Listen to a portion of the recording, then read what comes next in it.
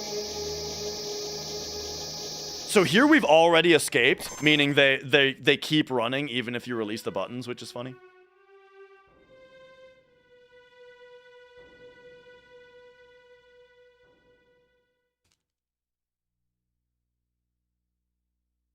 Waited to say good luck until after the steal? Nice. I know how it is. Do I watch Arcus speedrun Zelda 2? The only person I've seen speedrun Zelda 2 is Bad Breaks.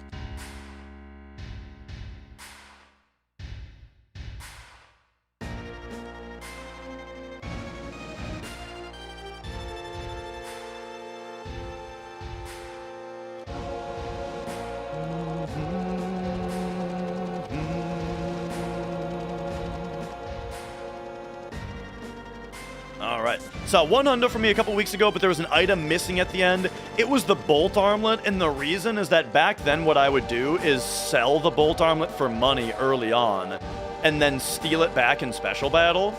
But the thing is, in special battle, you're supposed to get it passively, because you have steal as well attached to master command, and then 4 times cut will give you 4 steal attempts every time you attack the enemy that drops it. And you pretty much always just get a bolt armlet from that, but I didn't get it. And I didn't notice that I didn't get it. And so we didn't have it at the end. But it turned out to be a blessing because then the run back I did was 8 minutes even faster.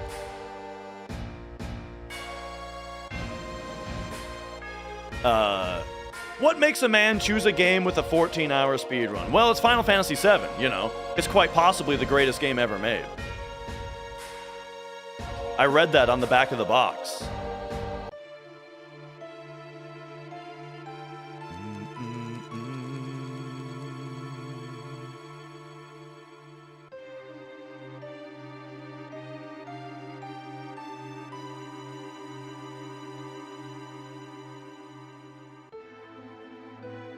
Ocarina of Time aged better than this game? I don't know if I've disagreed with the statement more in my life. I'm not a big 3D Zelda fan, though. I'm not the biggest Zelda fan in the world, but I'm particularly not the biggest 3D Zelda fan in the world.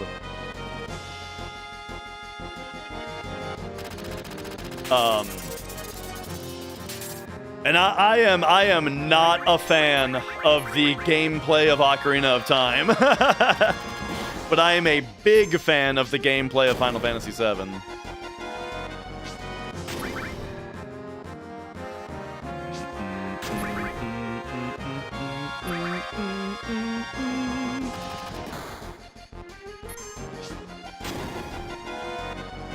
Have I counted all my bravers properly?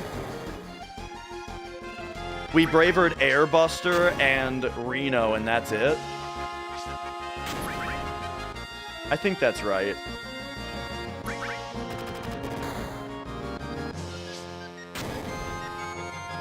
Do do do do do do do do do do.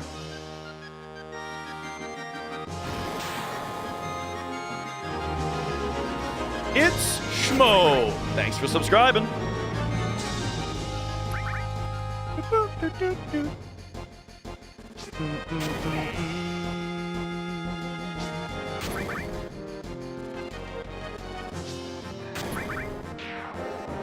All right. Now, please don't put anybody to sleep. No sleep, please.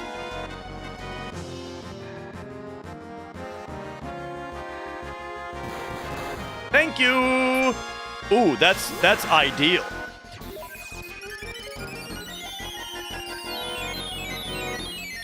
We got it. We got all 3 limit breaks now.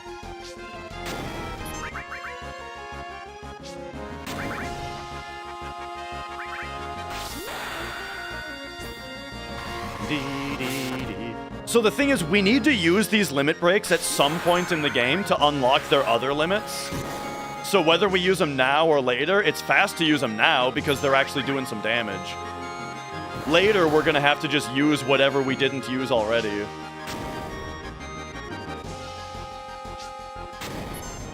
Okay, here I'm going to flip the turn order between Barret and Eris, because I want Eris to get the kill.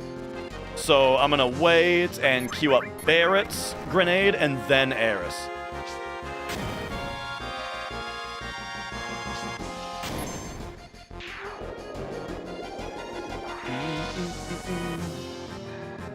How much longer is the speedrun on PS1? About an hour and 20 minutes longer. All right, very nice. Very nice. I've not speedrun New Threat. In fact, I've never even played New Threat.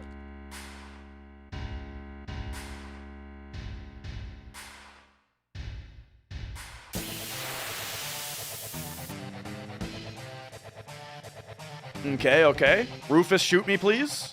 Nice! Oh, nice crit, asshole. Okay, so that crit is actually a little scary.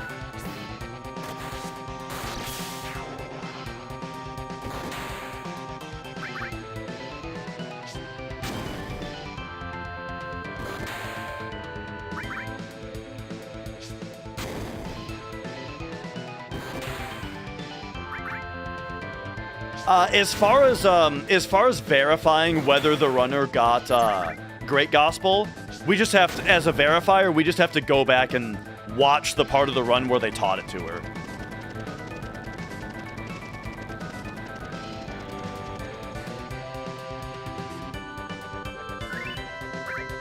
All right, here we go. Turtles, remember turtles?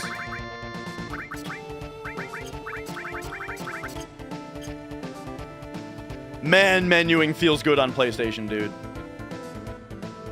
That's the big problem with the PC version, is how bad those menus feel. All right, turtles, turtles, turtles. Do not forget turtles. What are we talking about? We're talking about this poster up here. You gotta read that poster for a side quest.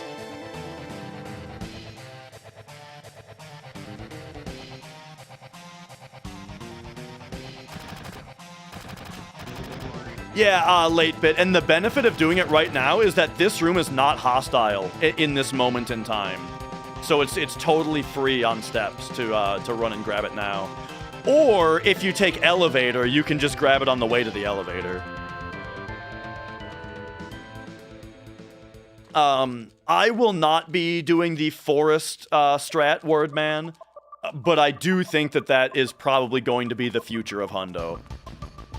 Once people get really good at it, it will probably be the best thing.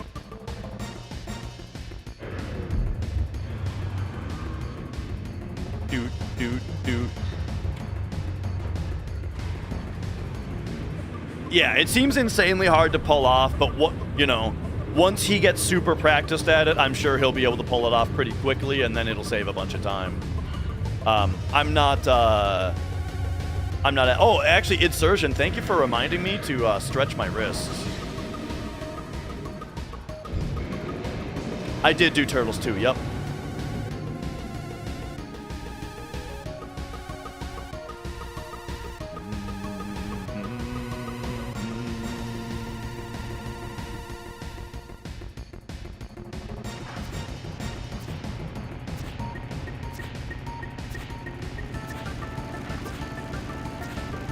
Turtles 1 is in, that kid, you know the kid where, like, you can steal the money out of his drawer, and if you don't, I think he gives you a turbo ether? In that kid's room is where Turtles 1 is.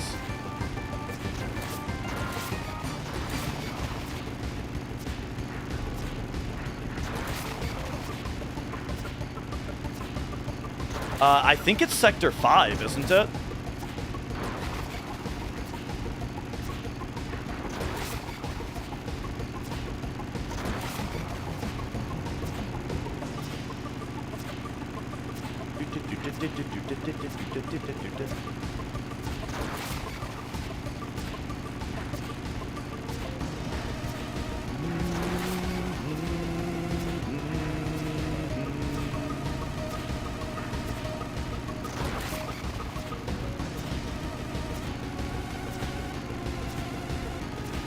A lot of orange bikes today. There we go.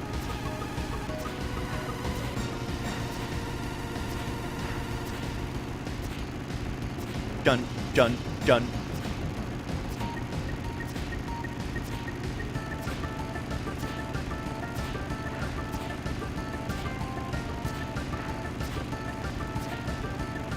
Another thing about the PC version is in the PlayStation version, you can just hold the attack button. On the PC version, you have to mash it.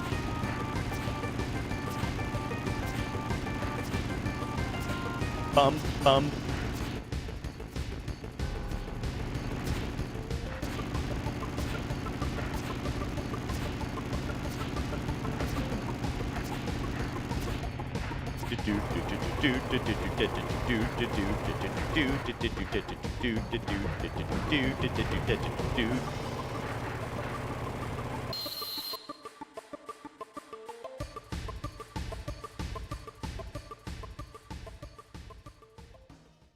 Do I have a copy of Twin Pack for Switch that includes this game? No, no. I own the PC version of this game. I don't think I own any other versions of it.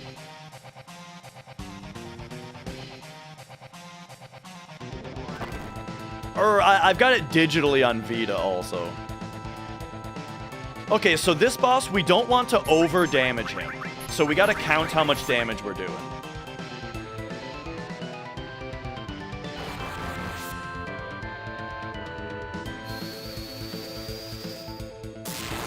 $216 is well within reason. We want our average damage to be under 223. If it's over 223, we just have to make note of that and do an adjustment. But alright, here comes bolt number 2. Nice crit, asshole. 222, right on schedule. So here comes bolt number 3.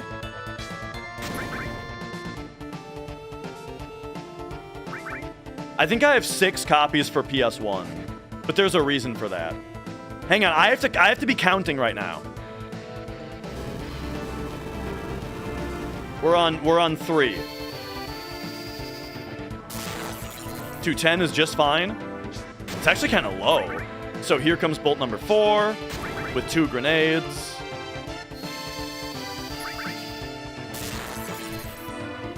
And bolt number 5. Sounds good, Reshiram.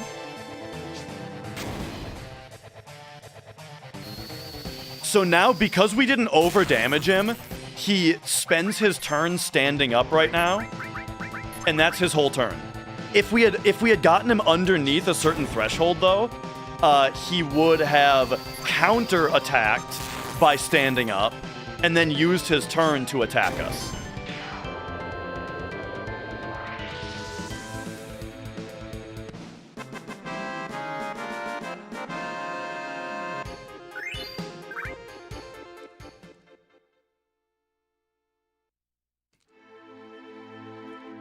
All right, so somewhere in the 53s.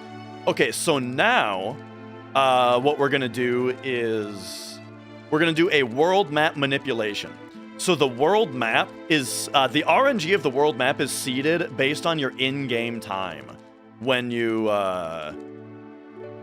load into it. And so I have a sheet. I've got a notepad document up that's a sheet of a whole bunch of different in-game times and what actions to take on each of them in order to manipulate RNG. So it looks like 33 or 51 is our next option, which is kind of bad. Oh, however, I need to take it because I kind of screwed that up. Yeah, we gotta take 51. That's fine. I'll just cure the party, and I'll back row everybody right now.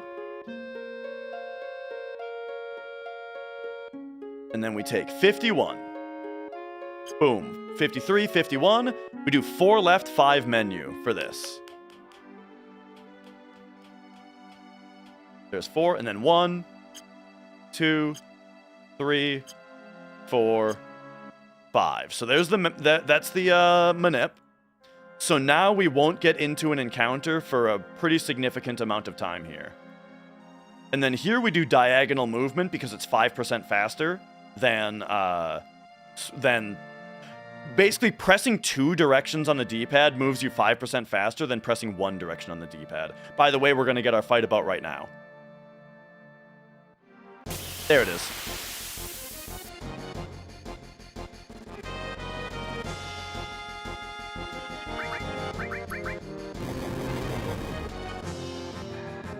Yep.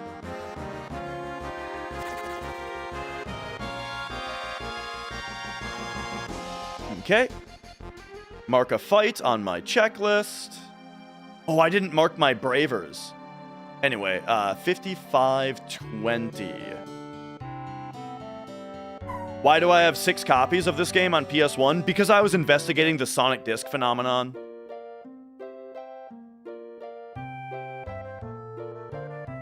Alright, I am now locked in, as in, I've got something over chat for a minute here, to do this part properly.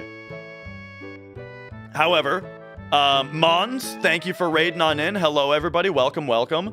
I'm not looking at chat for the next, minute, because, I'm locked in right now. Alright, we got Chocomog. And then now, it's by Chocolure, Talisman Star Pendant, Tifa gets Chocolure, and we go to ATB Wait.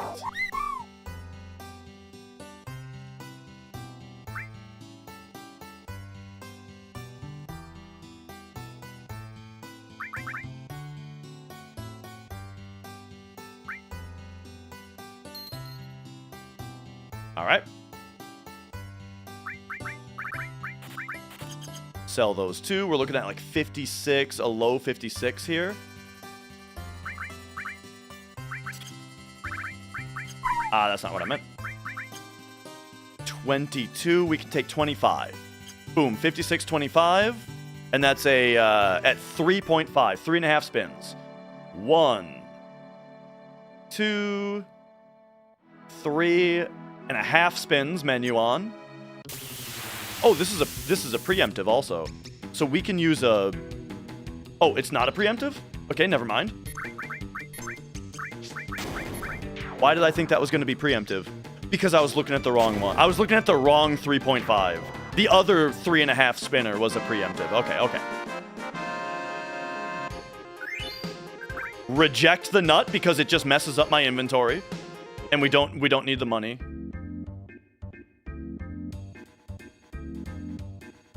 Whoa. Hello. Here we dismount the Chocobo in a specific spot that drops us into this cutscene.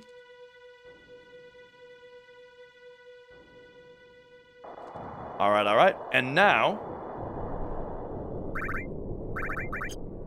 back to A to be active.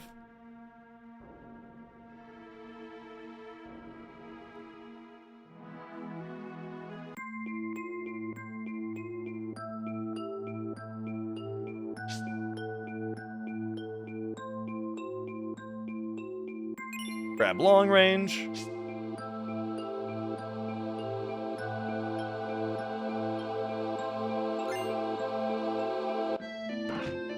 Alright, and now we force an encounter.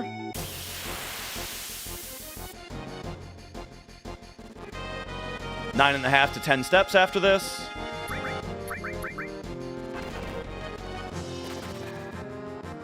Good escape. 1, 2, 3, 4, 5, 6, 7, 8, 9, 10.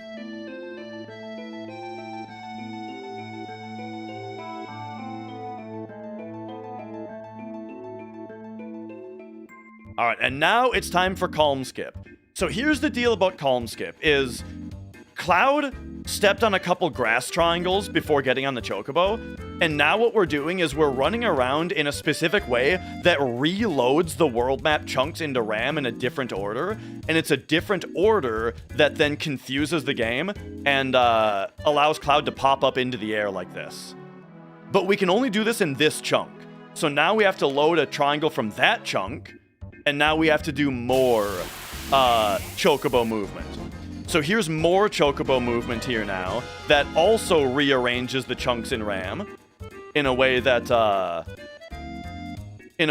bugs the game out even further. And now we can freely move in this chunk and the chunk to the left of us, which allows us to do this. Boom, baby! No. And we just skipped going to Calm.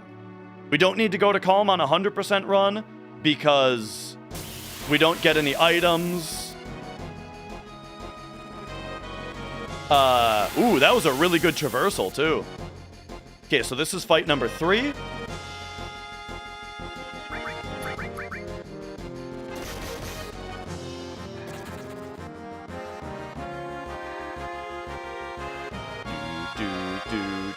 Do.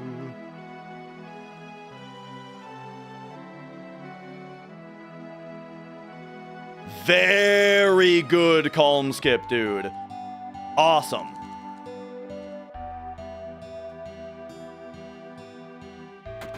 All right. 44 grenades.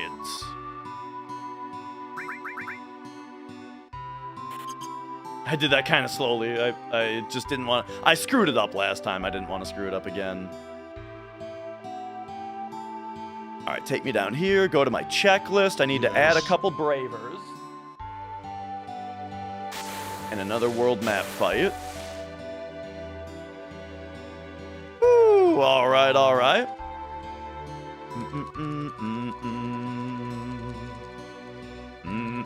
What the hell is going on here?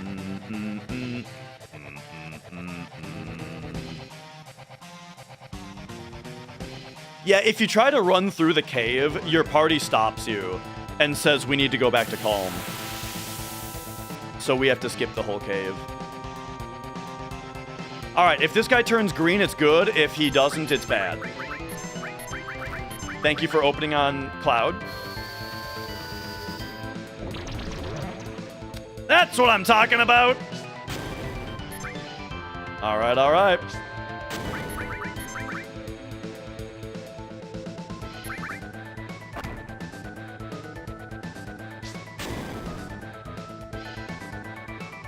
Remember when I told you guys this run would be better than Thursdays?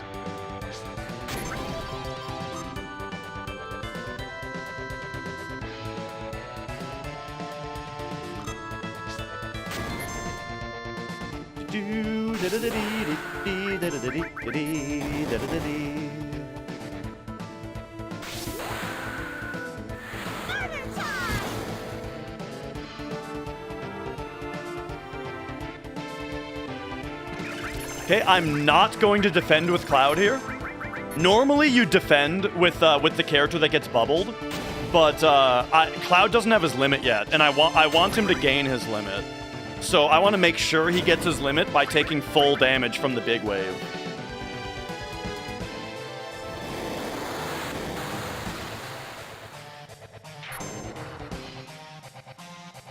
Defending, I don't think costs time.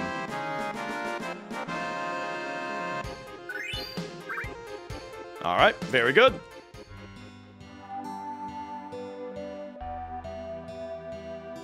Yeah, that's the thing.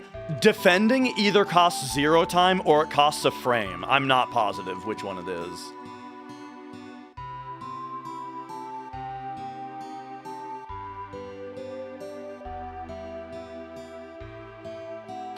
I wouldn't say... so Bottom's Well isn't a big risk of game over, but it is a big risk of losing a run-ending amount of time if you're going for a really good time.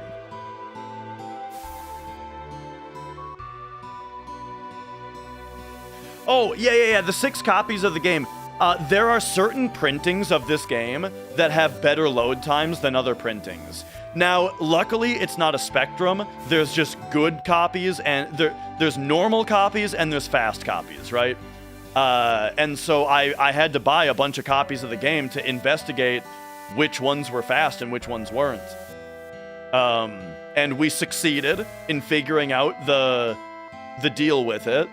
And there is now a spreadsheet where if you look at the inner ring of the disc, there's a print code on it, which I think refers to like which machine pressed it or something like that. And we have a spreadsheet now of which codes correlate to fast disks.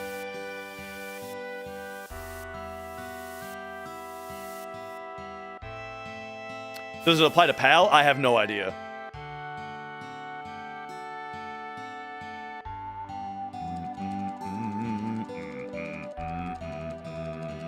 There's the 100% rules for you.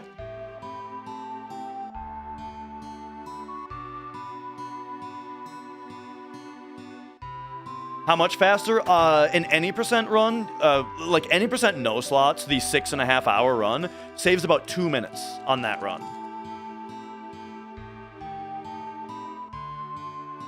And because of how much more dense 100% is with load times, like because of mithril mines and whatnot, I would say that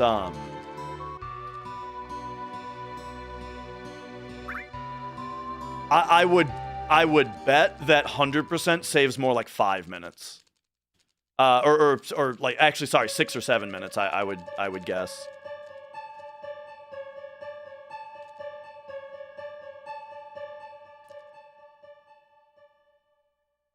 Yo, Straight War did a good job on the task run. I'm glad you think so.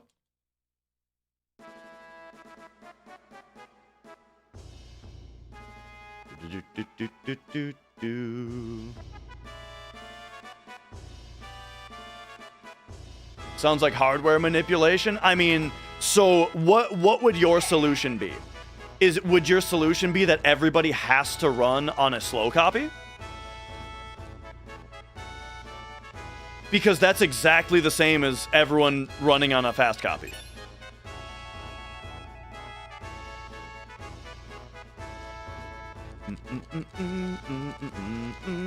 And the problem is, if you make a rule about it, now that's something that we have to verify, right? Now we have to time your load times and make sure that they're slow enough, you know, and it's like, why would you do that?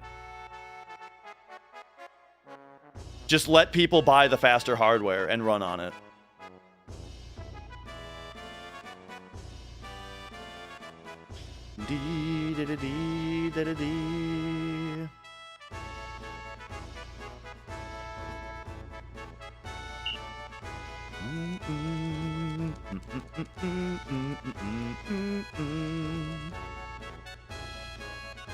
Well, so I am one of the mods, Joey Cream Pie, but in my opinion, that means it's all the more reason to argue with me about rules.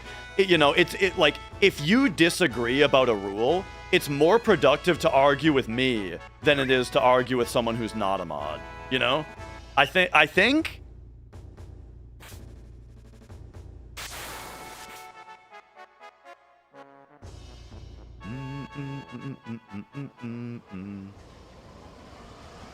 DMC Kenzie? Yeah. I forgot that I had a obligation yesterday, so I had to do the run today instead. How do other games not time loads? That would be like a PC game thing. You know, like PC games are able to report to LiveSplit when they're loading and when they're not, so LiveSplit can automatically take out load times. Or there's just some games that tell you what your in-game time is after the run is complete. If this game on the end screen came up with an in-game time, we would absolutely use the in-game time that the game says, and not the video, probably, right? However, fun thing about this game, though, is that load times are actually counted as part of your in-game time in this game, though. So if this game was exactly the same, except it told you your IGT at the end, Sonic Discs would still save you time.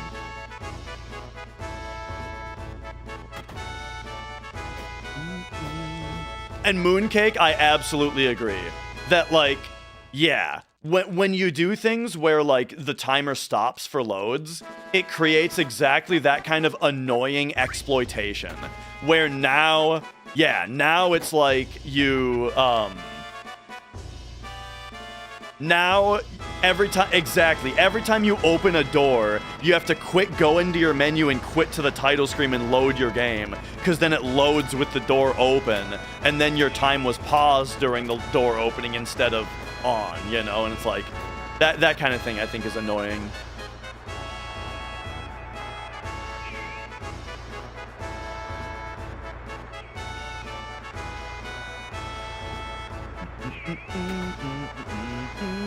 Whoop.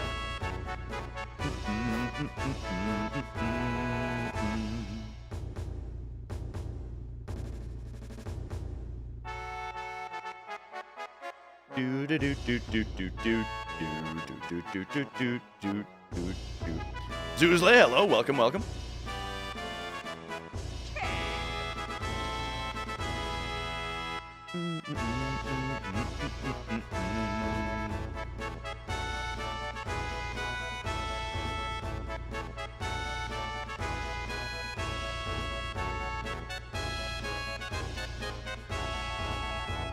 Okay. Can what kill the run? The game here? It can be really, really bad for the run, yes. But don't worry, I'll do it perfectly. Jump, jump, jump, jump. Jump, jump. And I'll even tell you how to do it perfectly.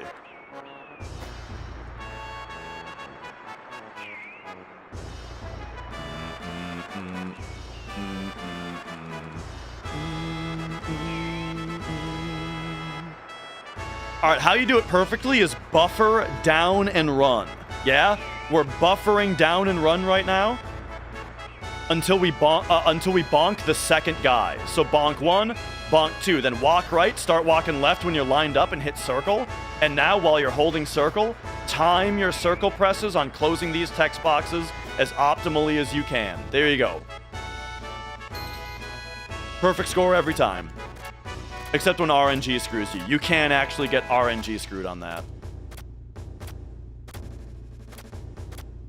But the worst thing that RNG can do to you right there is make you get the 6 ethers instead of the 5,000 Jill, which you can then just sell for 4,500 Jill. So what you can do if you got the 6 ethers is you can just adjust your shopping to buy 1 less tent. And if you buy 1 fewer tent, then that makes up for it and you're fine.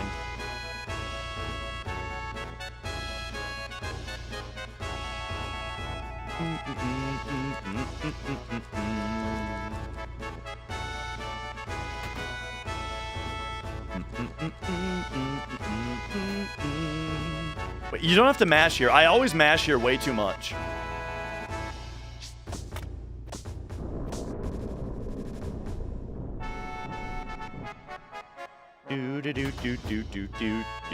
Does the stone value matter? Stone? I mean, yes, it matters, yes.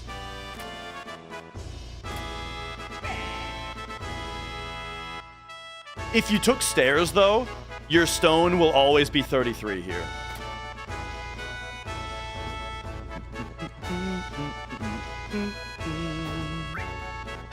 Relatively new to speedrunning, how should you start? You should start on just whichever system you want to play on. I think that the PlayStation version of the game is better because the gameplay is a bit smoother. And the reason I say smoother is that it does not have the double input glitch, which makes menuing very annoying, you know?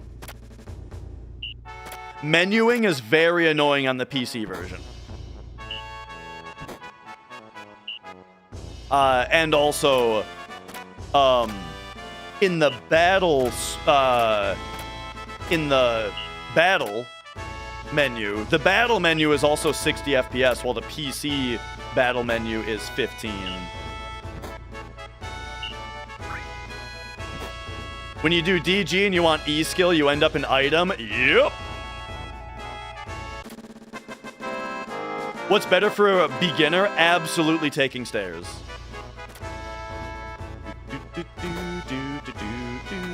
And yo, nah, thank you for the kind words.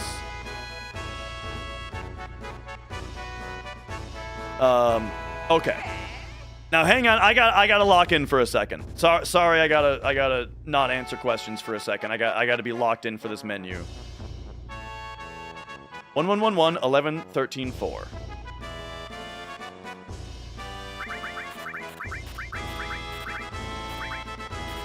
There we go. then come down here.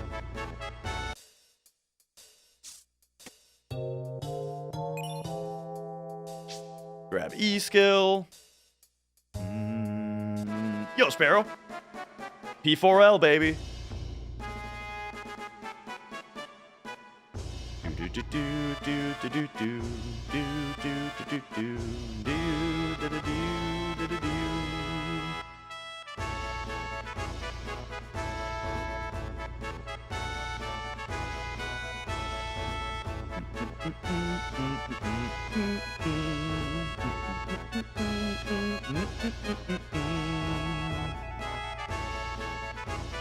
All right. So now this game is a little bit easier than it looks. The trick to this game is that the location of the text box gives away what button it is even before the text types out.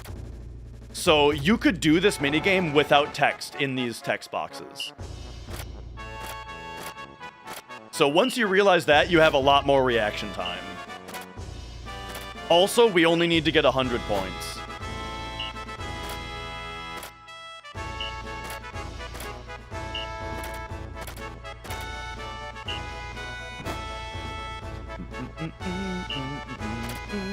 When he pauses like that, that's good. That means he's skipping commands, which is fast.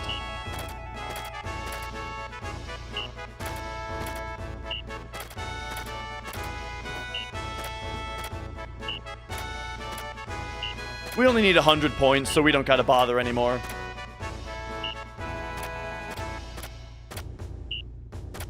$53% stone luck, yeah. This doesn't feel like a super fast one.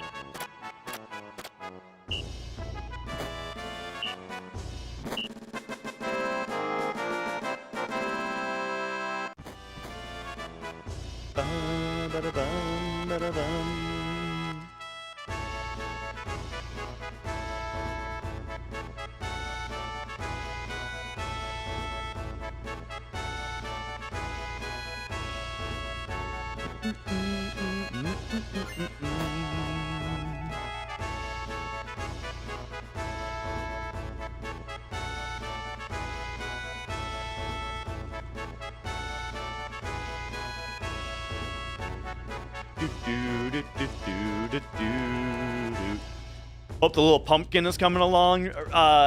Sparrow, what's funny about that is, so we're looking at an app that like tells you week by week how big the baby is, you know? And the final, and it gives it to you by way of like fruits and vegetables, right? And the final one, when you're ready for labor, it says size of a pumpkin.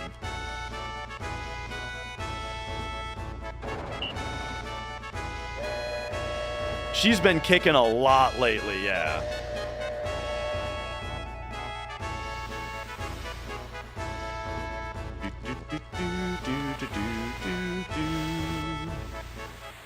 She's practicing her double kick in Utero, dude.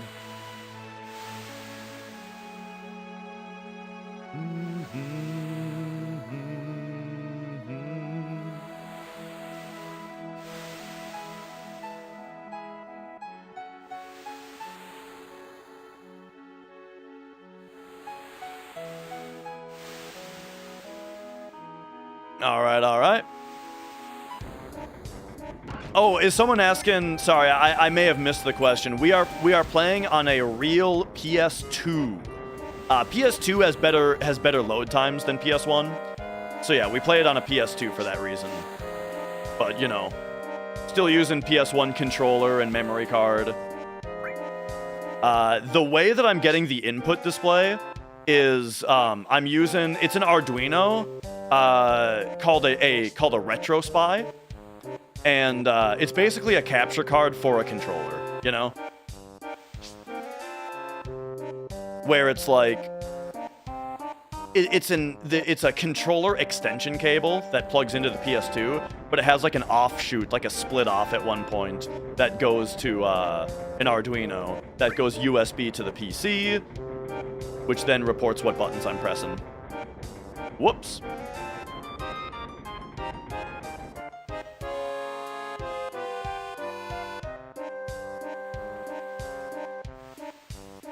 Doesn't cause any input delay. Yeah, there's literally nothing actually between the controller and the console. Because, like I said, it's an extension cable that splits the signal.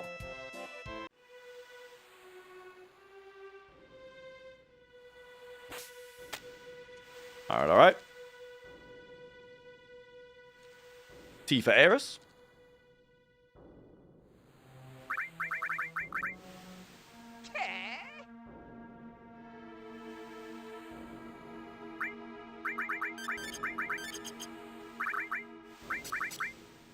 Oh.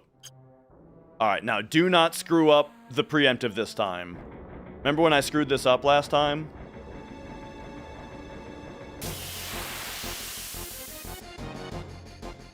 What up, Genova Girth?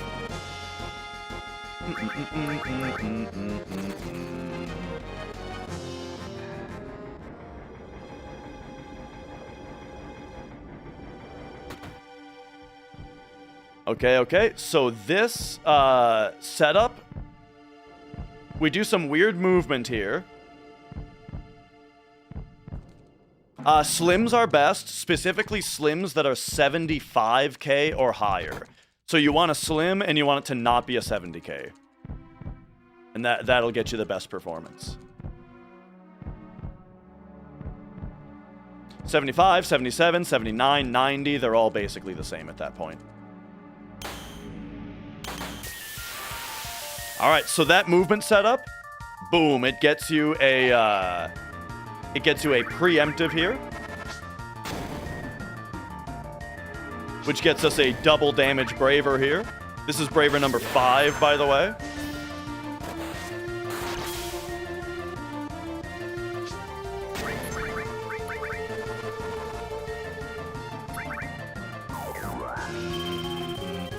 Nice miss, idiot.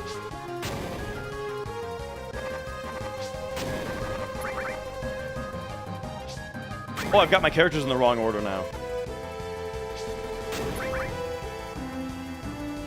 It's fine. We'll see what happens after stop.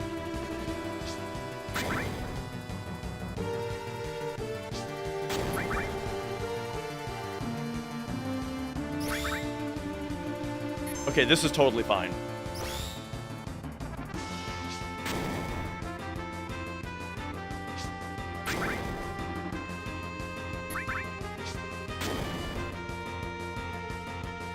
Alright, there's another free healing wind.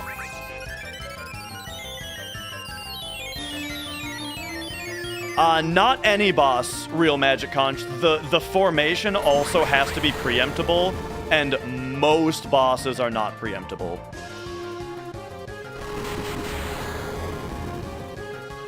Why some bosses are preemptible? Now that's a mystery.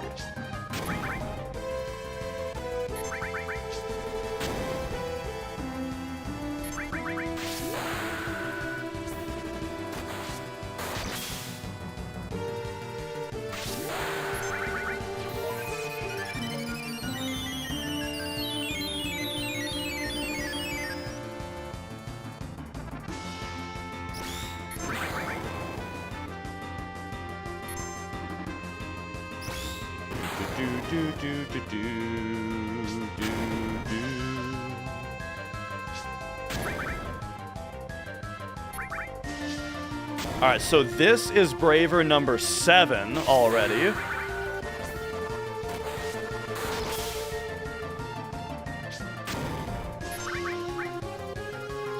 Okay, she skipped gas, and she's dead.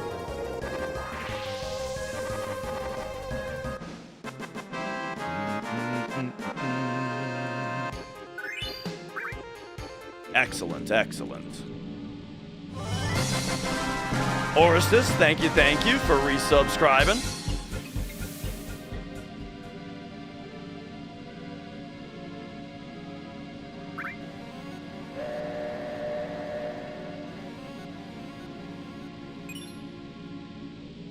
Yep, Eris getting the kill there is also a nice little safety.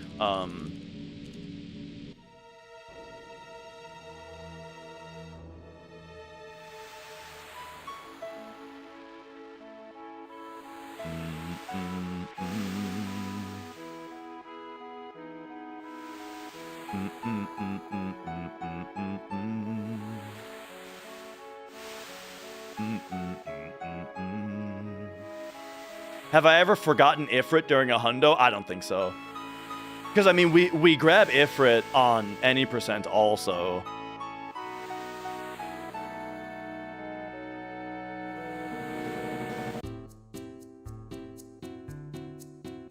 Devil Ray, thank you for the good luck.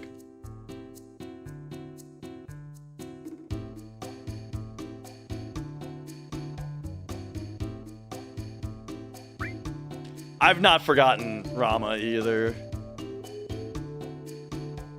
I've forgotten Chocomog in a hundo.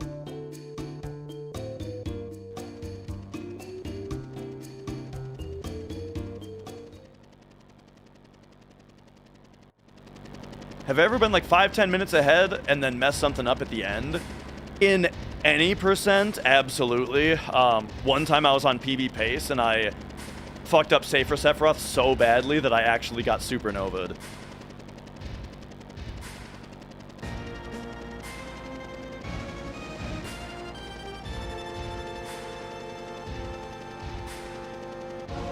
The problem with missing Chocomog, partially plebs, is that we make use of Chocomog, so it creates a problem. I do not speedrun any other Final Fantasies. If I was to speedrun another RPG, it would be Mario RPG.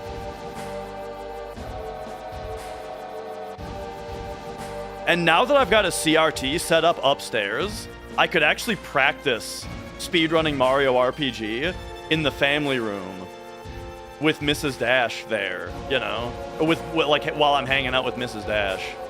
However, with a baby coming in April, I don't think I want to add another RPG speedrun to my repertoire right now, you know.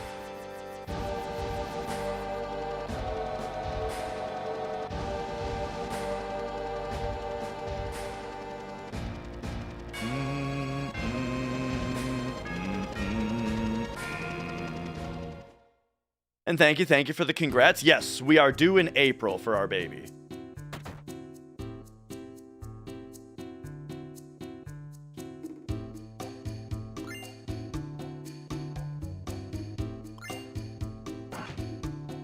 And it's a girl, by the way. Okay, I gotta lock in here.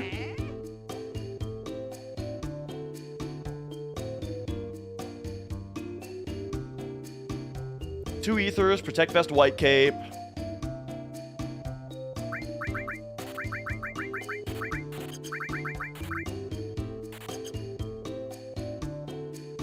And now this menu is always kind of a disaster. I'm bad at this menu.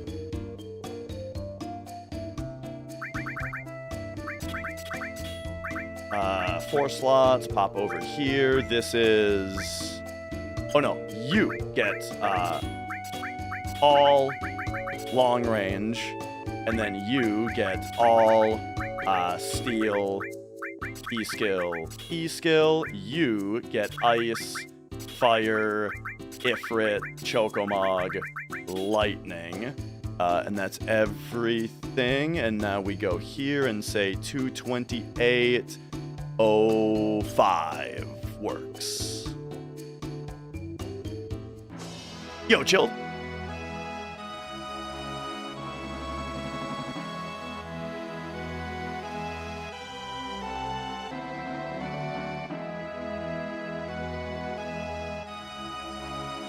We didn't do any RNG manipulation on whether it was a boy or a girl. I heard that that's possible, but it's kind of controversial.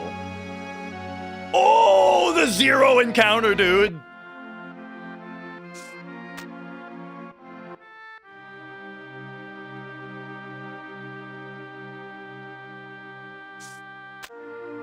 Okay. So now we want a bolt plume. Bolt plume, please.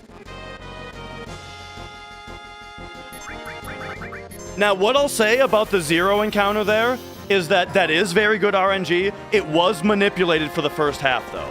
The first half of it is manipulated.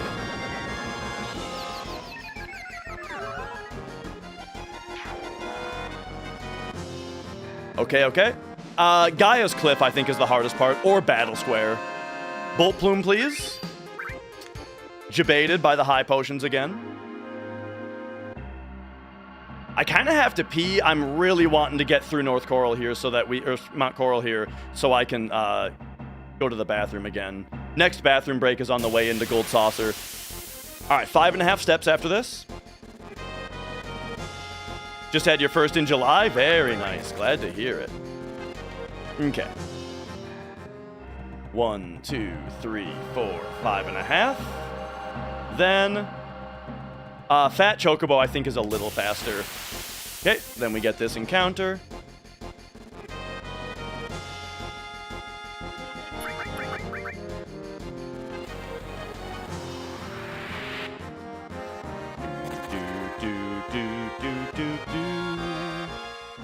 All right.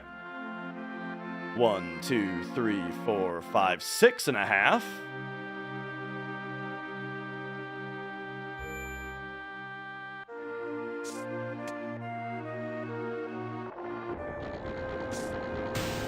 Now we should get it. We should barely get into the next screen before this encounter.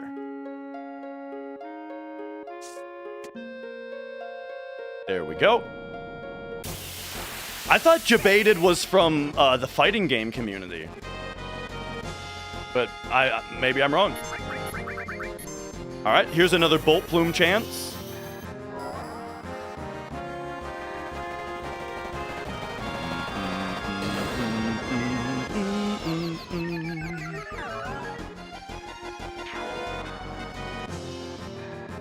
Okay, 31.5 steps, and then go to wait. Ooh, 2 of them even! 1, 2, 3, 4, 5, 6, 7, 8, 9, 10, 11, 12, 13, 14, 15, 16, 17, 18, 19, 20, 1, 2, 3, 4, 5, 6, 7, 8, 9, 31.5.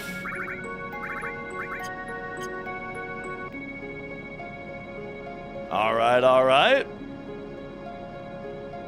Yeah, dude, luck has been great on this run.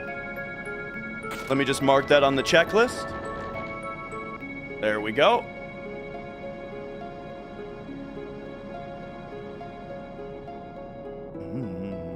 I reignited your love for FF7 and speedrunning. Oh my god, thank you for the kind words.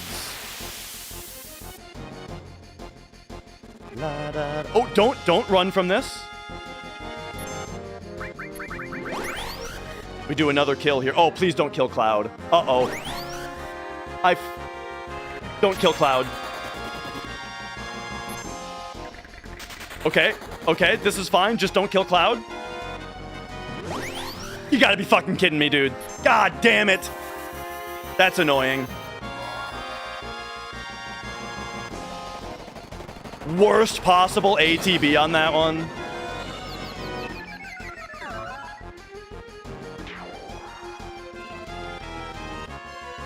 It's not that big of a deal that happened. It's just annoying. Tifa's in sadness because it makes her take less damage.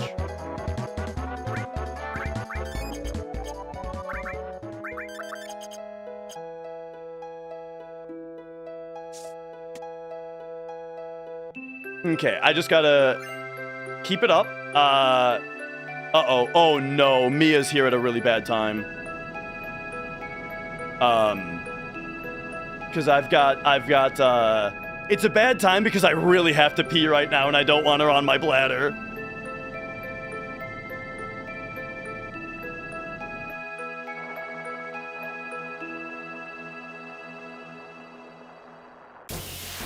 Okay, we're on ATB wait. Now we go for a right arm steal here. Oops, there we go. Take 3 steps after this. Did we get the right arm just now? I couldn't tell. I didn't look. 1, 2, 3. No? Okay.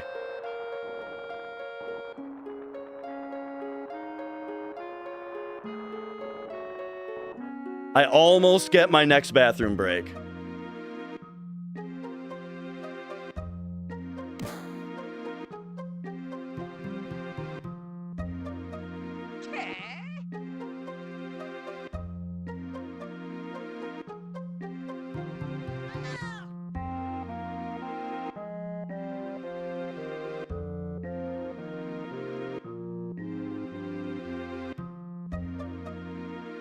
Okay, so for now we don't have to do anything on these shops.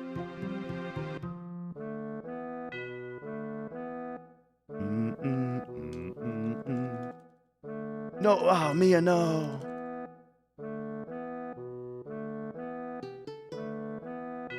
Oh jeez.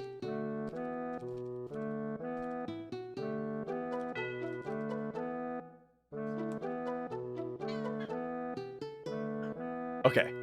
It's bathroom break time for me. I'll be right back in a minute.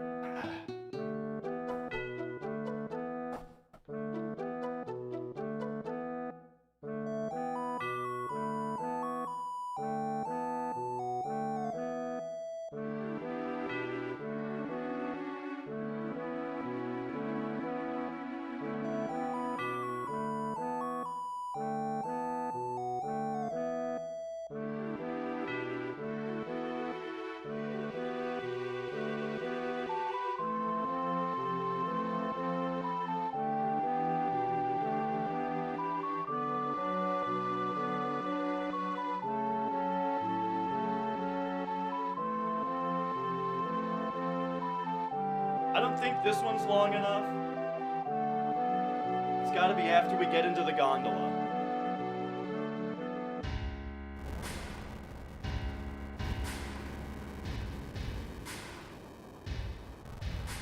But I can at least potty dance a little bit during this part.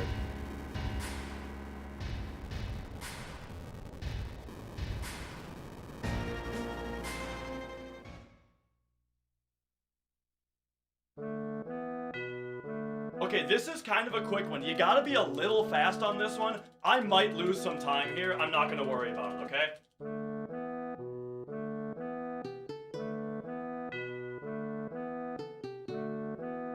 Yes.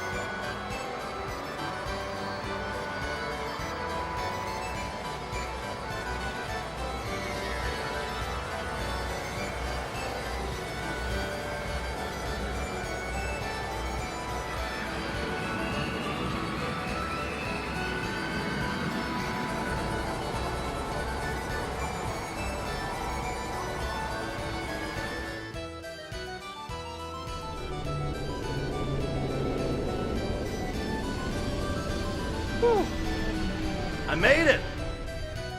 Oh, yeah!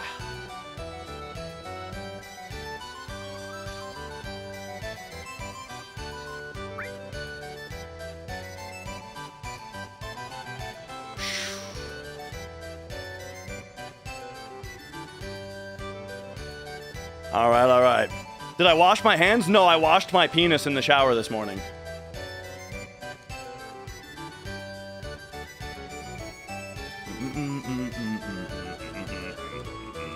Ba-dum bum bum ba-dum bum ba-da-da-da-da-da-da-da-do.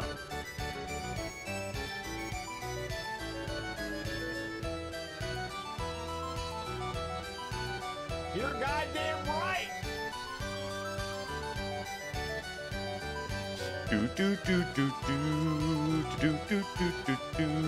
Okay, now I gotta make sure that my mashing is real good, because we are about to do some mashing.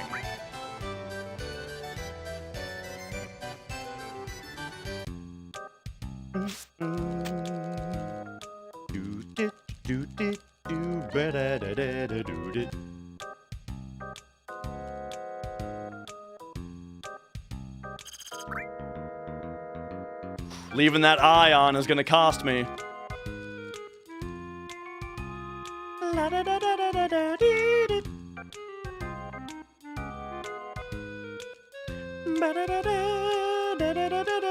Do-do-do-do-do.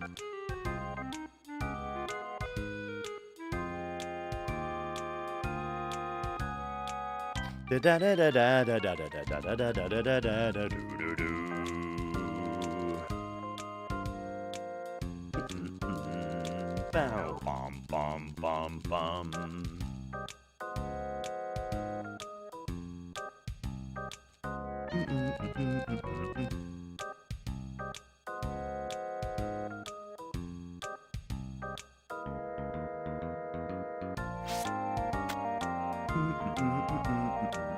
All right, here we go. 1.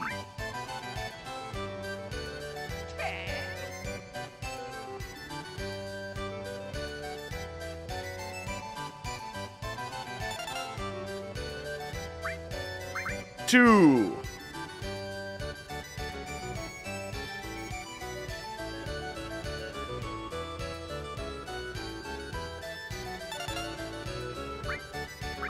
3.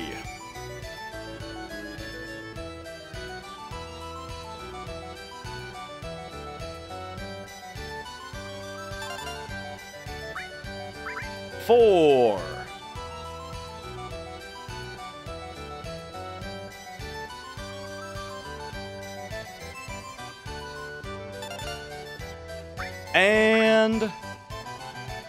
5.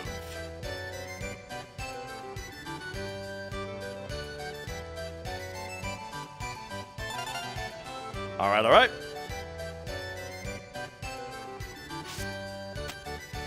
Now we go to Speed Square. Don't talk to Dio.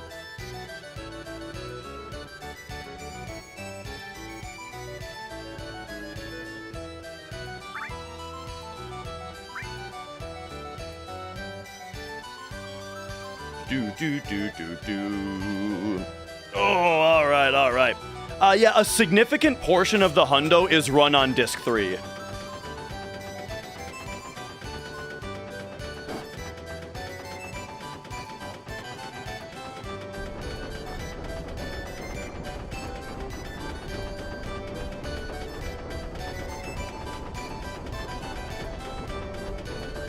Whew, all right.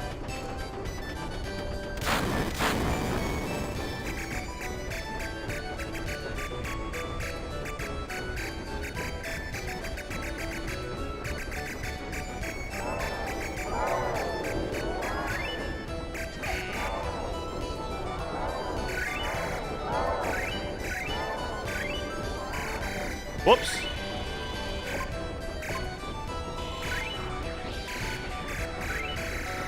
So the secret to Speed Square is that your beam is more powerful the higher your gauge is.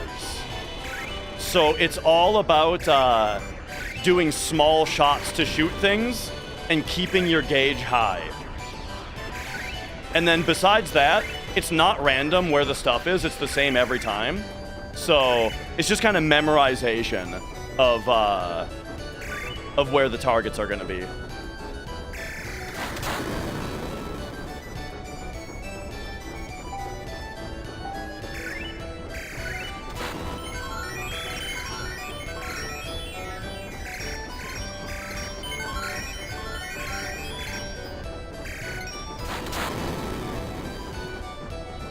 Max score, the highest threshold that you need to get something is 5,000.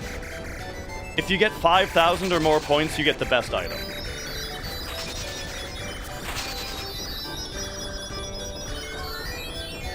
Yeah, I'm doing pretty poorly, actually. I mean, this is... Don't get me wrong. This is good. It's just, you know, I've done better. Oh my gosh. Yeah, just don't pop the balloons.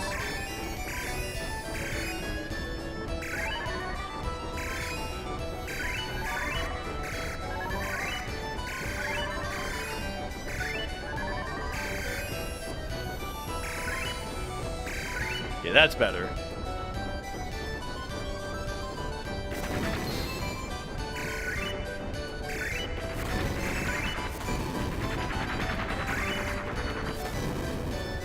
No propeller trick on this version, that's correct.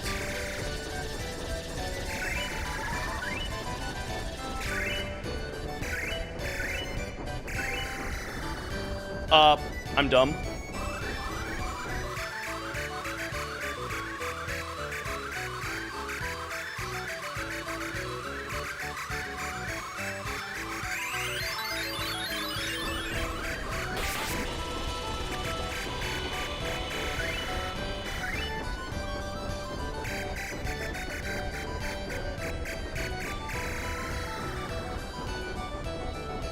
I didn't get the lights. Must not have been shooting the right spot.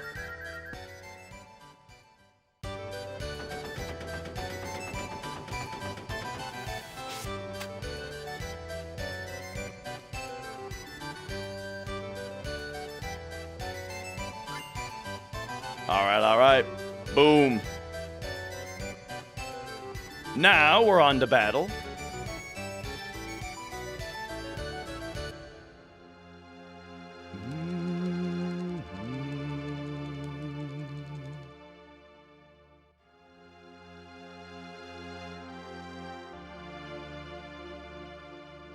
Yeah, from what I've heard, the thing that it says on the scoreboard is just phonetically spelling out ranking. The English word ranking, but like phonetically spelled with Greek letters.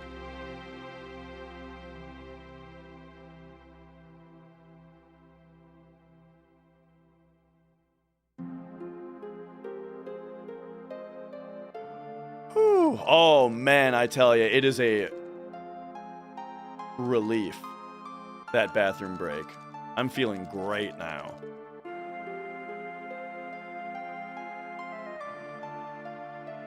And yo, Tarthar. Thank you for the good luck.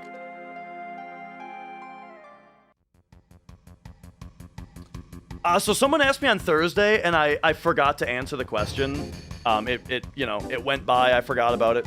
They asked me, what is my New Year's resolution? Do I have a New Year's resolution? Yes. It is to finish the album that I've been writing. Finish writing on the album. Whether or not we get it recorded and released this year is another thing, but I want to be finished with writing.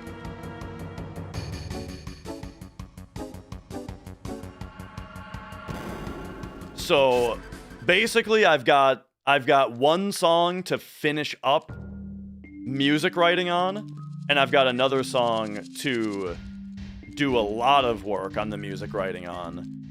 And then those two songs also need lyrics. Felt, this is the PS1 version of the game, which runs at 240p.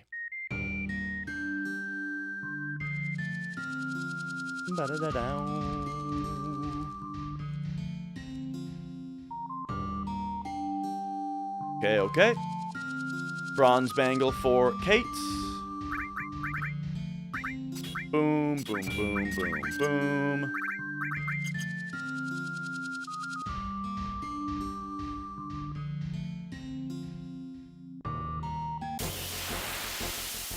Okay. A resolution joke? I must have missed the setup. 1, 2, 3, 4, 5, 6, 7, 8, 9, 10, 11, 12, 13, 14, 15, 16, 17, 18, 19, 21 and a half.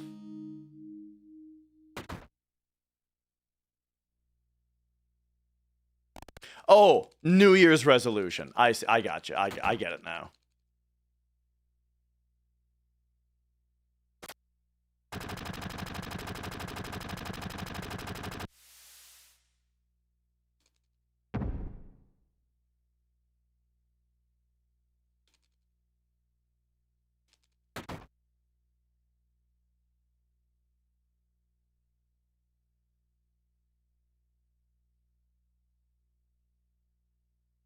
All right, I am starting to need snack round 1, I think, though. Just snack for now.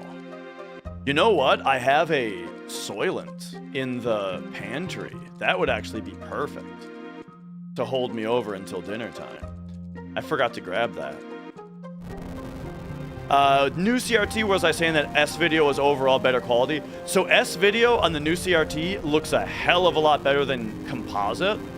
However, now I've taken... I got a... The thing is, YPBPR component, like what this is, looks way better than S-Video even. And now, for my Nintendo systems, I've got my Nintendo systems RGB modded, but not YPBPR. And so, so I got a RGB to YPBPR converter, and I've been playing through that now, and oh man, just, it looks so good, dude.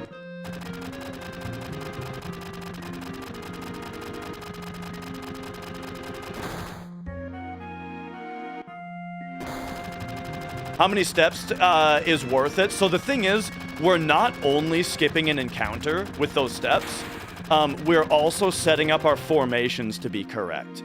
And what formations means is that the next battle that we do is going to be with 2 Death Claws and a Bull Motor.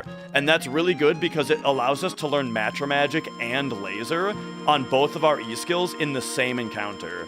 And that's really good, and it's a pretty rare encounter. 12th! Thank you for subscribing. For the tier 3, by the way. Thank you for the tier 3. Yo das ho. Honored. Honored, that's right.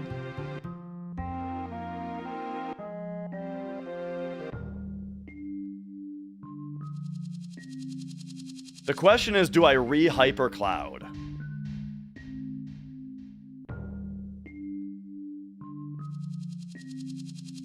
Sonic discs, we talked about it earlier. It's the fact that some printings of this game have better load times than others. So we've made a whole spreadsheet of which printings. You can tell by the code on the inner ring of the disc what printing it is. And we have a spreadsheet now of which ones are fast and which ones aren't.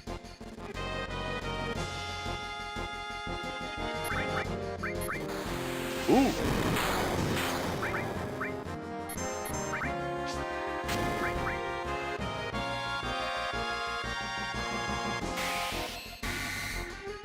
Okay, hang on. I gotta be a little locked in here.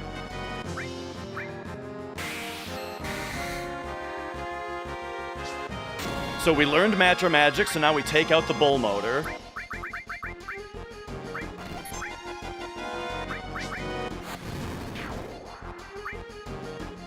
Left Deathclaw has already been grenaded.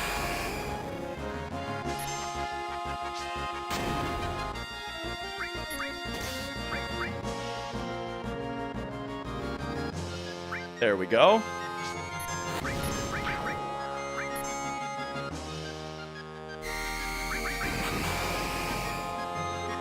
Laser Cloud. Cloud Bravers. He's probably going to need another grenade because he's barriered. Yeah, so now we still need to... But that should unlock Cross Slash now.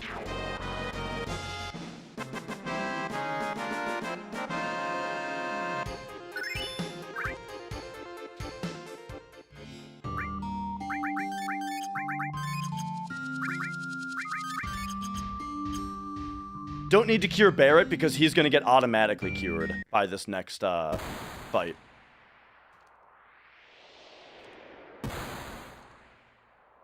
That's right, not only are we back on PlayStation 12, we're doing no turbo.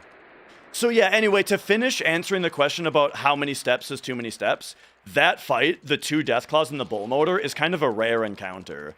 So, you know, even if we had to take 40 steps, it would probably still be worth it if it meant that we would get that encounter right then and there.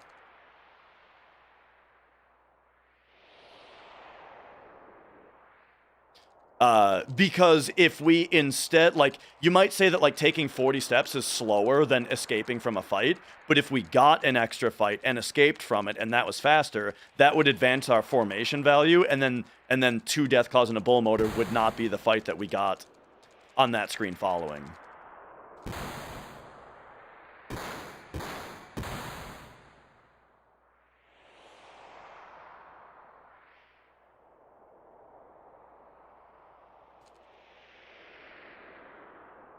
And yeah, 12. Thank you. I agreed. It is I mean, I feel like myself again. It was a literal existential crisis when my wrists weren't working.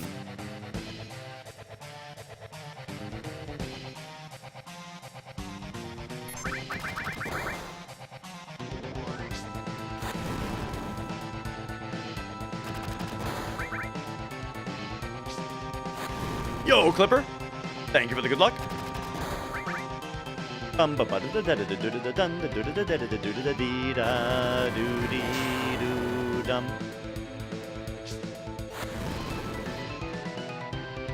played through Mega Man X the other day, just testing out my new CRT, just enjoying some retro games on the upstairs TV now. Did myself a little Mega Man X hundo just for fun, you know.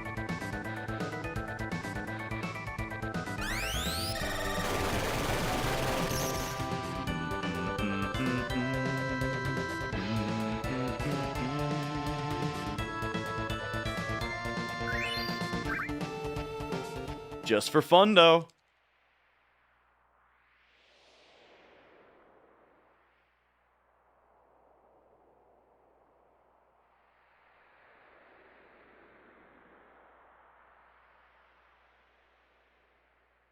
Okay. Next up, gonna be a top Mega Man X runner. Man, I was sitting there. I tried to do Iceless for like 1 minute, and then I was like, fuck it. I've done it before, I think.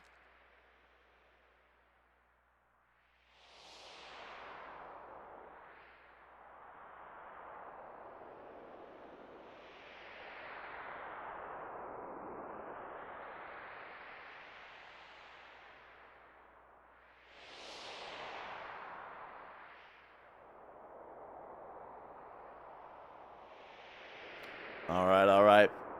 Mrs. Dash, I wonder if Mrs. Dash is listening right now. Oh, excuse me. Present, will you get that chocolate soylent for me out of the pantry? Please.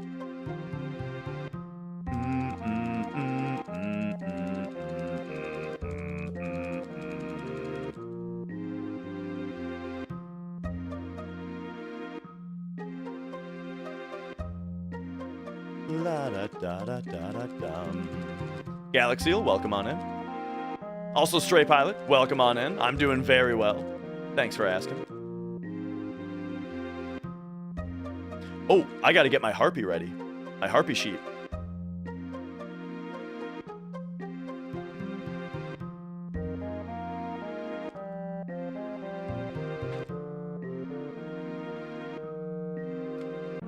And now this is 1, 2, 3, 4. Not interested.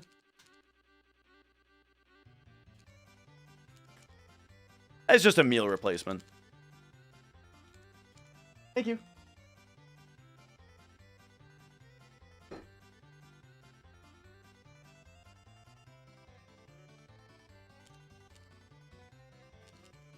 Bum ba da bum bum bum. Dun dun dun dun dun dun dun dun dun dun dun dun.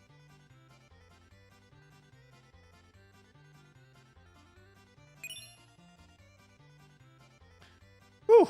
All right.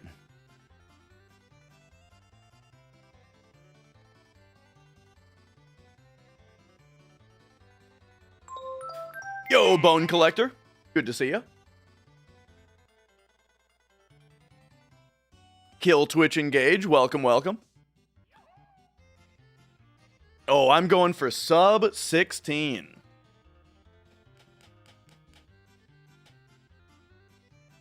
All right. 1, 2, 3, 4.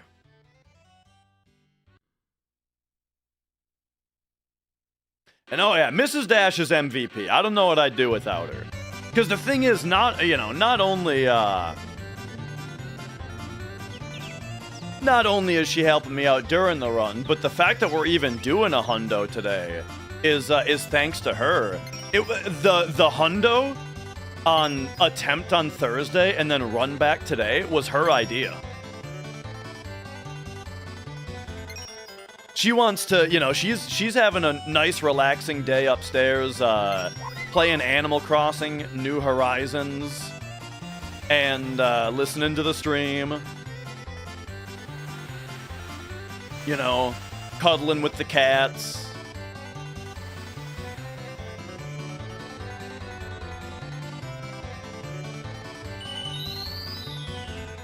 Has she played FF7? No, not really. I don't know if she's literally never played it, or well, she did Calm Skip one time as like a subathon goal kind of thing. We did have her come down and perform Calm Skip with guidance, so that was fun. But I think that's the only time she's ever played it.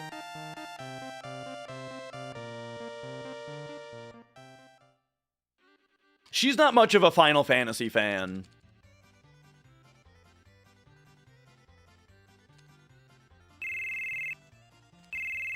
Okay, we're looking at a world map manipulation. For this one, we're going to be using the estimated IGT on live split, so hopefully it works.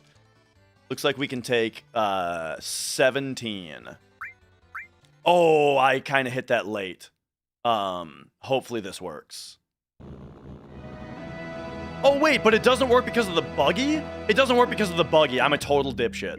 Okay, hang on. We're actually going to take, so 301.33.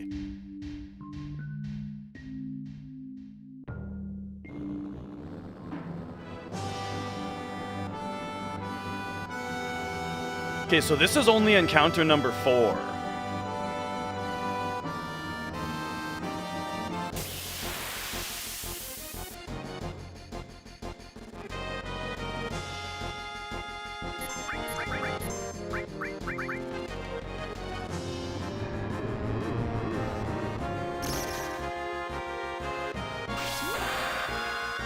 There's another big shot.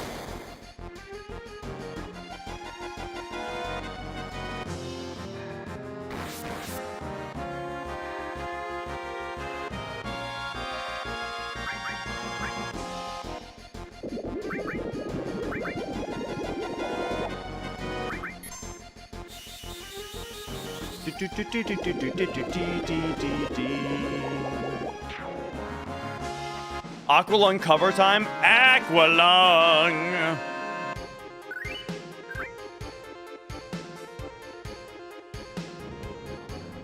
Hang on, give me a second. I got menuing to do here.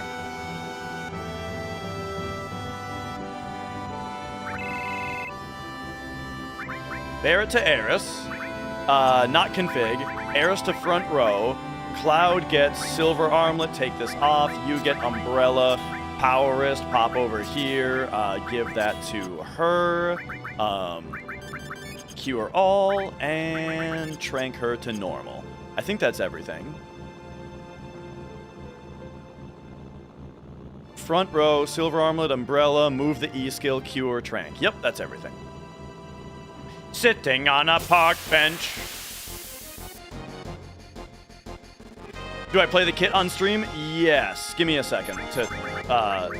So, not on YouTube. YouTube is much pickier and pissier about copyright stuff.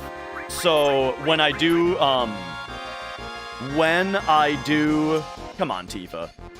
Drum streams, it is on Twitch only.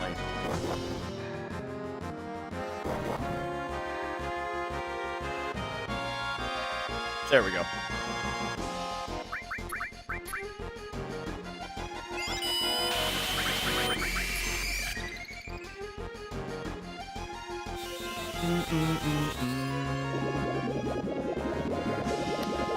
We're looking, I think we're ahead of record pace right now. Oh, hang on, I have to checklist something.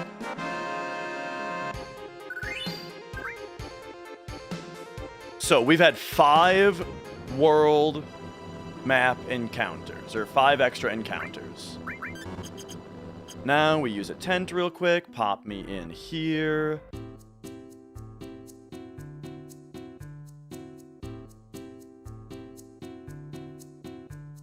We're going this way.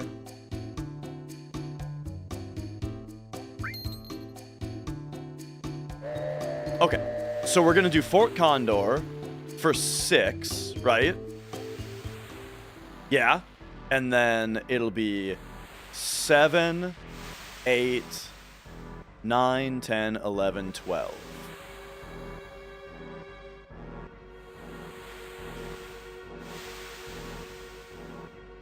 Do.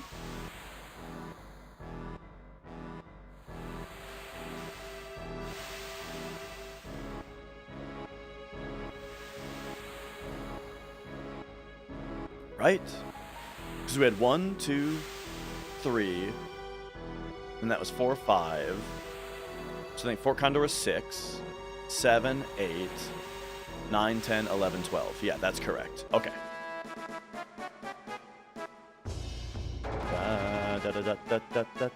Dum.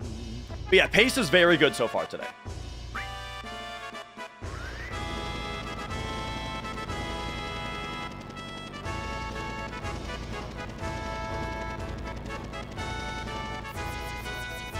Yo, MD, good to see you. I'm coming for you, MD. I'm coming for your non-turbo.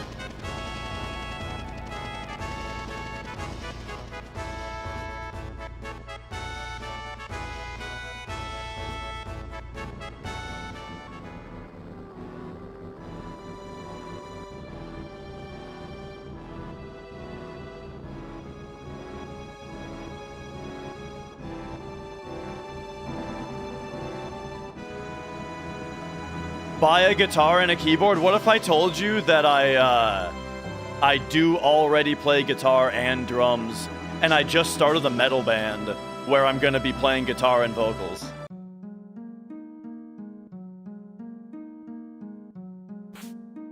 Because I'm telling you that is all true. I'm telling you that right now.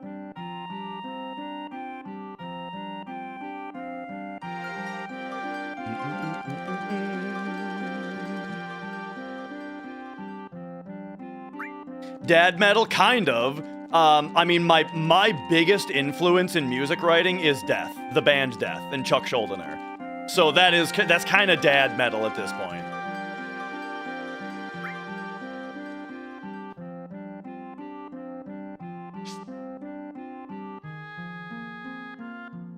Hundo does not require for all the Fort Condor games. It only requires the ones that get us something that we need.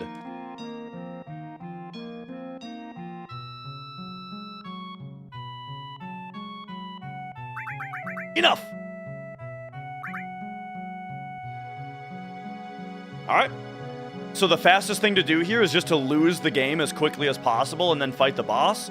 Well, because what we need is we need the item that the boss drops.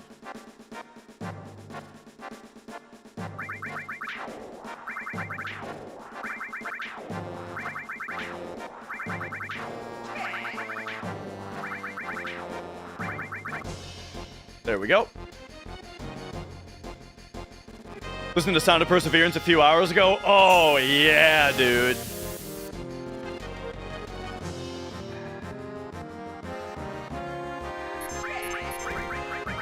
Alright, laser. Beat Rush Aqualung. Mark down a Beat Rush.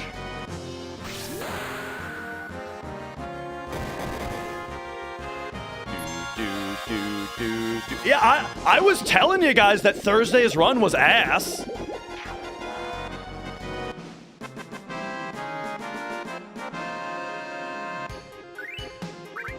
Boom, that's what we needed here.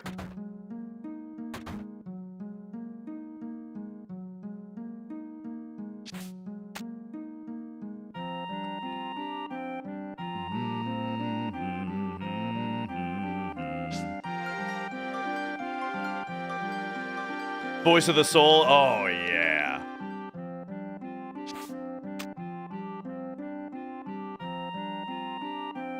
Boom ba-da-la-ba, boom ba-da-la-ba-doo, boom ba-da-la-ba, boom ba-da-la-ba-doo, be-doo, boom ba-da-la-ba. Oh, yeah. All right, here we go.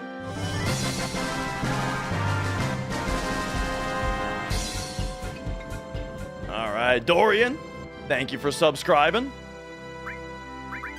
No, Eris doesn't have enough MP to do the strat. Oh, you know what's funny, though? Oh, my gosh, this is actually hilarious. We're gonna be fine.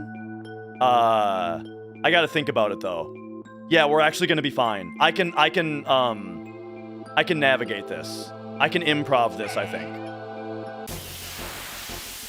There is something I have to do here that's a little complicated, but it'll be fine.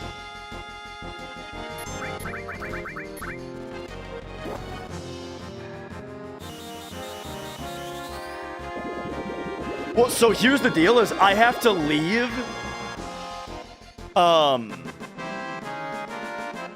I have to leave for the mithril at the same time that I have to do a lower room encounter anyway.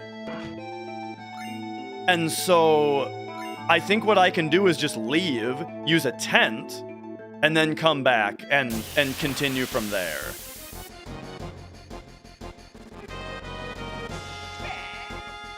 But let me not think about it too much while I am doing this fight.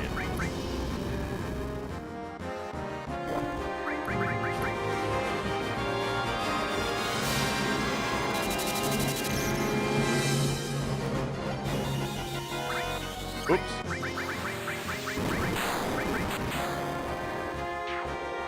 And Liger Paws, thank you for subscribing.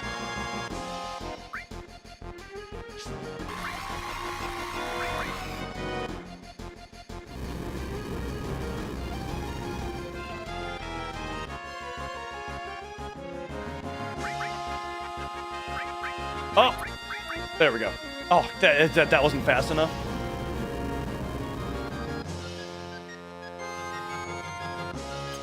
Tifa, please.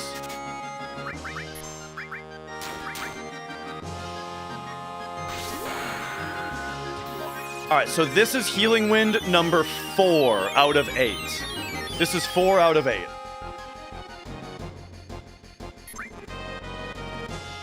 Tifa, please.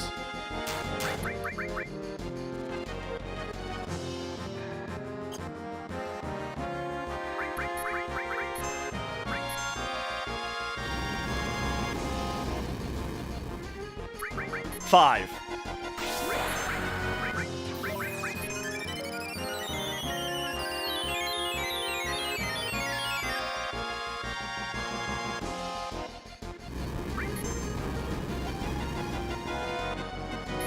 Six.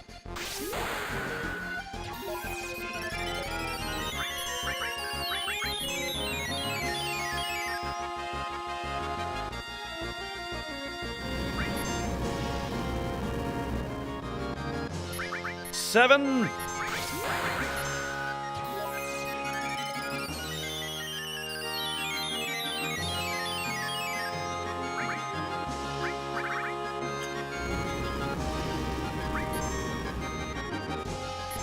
And 8.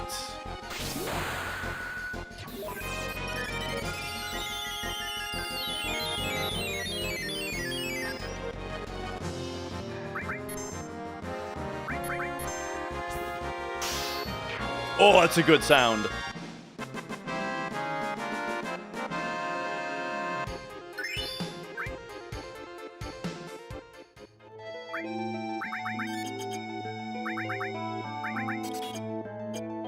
Okay, now I need to, now I need to think about, yeah, what to do. So I can use a tent early.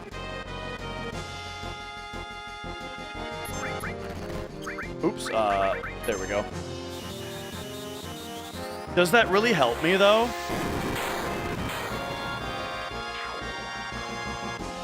Maybe I do what MD said. And just, we'll just do Matra Magic twice in the lower room instead of, Aqualung.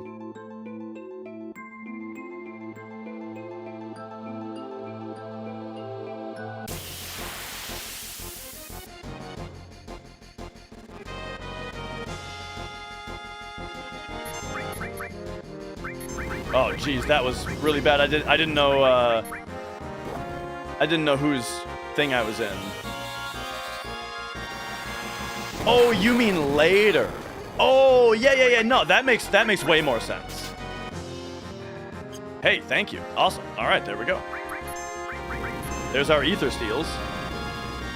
Kind of makes up for the bad manips.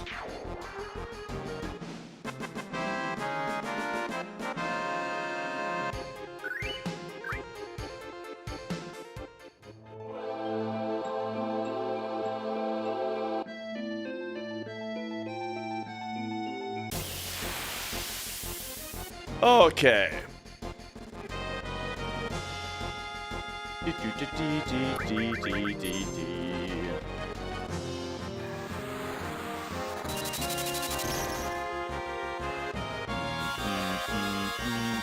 How much does Chocomog cost? What if you replace a Aqualung with a Chocomog?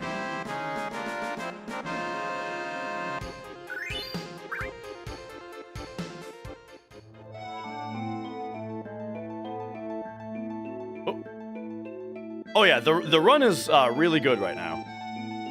It's 14 MP, so that's what we do. We just use Chocomog right now instead of Aqualung, yeah?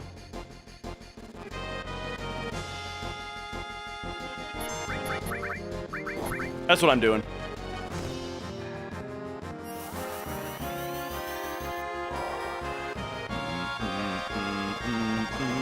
So the reason we have to use Chocomog here is, even though it's kind of a long animation, is because Eris low-rolled her MP. She needs to have 100 maximum MP to be able to optimally do that part, but she only had 98.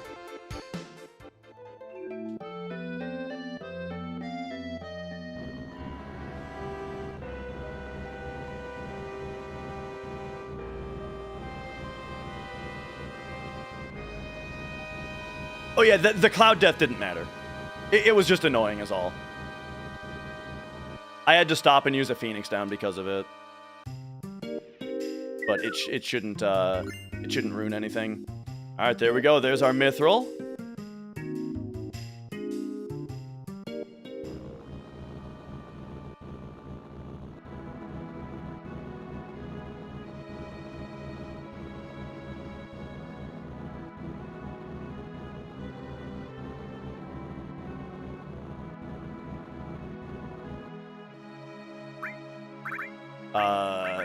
Turbo ether.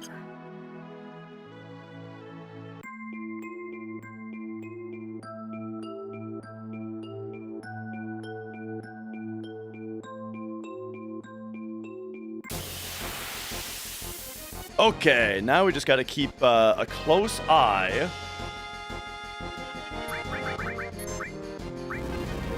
on which battle we're in here.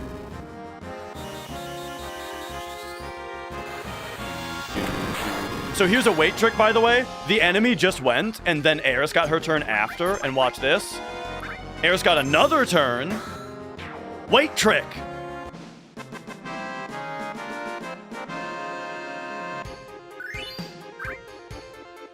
The reason that was possible was during the enemy's turn, I queued up Eris's first turn, and then sat in a menu to make it so that ATB was on wait mode, which kept the enemy pinned down at 0. For all the time. Aqualungness. For all the time that that it took Eris's turn. So then they were both at 0, but Eris is slightly faster. So once both of their turns have gone off, then you can release time. They both go up. And Eris is only just barely faster. So you have to buffer the inputs.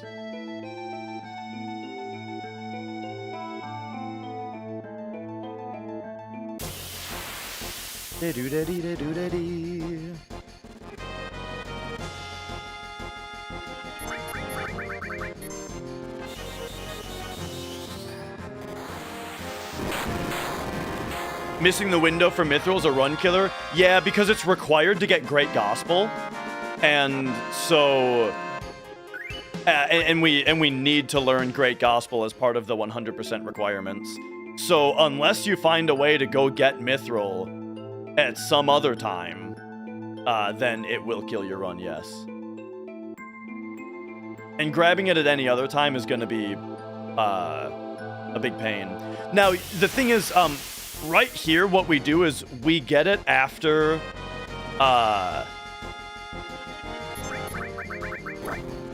we get it after... We could have used an ether, yes, and then I would have just had to steal another one.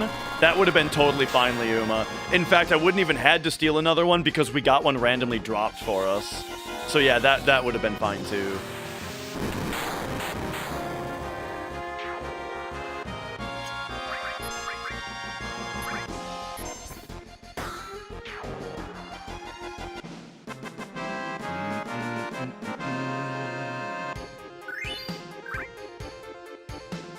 All right. 1, 2, 3, 4, 5, 6, 7, 8, 9, 10, 11, 12, 13 steps. Whew. That would not have killed steps if I had accidentally run into an encounter there. The 13 steps there just makes it so that this fight is preemptive. But that is a nice little reminder for me to be paying the fuck attention to my notes. How do we know where we're on the step route after all these battles? All of these battles are step routed.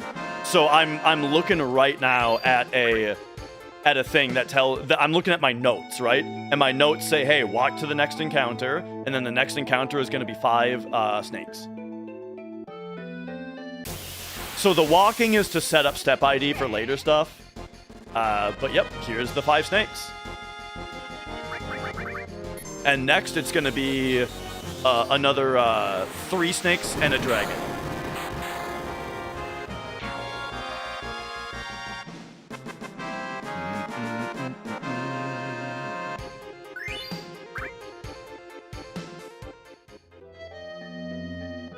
All right, all right.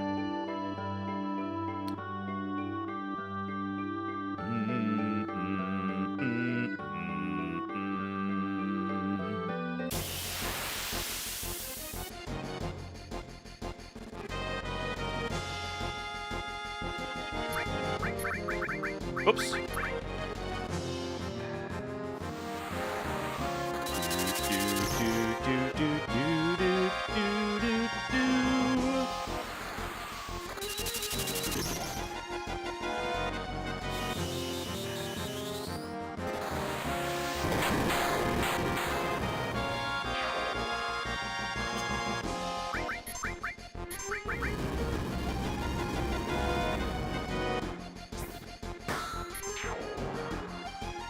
Have I hung out with MD IRL? No, we've never met in real life. Amber Lion, thank you for subscribing. As far as I remember, God, I hope I'm not forgetting something. The only FF7 runners that I've met in real life are Caleb, who I met at GDQ 2017, and Dilwingo.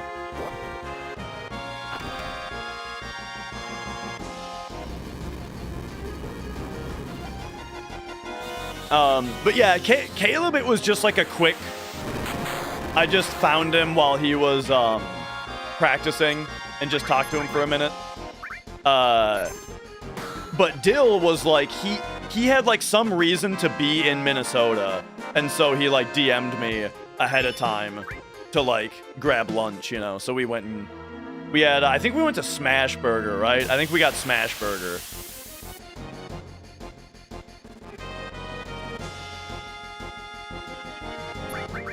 And no, not Ajneb. When I say Caleb, I mean Caleb Hart. He wasn't the FF7 runner. He was there for, I think he was there for Mega Man. It's just that he is a FF7 runner, though.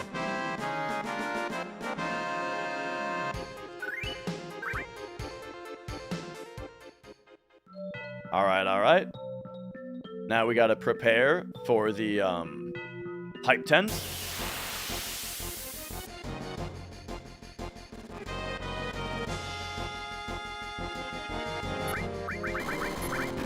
What's my take on slow-mo video review? I think that it is fine, and here's the reason. Here's like the line that I'm drawing. I do think it's a slight gray area, but for me, the line drawn is the fact that the information that we're receiving from the game is still just from the game's video output, right? We're just looking at the pixels on the screen. And the thing that is using that information is us as humans. As in, like, we still... Hang on, sorry. You know, we still need to be the ones to properly operate the timer, the stopwatch, you know? Like, we have to operate a stopwatch correctly, and then, you know, utilize our notes correctly from that point. To me, the things that would make it not acceptable would be, first of all, of course, if you had any type of mod that was allowing you to actually read the game's RAM, not from just the audio video that is being sent to you. And secondly, I think if you did like a script, right? If you made like a script that analyzed the video and then output something for you, I also think that that would be wrong. Because that, in that case, the thing that's receiving the information is not a human, you know? So that's my take on it.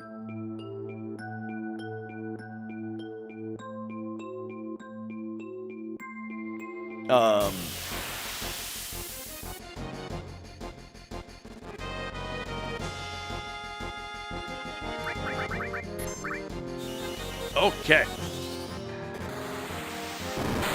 Do I have any particular strategies for staying focused over a run this long? Yeah, I mean, the obvious stuff is a good night's sleep ahead of time. And then this morning, I practiced for like 30 minutes. Hang on, I have to pay attention to notes here. I practiced for like 30 minutes this morning so that then we could do a reset and I could use the bathroom, right? Take a shit before starting the run. So that's a big one. Is the pre-run shit, I think, is very important. And I'm not joking either. That's what we did today.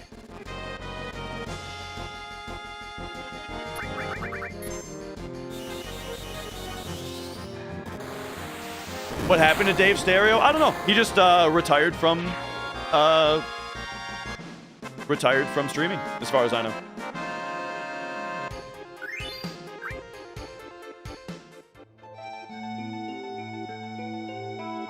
Okay, couple fights up here.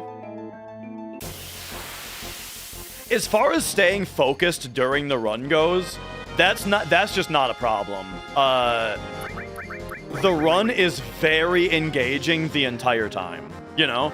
Like right now, it might look like I'm just grinding kills, but I'm actually following a step route. And if I screw up the step route, the run is dead, you know?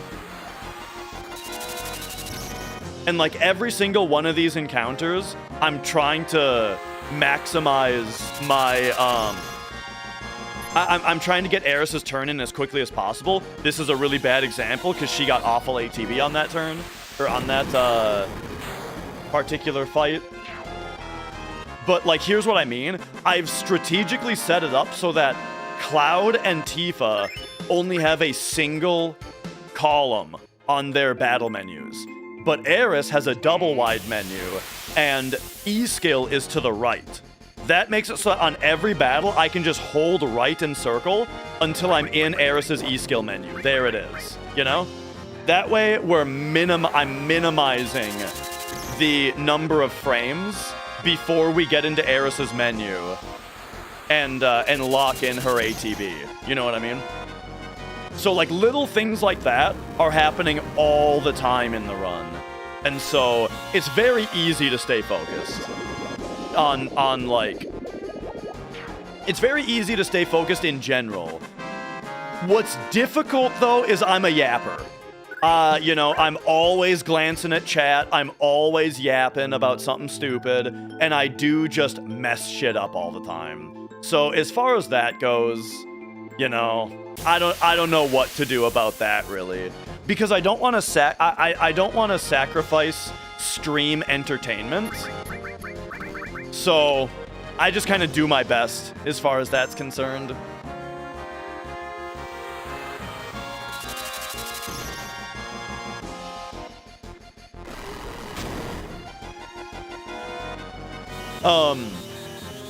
Does the yapping help over time, though? Oh, you know what? Absolutely. Certainly it does. If I was doing this alone in a quiet room, not talking out loud to people and trying to, like, maintain an entertaining atmosphere, I would be super bored, and I would probably lose focus more easily. That's actually a really good point.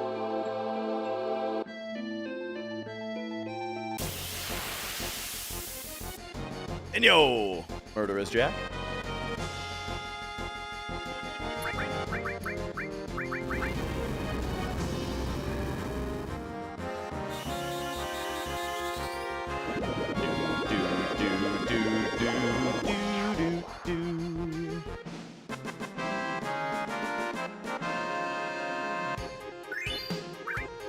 Another free ether. Oh, and yeah, Ka, the thing that we're doing is we're like every character to unlock their level 2 and 3 limit breaks, they need a certain number of kills. It doesn't matter how strong the enemies are, it's just a number of kills. And as you can see, 5 kills with 1 attack is pretty good, so that's why we're here.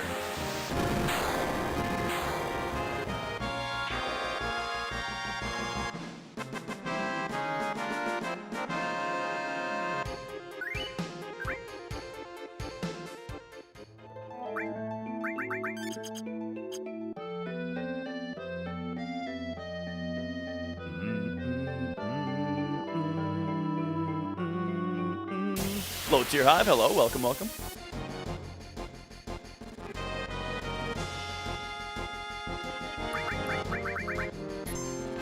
Nice. Oh, by the way, remember that headphone problem I was having and we were talking about how I might have to replace the cable for my headphones? Turns out it was just static electricity hitting the, hitting like the join point of my extender, and that's what was snapping in my ears. So we're totally fine.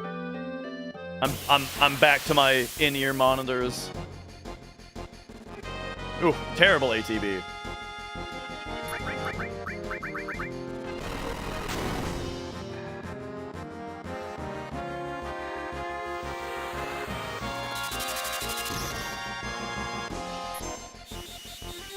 How'd I fix it? I didn't do anything. Like I'm saying, it was just static electricity.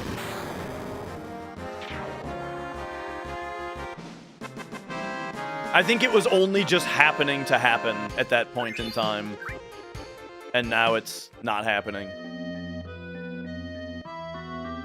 Is it verifiable at the end? It's not part of, like, the end of run verification that the runner does, but the moderator who verifies the run just manually goes back to that part of the run and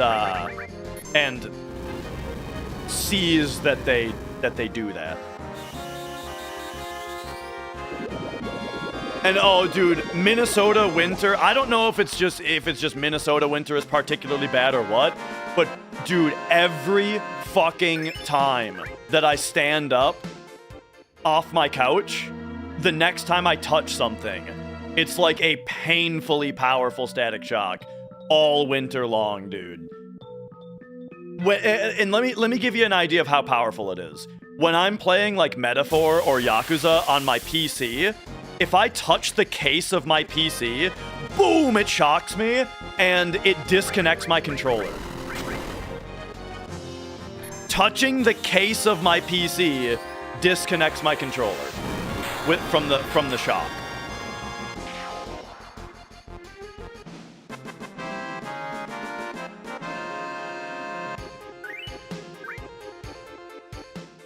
All right, we are almost done grinding Eris kills, by the way.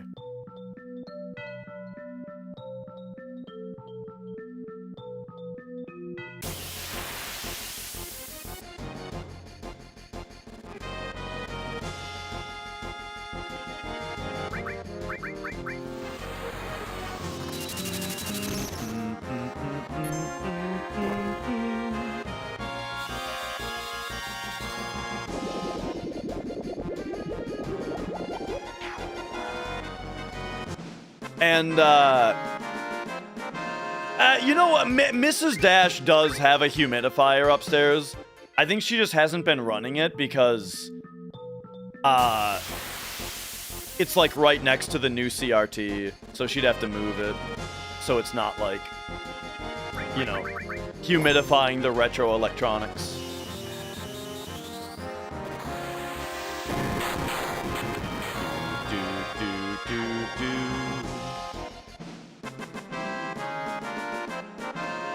All right. Time for the final fight. Run down here. Go 1, 2, 3, 4, 5, 6, 7.5. Come over here. Do 4 laps and make the noise. Whoa, whoa, whoa, whoa. There we go. And then force the encounter right here.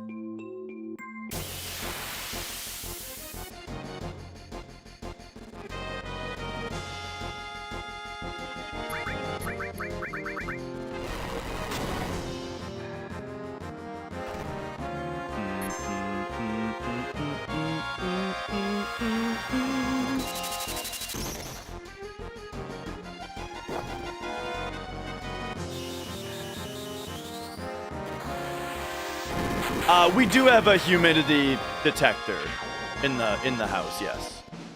See, the thing is though, I'm a dude. I'm just a regular guy. I just tank it. I don't think about, wear a bracelet, get a humidifier. I just tank it.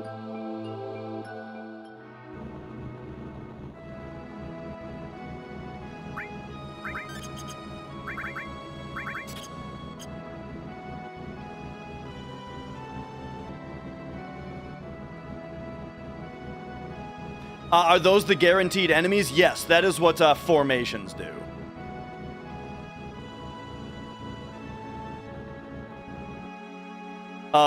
So, real quick, this is a thing that everybody loves to learn when they see a hundo run.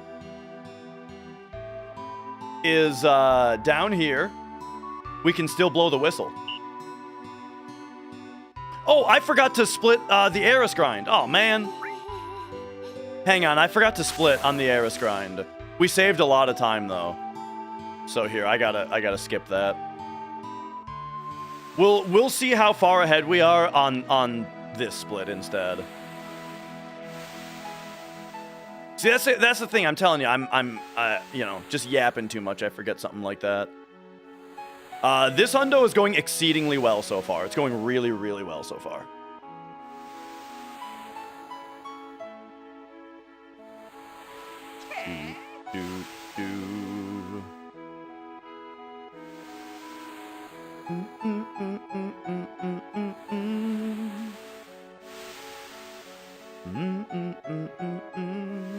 Who are the 2 idiots? You'll see. Can a limit break miss? Yes. It's very rare circumstances, but it can. There are enemies that do a thing where they set their dexterity to 255 or something, and when they do that, it becomes possible for them to dodge a limit. So by the way, crumbly sand, specifically the animated crumbling sand, does not check for battles when you're on it. So you can drive across it and not get into battles. But when I'm not on the crumbly sand, what we're doing is this buggy skipping. It's because every time you exit a vehicle, you get a 1.5 second grace period before the game checks for battles, which you can just keep repeating. You can just keep restarting it. L1, run right. Walk left, run right, walk left, add R1.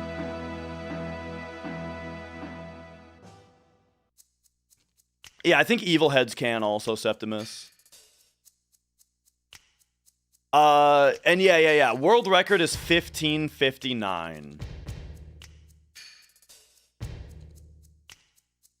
And so you might be like, Dash, if your PB is only 18 hours, how do you expect to beat 1559? How do you expect a world record today? Yes. The answer is I haven't done a non-turbo hundo in 3 years. And in that time, I've been doing a lot of turbo hundos. And I've gotten much, much, much better at hundo over the course of the last 3 years, just using turbo.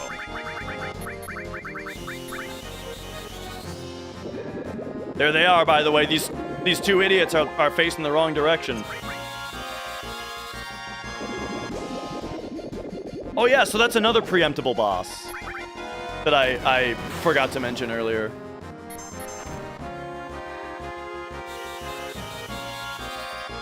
Yeah, that my weird movement at the start was to manip that. Turbo just means using a controller that mashes for you.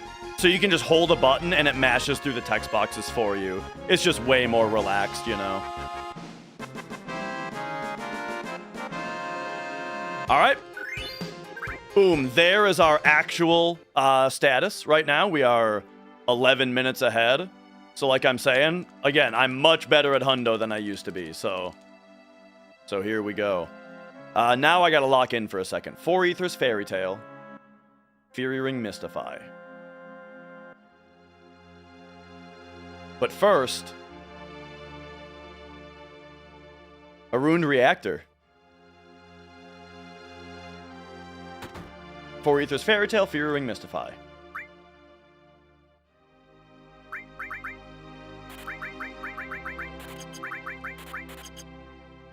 And then now 11-8. Boom, boom, boom. 11-31. 11-8. Boom, boom, boom. 11-31.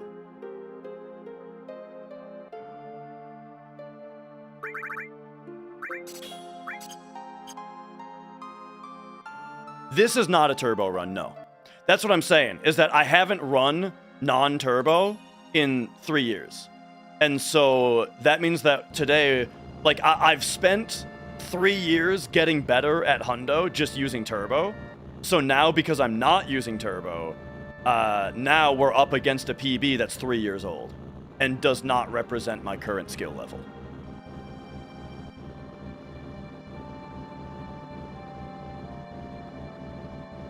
Significant time saves. I know one of them is Big Shoes. But I don't know what, I actually don't know what the other ones are. I mean, basically it's everywhere, you know? It's 2.5 hours. We're already, we're already 12 minutes there, right?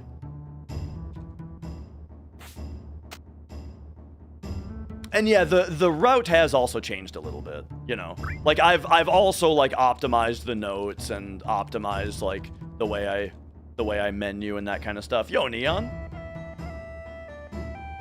Yeah, 15:59:58 is world record. Okay, here we go. So first thing, grab this Turtles poster. Grab this elixir. Whoops. Yeah, we manipulate Chocobo Racing now. Yeah, you're right, actually. That's going to be another major one.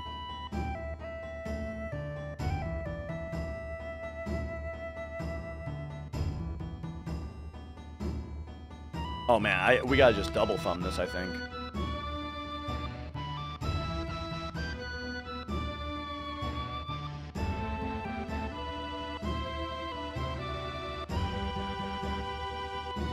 Get that other Turtles.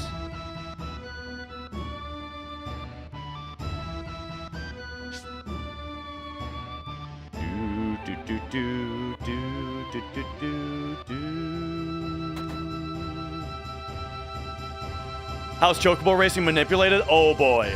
You asked at just the right time because we have a bunch of cutscenes to watch. Choco Racing manipulation works because Ace Zephyr wrote a program that ran simulations. It not even simulations. It literally, it ran the emulator of the game in order to, okay, how to explain this? So Chocobo Racing works in that the way that the RNG is seeded is once again, just like Battle RNG, based on the global frame counter when you begin the Chocobo minigame. And so for every frame, Ace wrote a program to simulate every single frame that you could start a race on.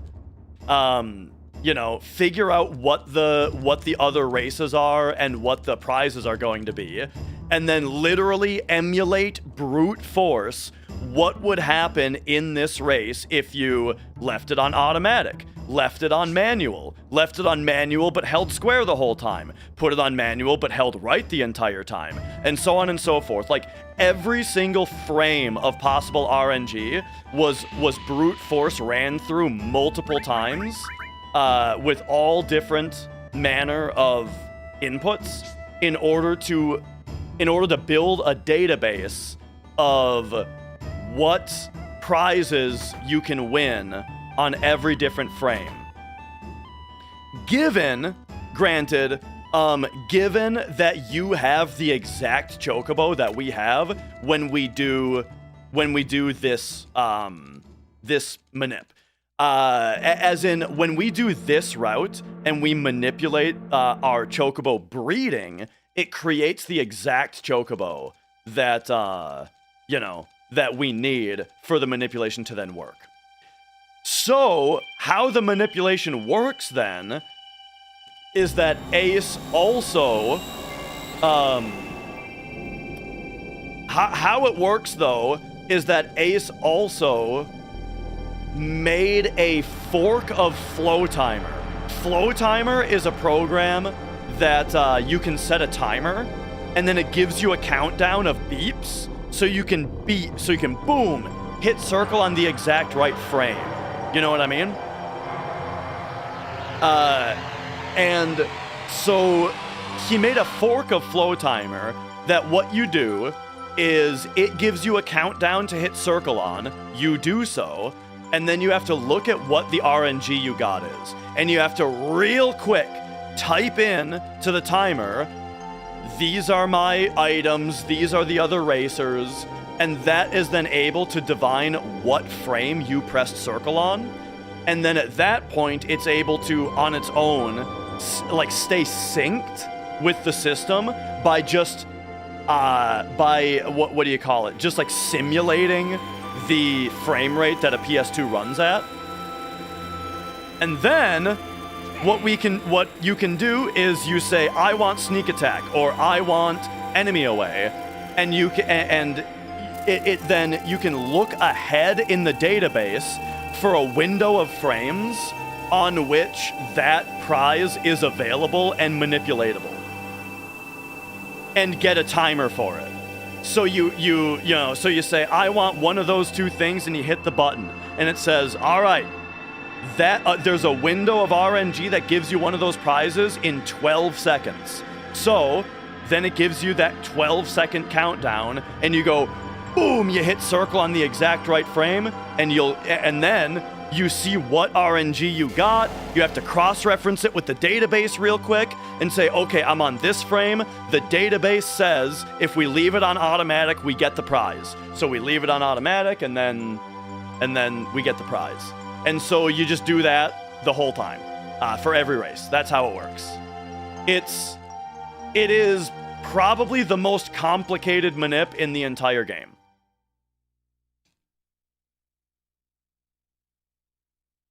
How long is a frame? Okay, so that's a great question, Freerunner, because when we talk about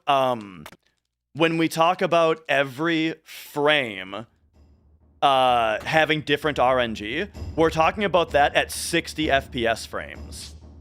However, the field runs at 30 frames per second. And so that means that the field only accepts you hitting circle at 30 FPS. So when we look at like a window of 4 frames that have the RNG that we want, it's actually only a window of 2 frames, because only 2 of those frames are possible to hit, and the other 2 are going to get skipped over by the 30 FPS. So yeah, that's part of it too. And I'm not sure what you mean by PC can go much higher on the frame rate. If you run this game at a higher frame rate on PC, the game actually runs faster.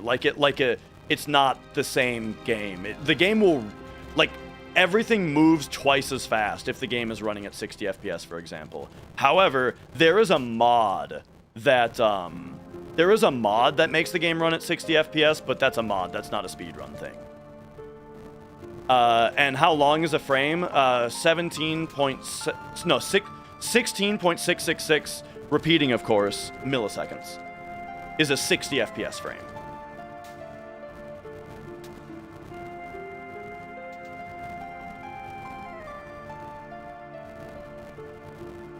All right, now we have to do stinger skip. I have to remember how to do stinger skip, or the run is dead.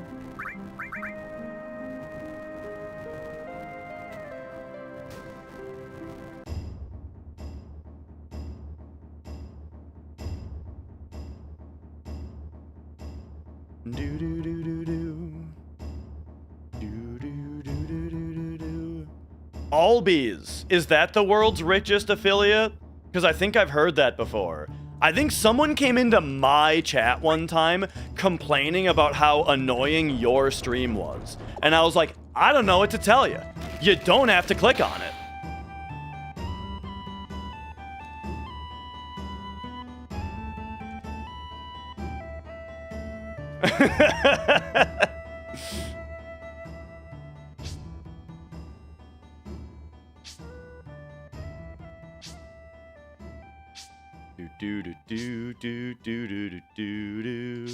Okay, I have to lock in for a second here though, because it's time to do stinger skip.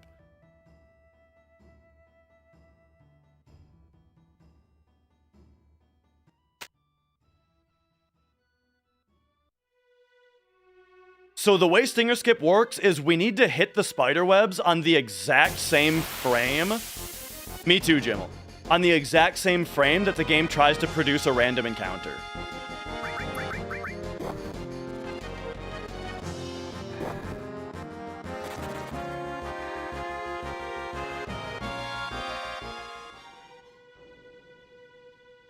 How much do you practice getting down frame perfect timing?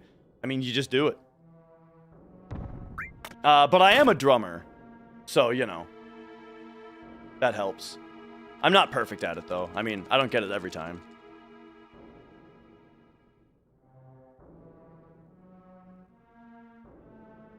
Okay. Once again, though, locked in. My favorite drummer is Mike Portnoy.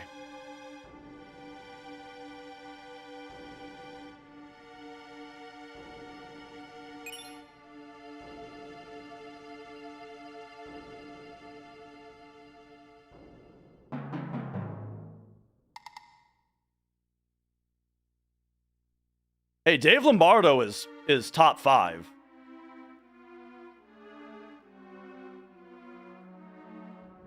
Okay, so here this cutscene puts us into an exact location, and now we move only left and right to force this encounter. So now we know exactly what step ID we're on. My favorite death drummer was Richard Christie. Dude, the drums on Sound of Perseverance are so fucking good. It's exactly my style, you know, that type of drumming, where it's like really chaotic to the point of it being like borderline sloppy.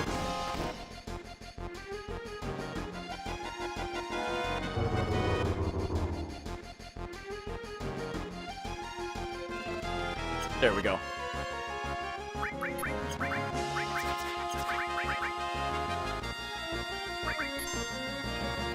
So here we learn Death Sentence, and now,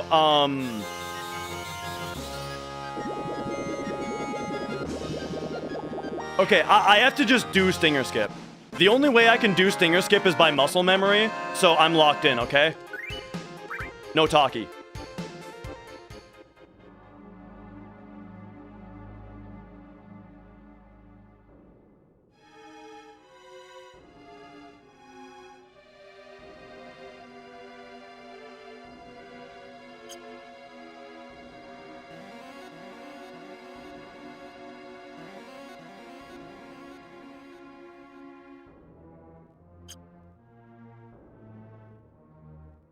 Boom, perfect every time. All right, all right. Woo, let's go.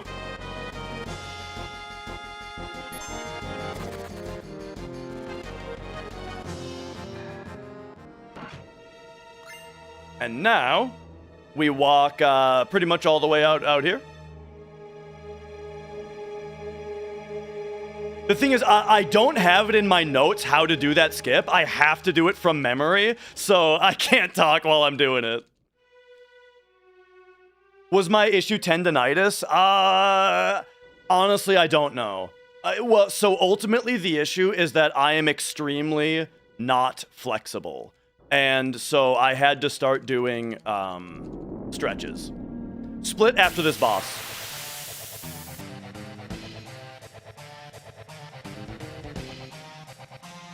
Update the notes.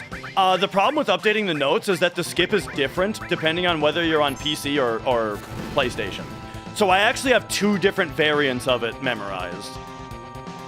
For PC, you have to move up from 0 to 7 fractions and then run up. And then you walk left, you add R1 and release. Then you go L1 down, up, and then you run right. And then you go L1 plus up. And then after you bonk, you run right, and then go L1 up, and you release L1 when you brush. And that's how you do it on PC.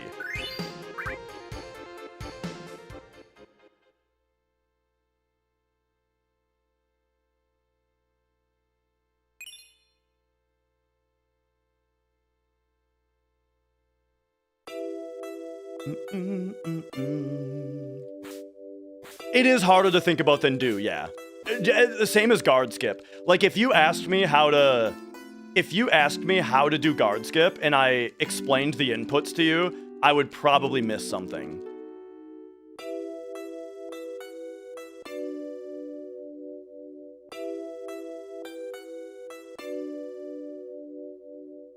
Doing the skip must bug the next fight and make it double? Correct, Altalus. That's, so right after Stinger Skip, we got into that side attack. Getting into that side attack random encounter cleared the double boss glitch. Because the double boss glitch clears when you properly do a random encounter.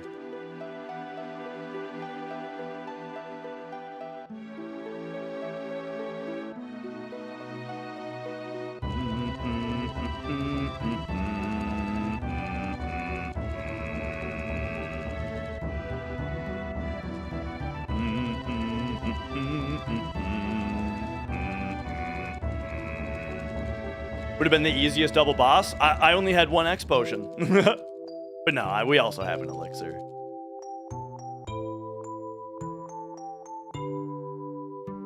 Not getting Stinger Skip would have screwed up my formations.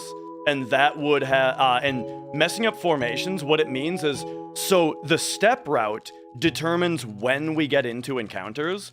Formations determine what the enemies in the encounters are. And so on a hundo run, formations are the most important thing. Because, you know, we need this encounter at this time to learn this enemy skill. Then we need this encounter in order to get a steal. Then we need this encounter to get another thing. You know what I mean? So it's very, very important to... yeah, get the right thing. Sorry, I was distracted by chat. It's very important to keep your formations on. Twitch is dead. Do we have any corroborators in chat about Twitch dying?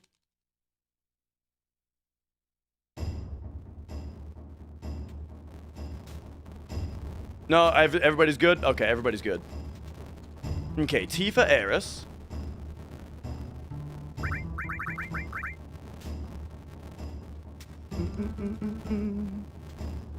And now I gotta lock in.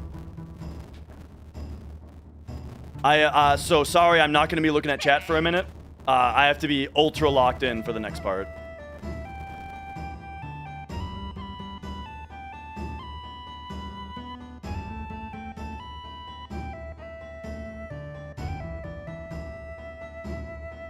Okay.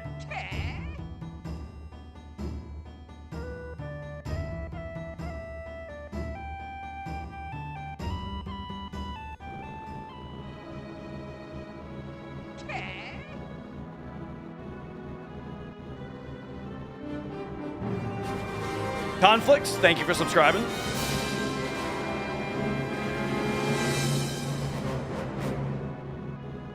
Okay, so here we're gonna world map manipulate a Valron encounter. Wiser, bronze, take this off. 63 is good. And so we are at 404. We can go at, oh my gosh, 12. Yep, that's fine. 12 is good. These are always delay manips.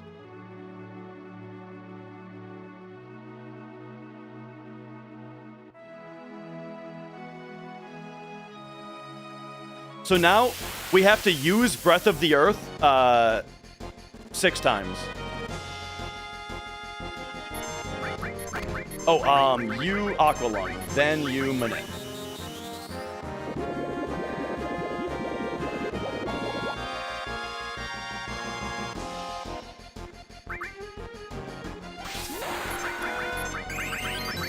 I didn't need to use that hyper earlier.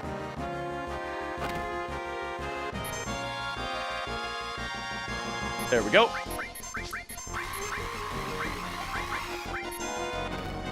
So that's 1 Breath of the Earth, by the way.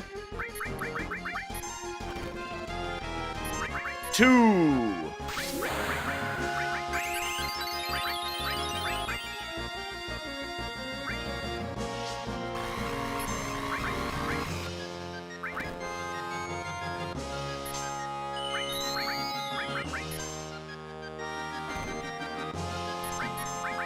Three.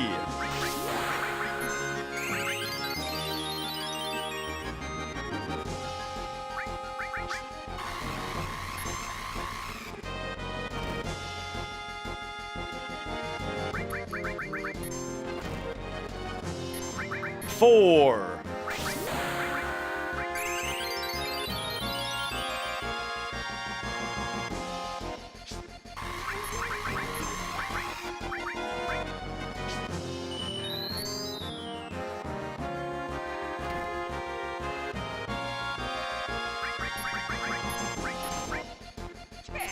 Five. Oh, I didn't hyper her early enough. That was a mistake.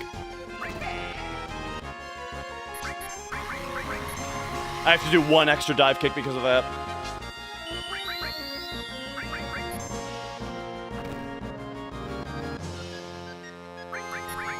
And 6.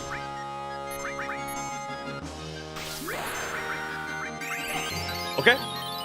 Tent and active.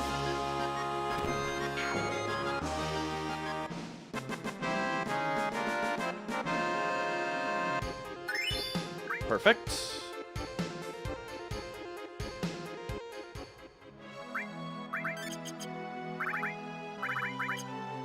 Oh. Oh.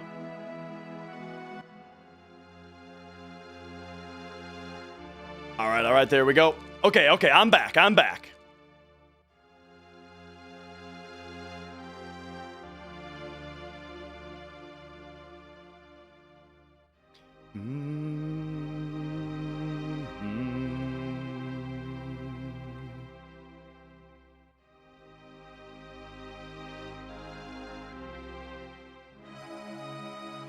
Now, the step route gets a little funky here because there was a routing change that saves some steps.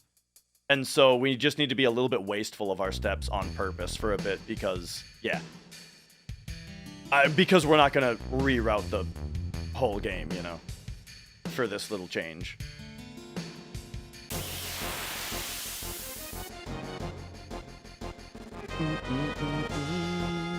We'll do that. We purchased Destruct from a shop later, Mars.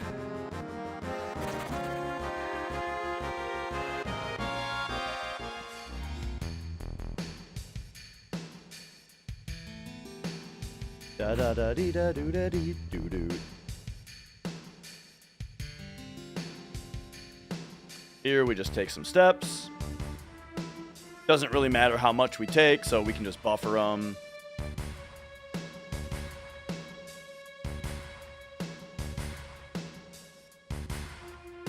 here. We force this encounter about here.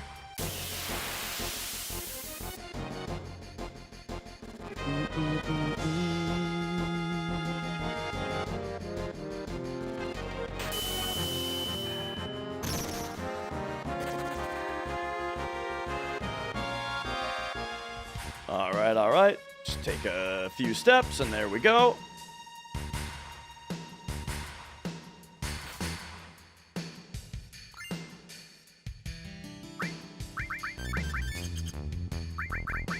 Tifa gets Power Soul, Silver, Power, pop over here, Cloud gets that, Tifa gets Death Blow, Steel in that order, you get E-Skill, and then Tifa also gets Notched, back row, set your limit to 3, and reset yours, and go A to B wait.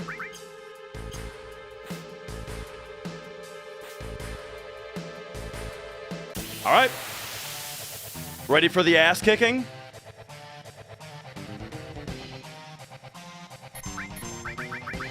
Big guard. Right. Death sentence.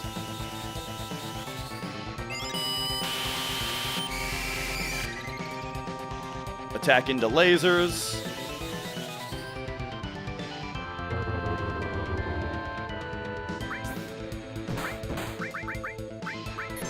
Whoops, I gave some extra time there.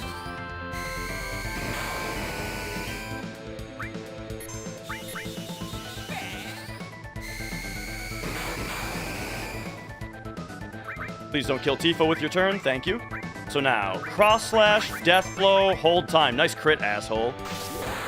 All right, here we go. You guys ready?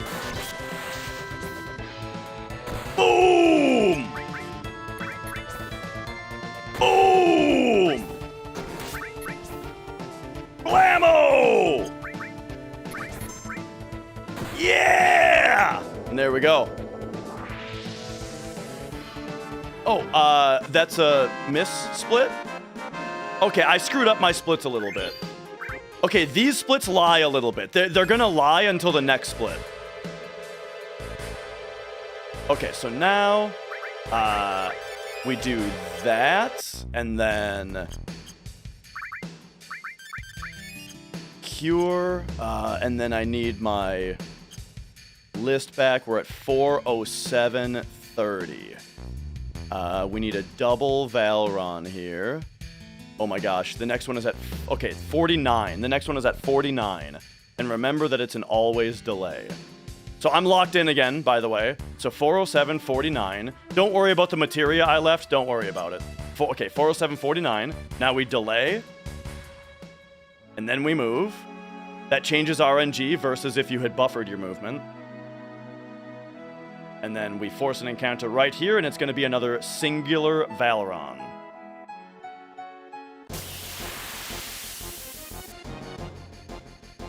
Okay, big guard, Manip.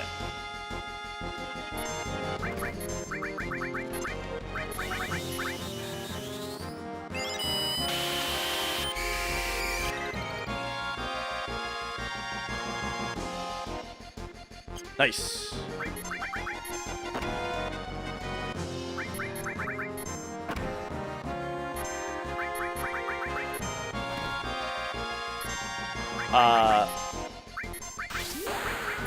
PP 1. 1 PP.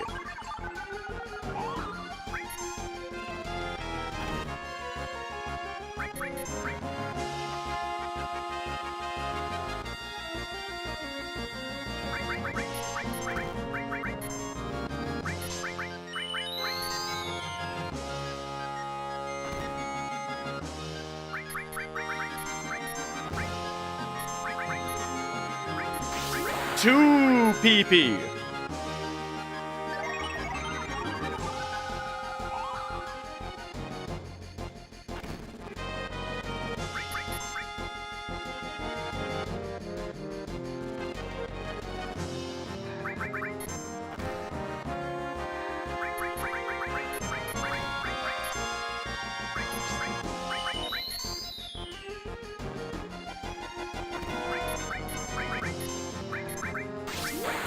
3 PP.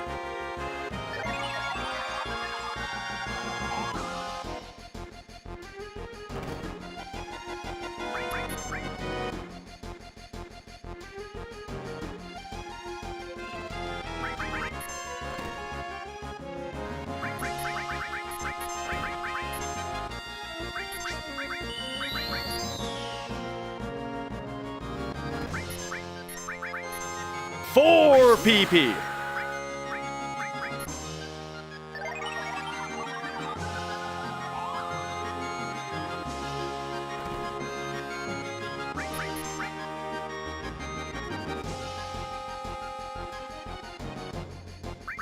Ah, I hit the wrong character. Okay, that's fine. That's not a big deal. Not a big deal.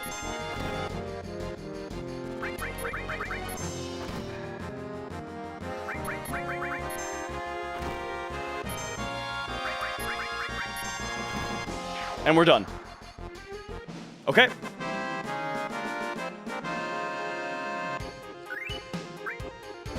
Okay, now buffer into here. Silent talking. Thank you for subscribing. Tent, Trank, Fury, Notch. Tent. Trank. Fury. Notch. Now we just hope we don't get into a fight. No fight, please. It'd be very nice of you. Oh, yes. So good. Okay.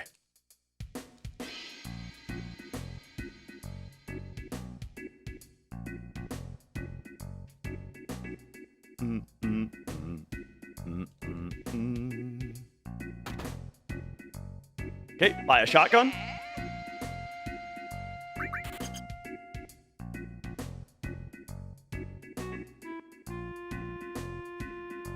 Grab the Yoshiyuki.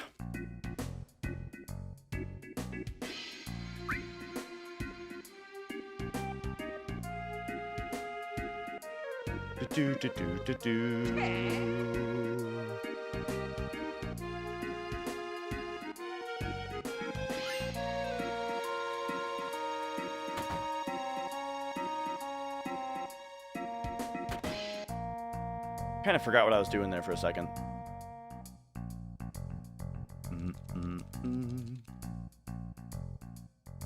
Are we fighting creatures much higher level than us for the sake of speed? I mean, if you play the game really fast and you don't win very many fights, you only win the fights that are necessary, then you're naturally going to be a lower level.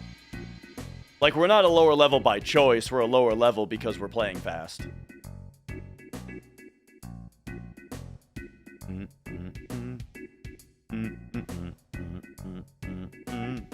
But then, as far as like why do the fights, the fight that we just did, we weren't there for experience. We were there to get Eris's limit breaks learned.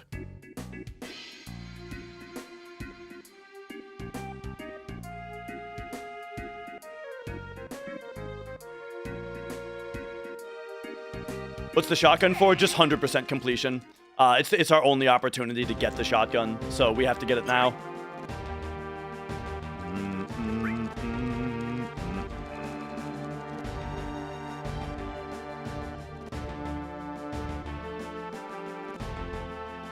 All right, good timing for another bathroom break. We do not have to max level the characters. There'd be no point.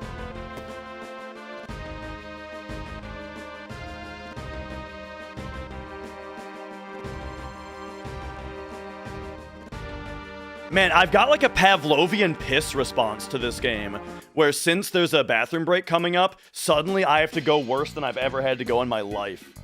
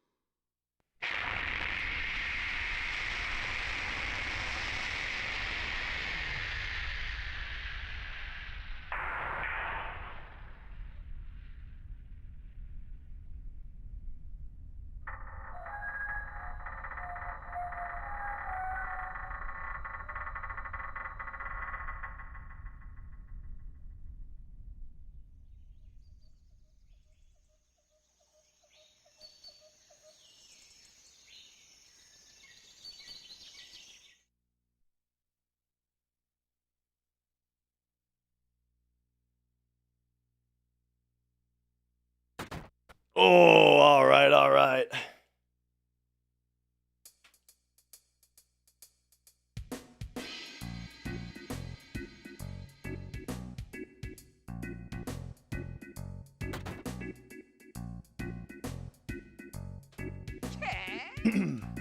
Okay. Whew. Oh, that's better.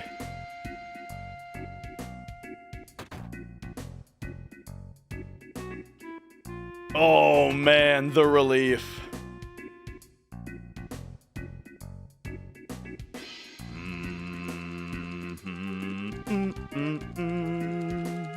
La da da da da da da da da.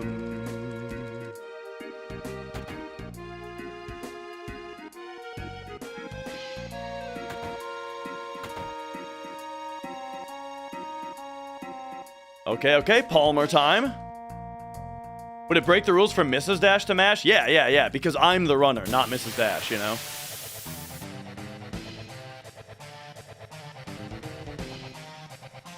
Alright.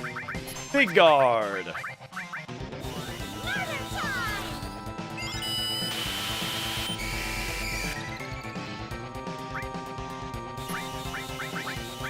Death sentence. So by the way, death sentence makes Tifa do quad damage because of the power soul.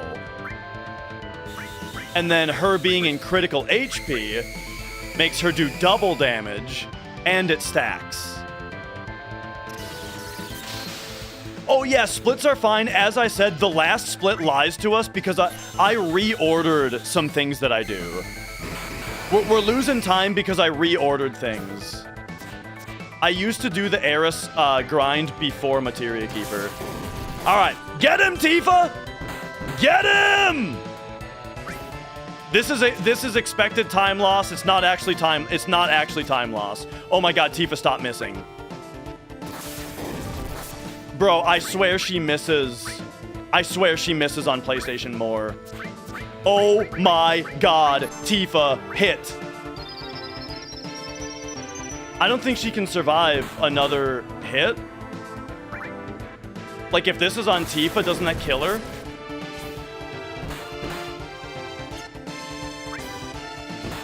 There we go. Please. Please. Thank you. There we go. Sheesh.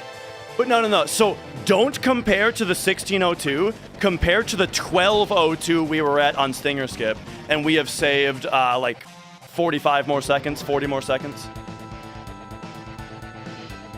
Because, yeah, this is a product of me rerouting a little bit.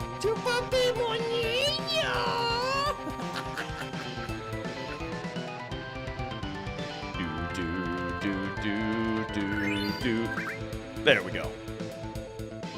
So yeah, we're looking good. We did not lose any time there. I'll be doing safety strats for big shoes, yes.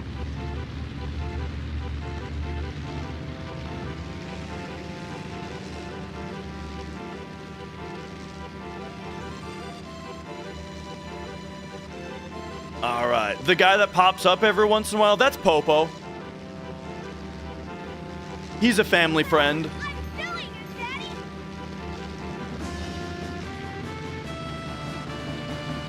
I say he's a family friend, but who exactly he is? He's such a good family friend that we asked him to officiate our wedding. And this guy, when asked if he would officiate our wedding, he, living in Texas, he got ordained as a minister in Minnesota and then drove up from Texas to Minnesota and officiated our wedding. And married Mrs. Dash and I.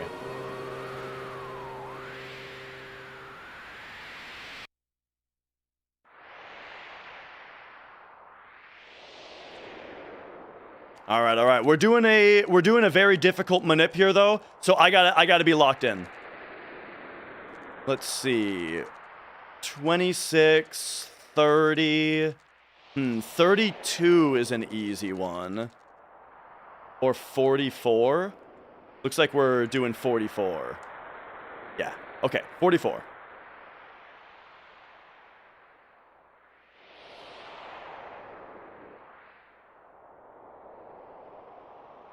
Line 3, menu once right away. Line 3, menu once right away.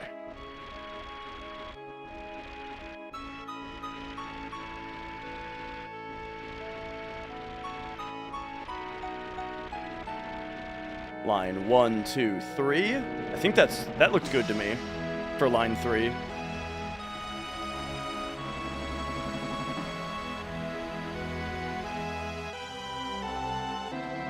Come on.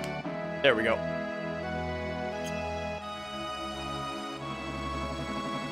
Okay. Menu once right away.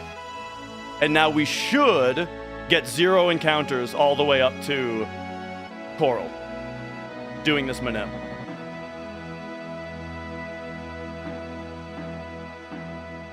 Looks like it worked. Boom. Woo! That's a tricky one. Very tricky manip. Oh, I got a menu now. Cloud gets the Eden coat. You get the power wrist. Oops. Oh my gosh. And we go back to ATB active.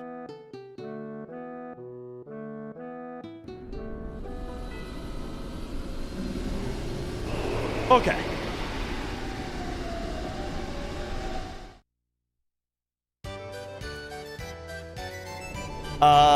Oh yeah, detonation. It was the Universal Life Church was who he became a minister of. The Universal Life Church, which is apparently a church that's basically just made for people to do exactly this.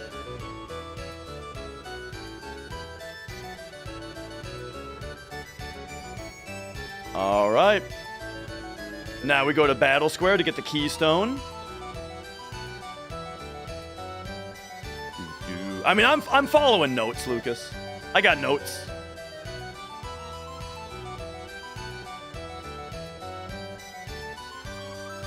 Do do do do do do do.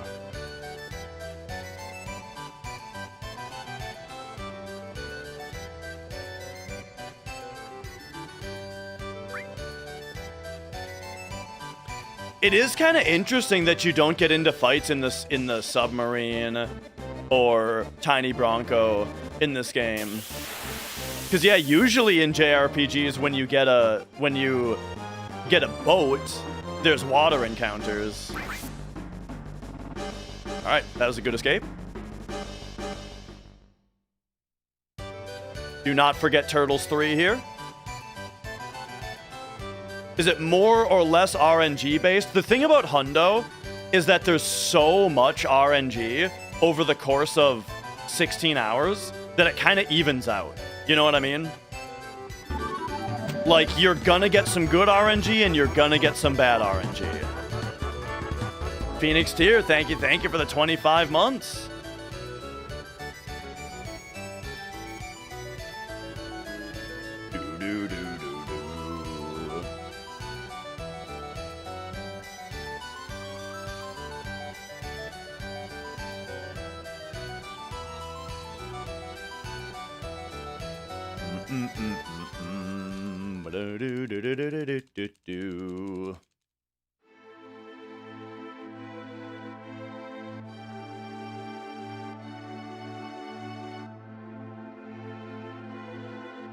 Okay, there's a selection to make here to skip a text box. Boom. That skips one text box, taking the second choice there.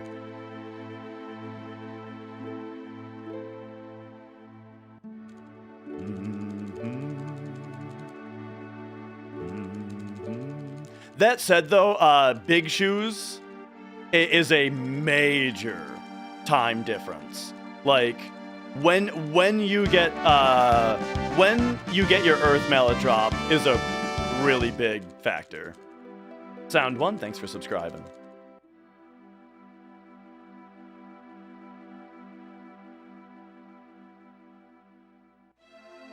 It's true, Stylish.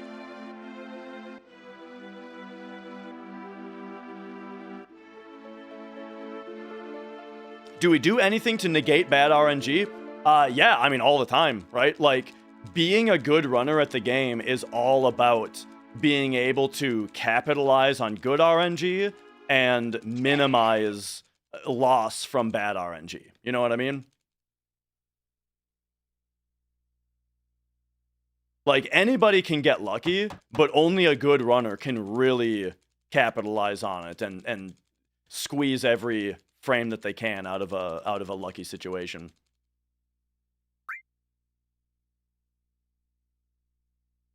I am doing Big Shoe safety strats today, yeah. So hopefully Big Shoes is nice to us. Because this is a very good run so far. I'm very happy with this run so far. And so I would like for this run to get a decent Big Shoes and then just be great. Oh yeah, we're going to fight Ruby Weapon. Run's going great, Mega Zarafa.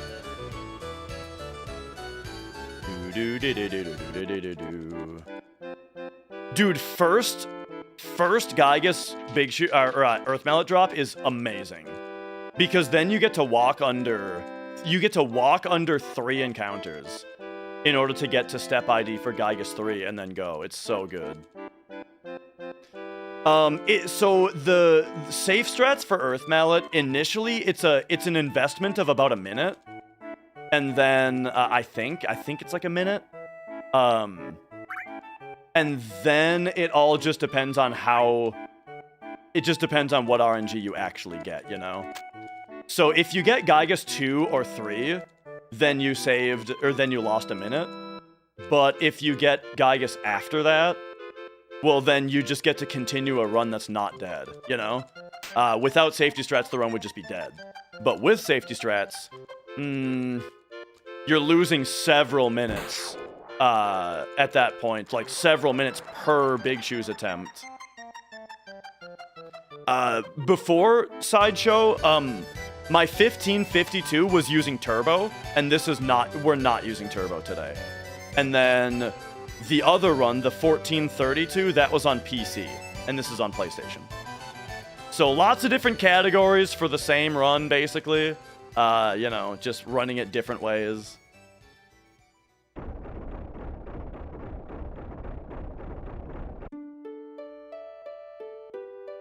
Do you still do the 3 and then do the backup strat? No, the backup the safety strat has to be committed to after the first Big Shoes. So you get 1 attempt for free, where if he drops it, then you don't even have to worry about it.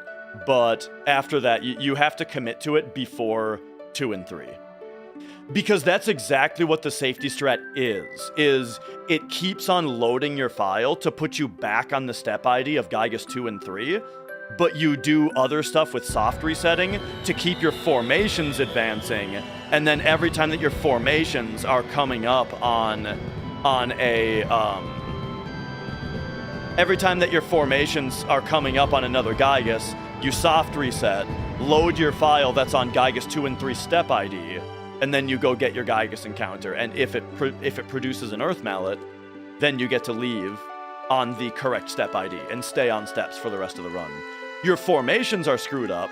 However, that doesn't matter, because soon after, we do a hard reset for RNG, and hard reset resets your formations to 0. So that re-equalizes you with a run that is on any formation.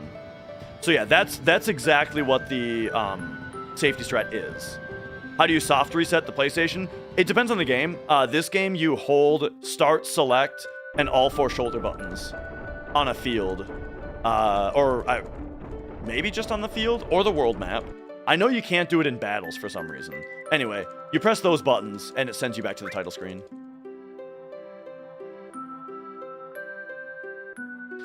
Eris is not necessarily the fastest date, but any of the other dates take too long to get, so they're not worth getting.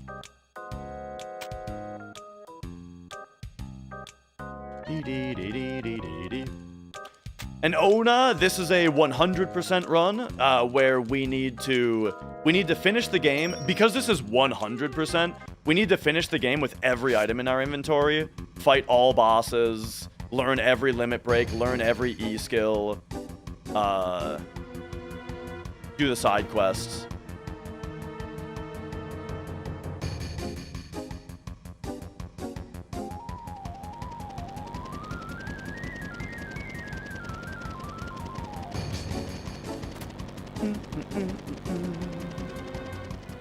So yeah, it's a big run. I'm going for world record.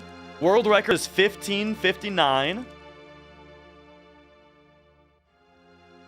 A fresh run without any manipulation, would they be lucky enough to get world record? So the thing is that, like, the step route in this game, it's hard to imagine what getting lucky means as far as formations and step routing is concerned, you know?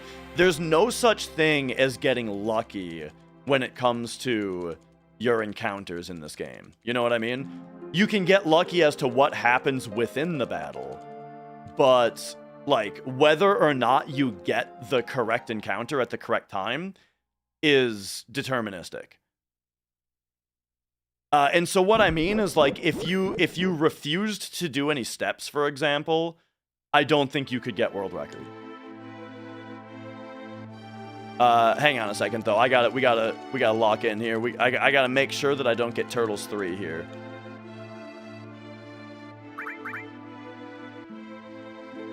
Okay, there's Turtles 3. Gotta read that for a side quest. We got Tifa in the party. And now we need to manipulate a 0 encounter on our way to Great Gospel again. Where do we get the money? We're gonna master a couple all materia and sell them.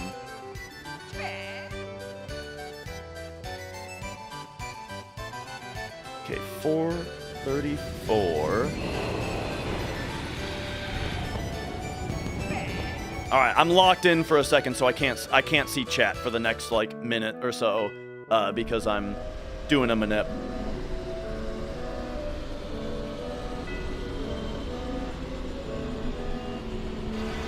$34.44.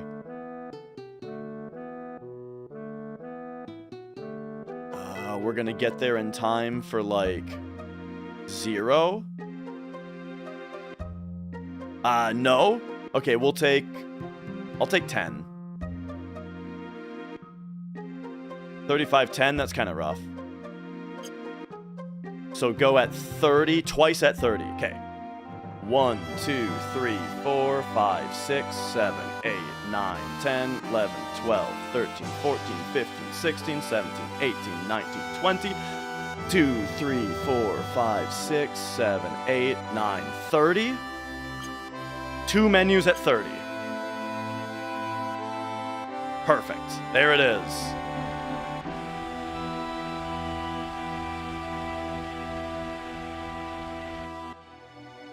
Pop in here for Great Gospel.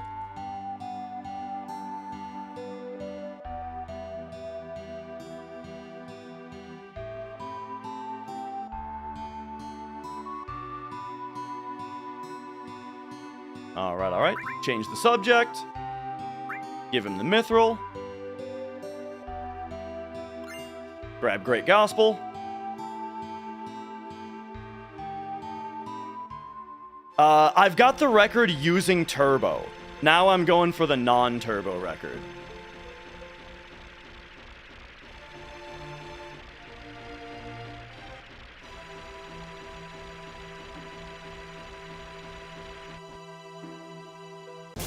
Ooh, that's unlucky. At least it's not in the forest though. This is way and it's a back attack, so or preemptive. So all right, that's fine.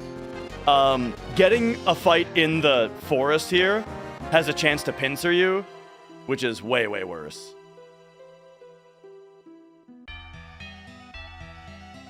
The pincer loses minutes if you even survive it.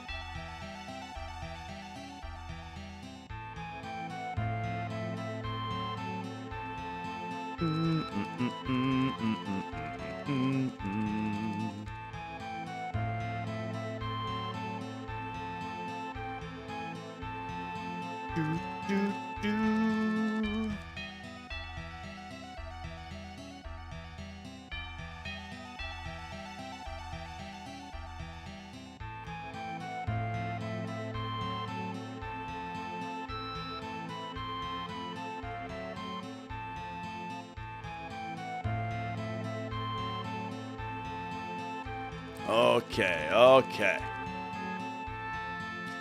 I thought there was no luck. Oh, yeah. The world map. So, yeah, I meant in regards to the step route. The world map has a totally different encounter system.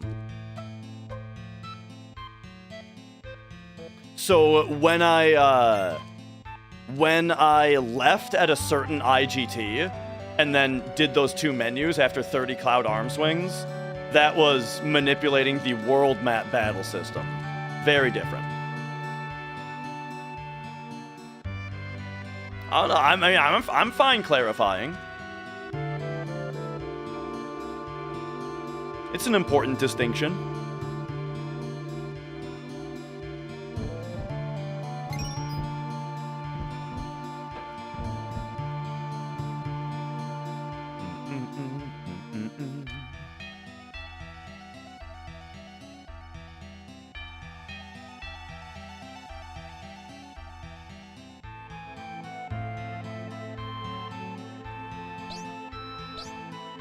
All right.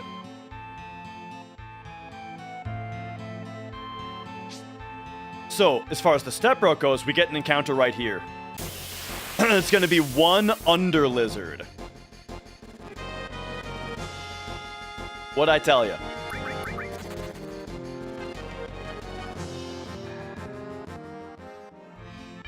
Oh! Okay, now getting this luck plus can be very annoying.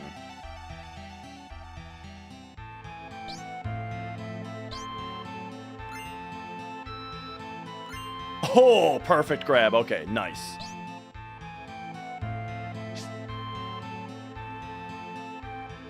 Lucky guess. Okay, we're gonna get another encounter right now. And I thought it was gonna be after the vine. And it's an under lizard and 2 frogs. There they are.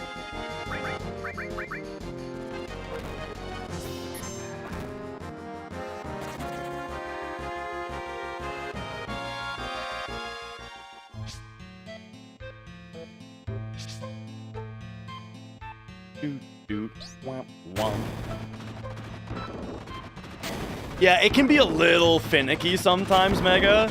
And it's really bad for your steps when it's being finicky. But luckily, you can get mega behind at this part. And as long as you play perfectly, you'll catch back up.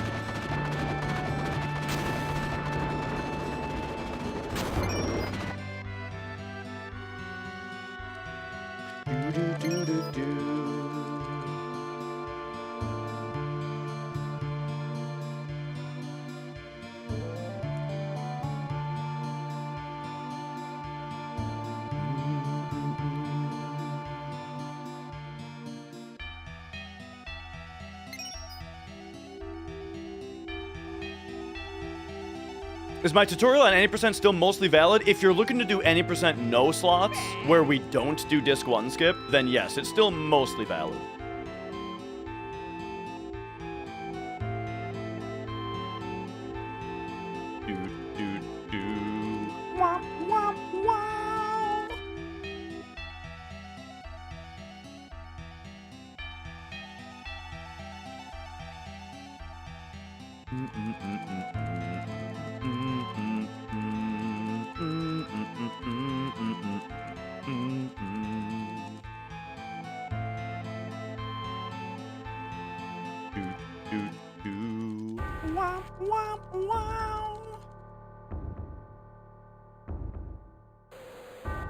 You know what's funny to think about, speaking of Billy Mitchell, is that do you think that Billy Mitchell watches all of Carl Jobs' videos now?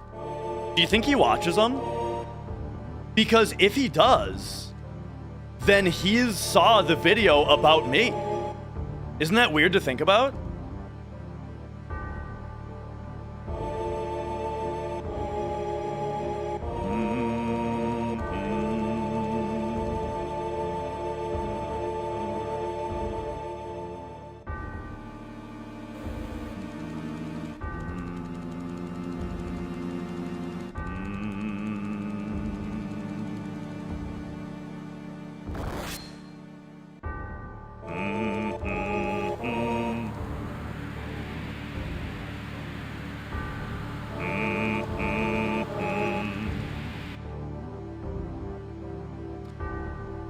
Okay. Gotta grab morph and then trank, cure, notch, wait.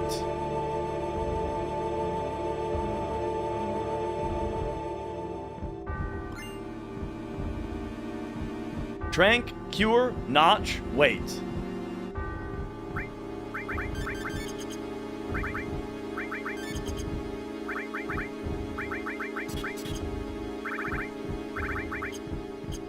Boom. All right, 4 o'clock.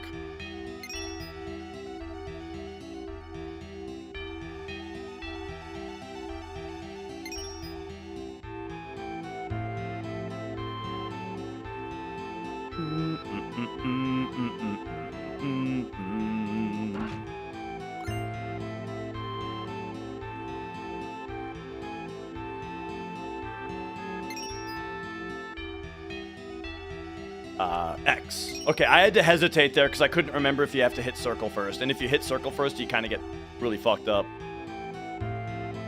Okay, now we go to 5 o'clock.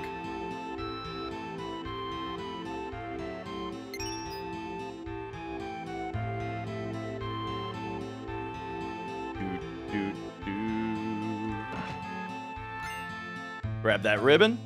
This ribbon isn't necessary for 100%. It's just really good to have. Like, it's going to be very good for our routing.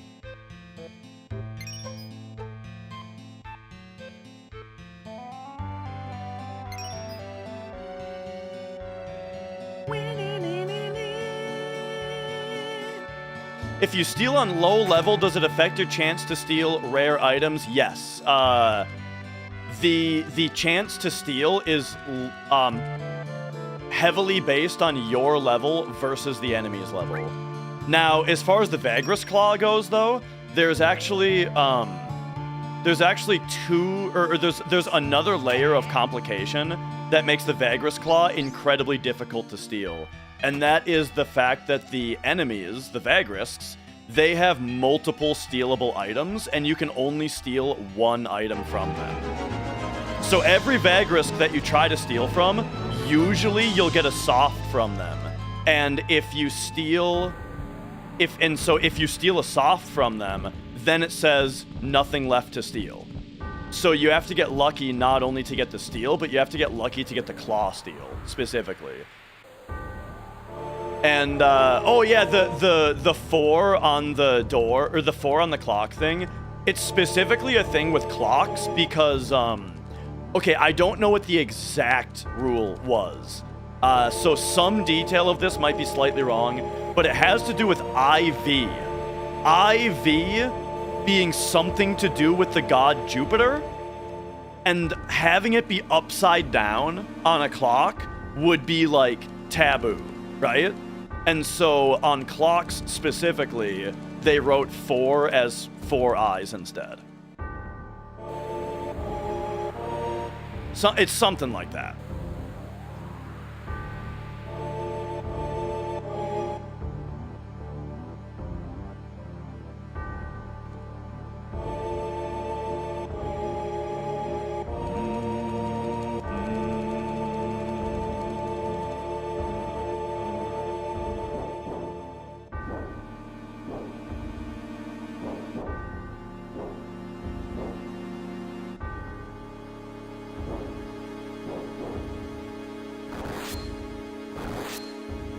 Yeah, exactly, Friesen. Show some respect for Jupiter, all right?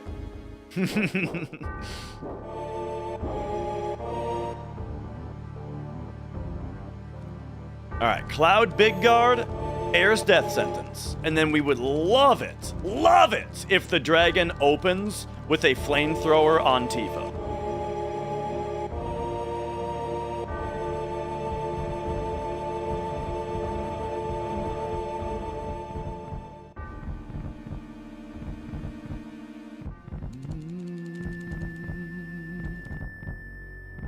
Yeah, Barros, I love the, like, again, Sephiroth being all, like, weird and, like, floating around and saying nonsense and going through walls and stuff. I really like that aspect of his character, and this cutscene is a really good part of that. Where it's like everything is so otherworldly about him, you know? It's like when Sephiroth is around, it's like reality starts breaking down, you know what I mean? And I think that's just a very cool force for the enemy. And it's especially effective when you don't see him very often.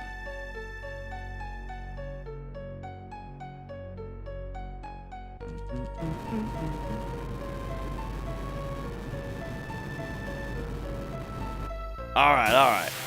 Cloud Big Guard, Aer's death sentence.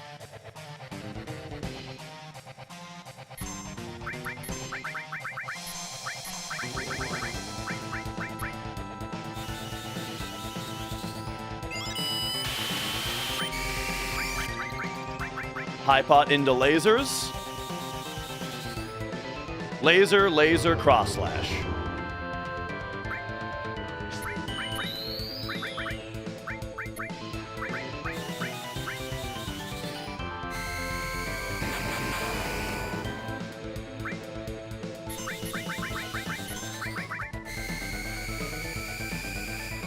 All right, here we go.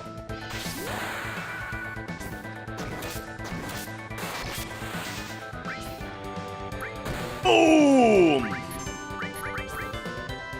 Blammo! Yeah!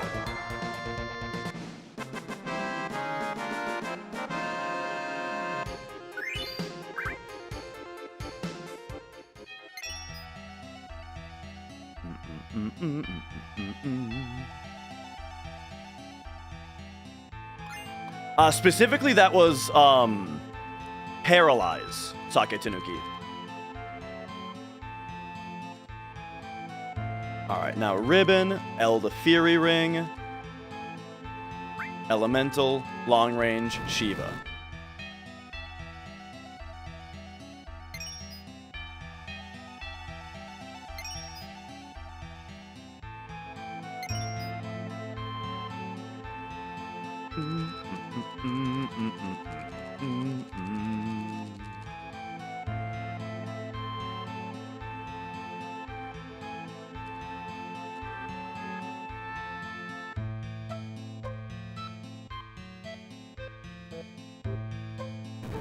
All right.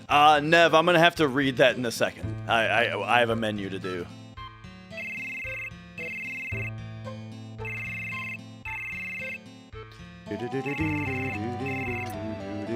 Here's where Cloud takes 20 seconds to answer the phone.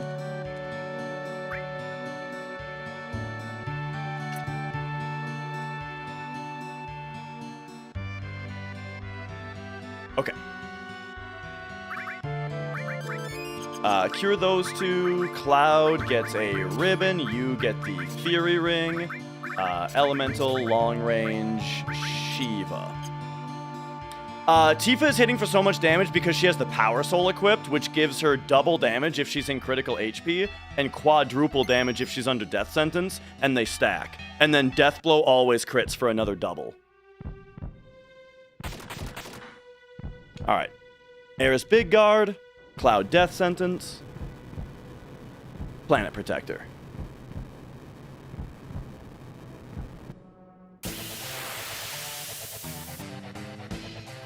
And then Phoenix down and hold time with Aer's. Petrify. Oh, I screwed up. Oh, shit. Aer's was supposed to Big Guard. This might be a disaster.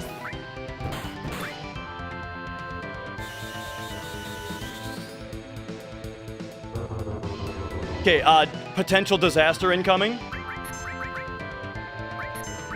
Dude, I keep getting screwed up. Okay, we're fine. I keep getting screwed up because, Aerith is faster than Cloud. It's driving me crazy.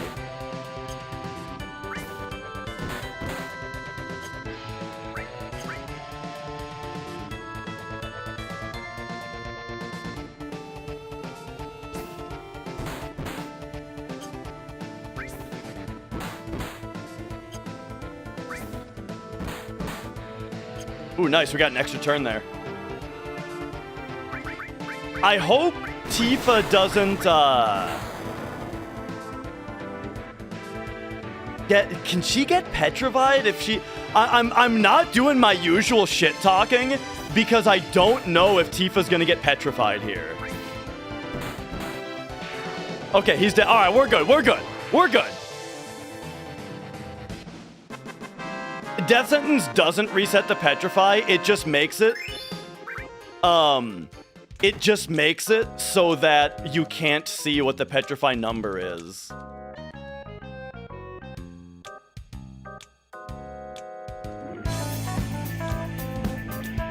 Whoa, 2 forked.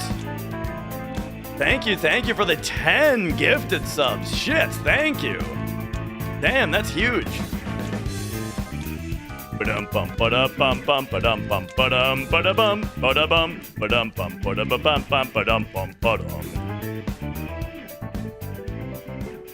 Pretty close to end game? Nah, this is 100%. We are about a third done with the run. We're about 1/3 done here.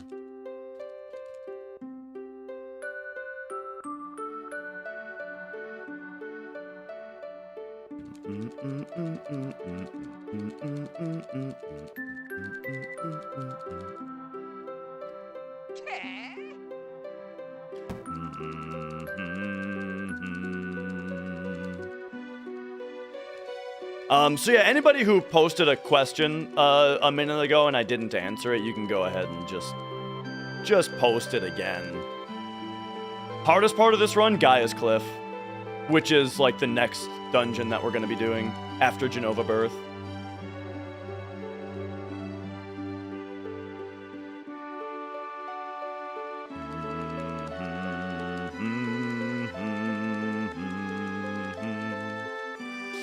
If you equip Sneak Glove, yeah. So the way that Sneak Glove actually works is when the game considers the level difference between you and the enemy, Sneak Glove makes that portion of the function just return the max value, which I think is like 40 or something. Like I think you can't have more than a difference of like 40 levels or something like that. And so Sneak Glove just says 40 for that value.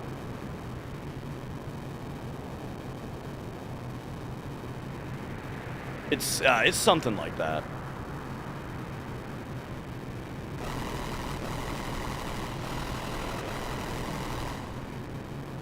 Do we get the mithril in the normal way? And why only learn it on the 1 frame? Yeah, so we get the mithril by visiting the man in the cave after the right number of battles.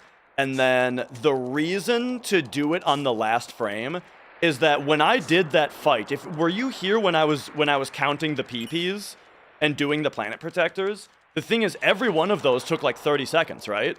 And so if we wanted to learn Great Gospel earlier, we would have had to do an entire another cycle of planet protector. But instead, by doing it this way, we can skip the last cycle and use planet protector on the Demon's Gate fight instead. So we just get a free planet protector use that doesn't cost us time.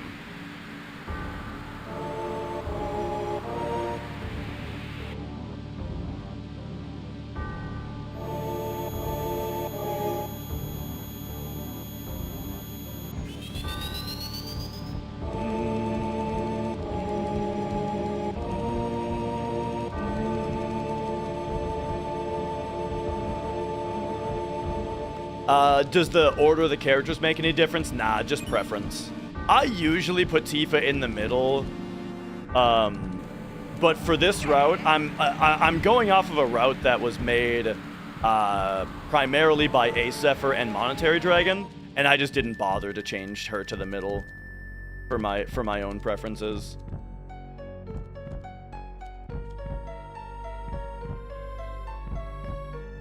All right. Here's Great Gospel. Boom. There it is. That is the 1 frame. You are able to use. You're able to open the menu on only that exact frame. But luckily, you can buffer triangle. So once the frame comes up, it'll just open the menu if you're holding triangle. Tifa, we can see your foot. We can see the pixel off the front of your foot. You're not fooling anybody. Did I call her Tifa again? I meant Eris. I keep doing that.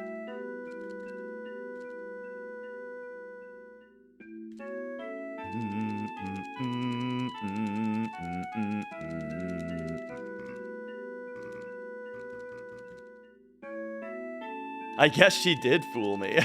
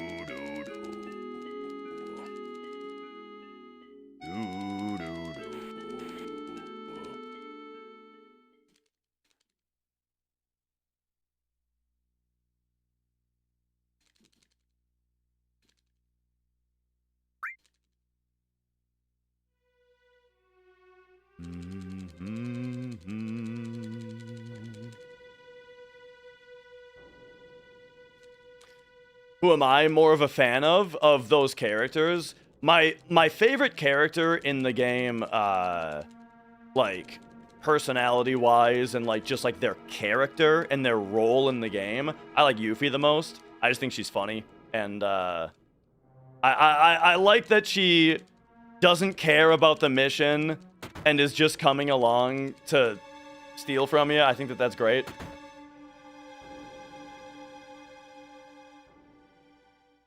But as far as who's the hottest, I mean, it's Tifa, and there's no conversation to be had there. Okay, hang on, I forgot to scroll my notes.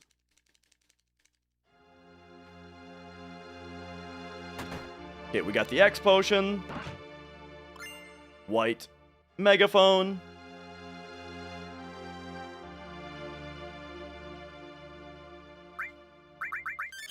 Hyper Cloud, equip you with Gaia's power.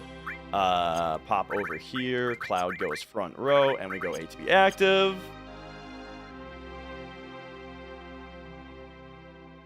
We leave and come back.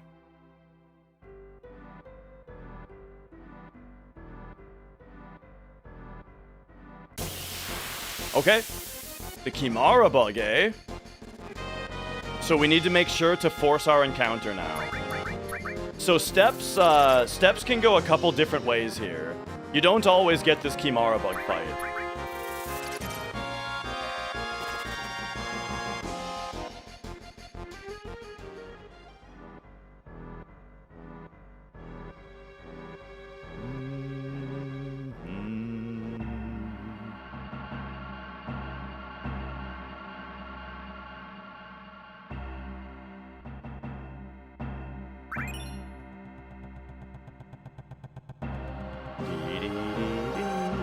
So now we should get a heavy tank fight on the way back. There it is.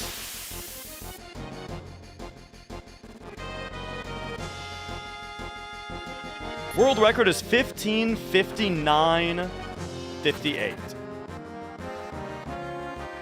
Which we're on very good pace for right now. But we'll see what Big Shoes has to say about that.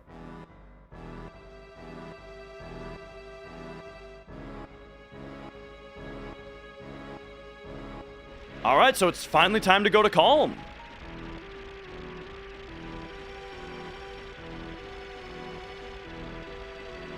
Okay, do not let me forget to force the encounter after Genova Life. Because we got the Kimara bug fight.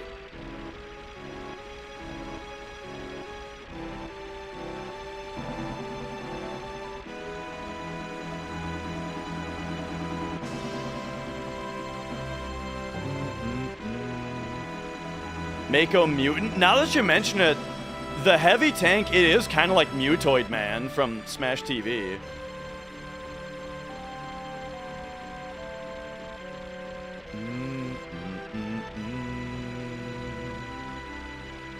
How close have I gotten before to world record? So I have a 1552 using turbo. So I've beaten it with a turbo controller. Now we're doing it without.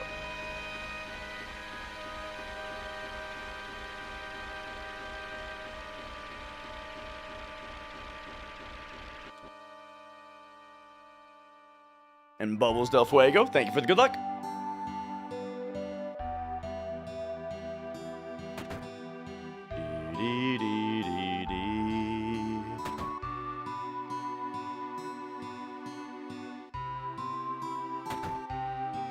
One earth, two steels. Top 4 items here.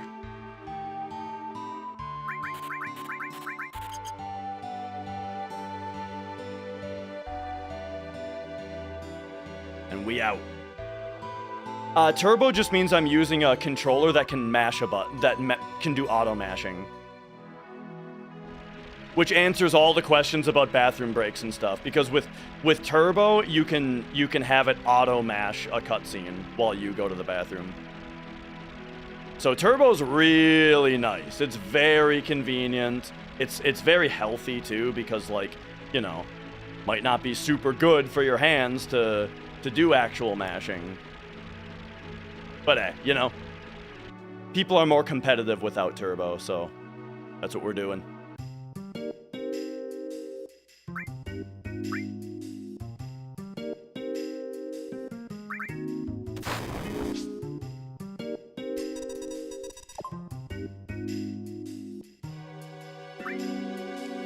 All right, lid skip. Lid skip. You mean they'd be lobbying for it? No lid skip. Yes.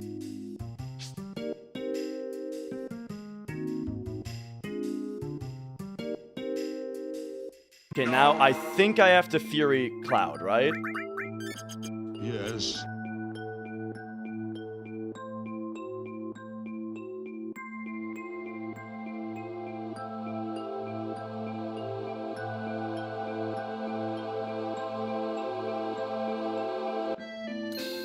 I almost missed that because I tried to go too high. How much time does Turbo save? Probably several minutes. Just considering that, like, you know, it's really good. Alright, I'm gonna let them dance me. There it is. And then, not this fight, next fight, we take 10.5 steps. So I need to get a limit break on Cloud here.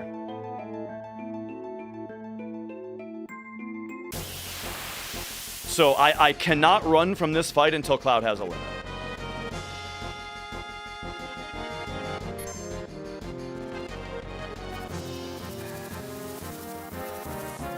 And then we take 10.5 steps. Whoa, that was way stronger. Because right. It's actually affected by the front row. All right, nice.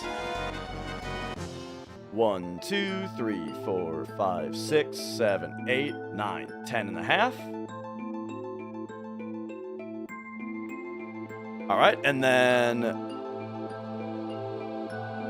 so Tifa Sid, weight, limit.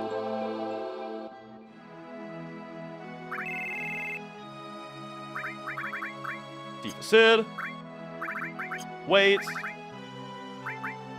Why do I think that the yes/no is a left-right selection so often? I don't know why. I don't know what put that in my head. That you press right to go to yes on the limit screen and not down.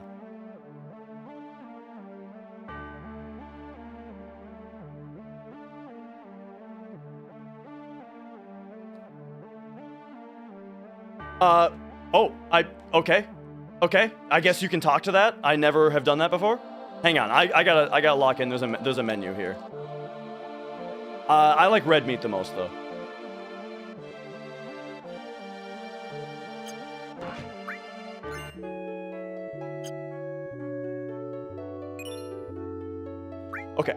Trank, Sid and Tifa equip Cloud with the watering. Sid gets Dragon Armlet.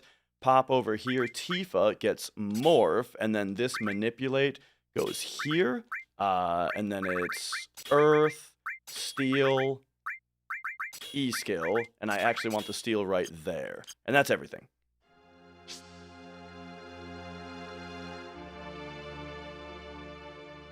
Except notching Tifa, which I always forget to do here.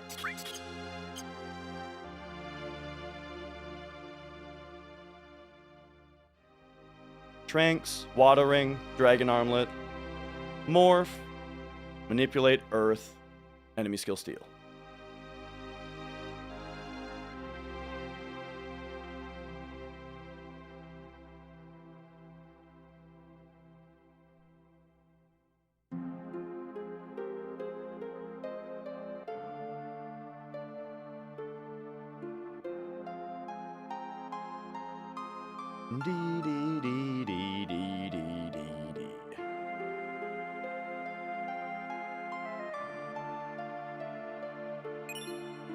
You can grab that comet from down here.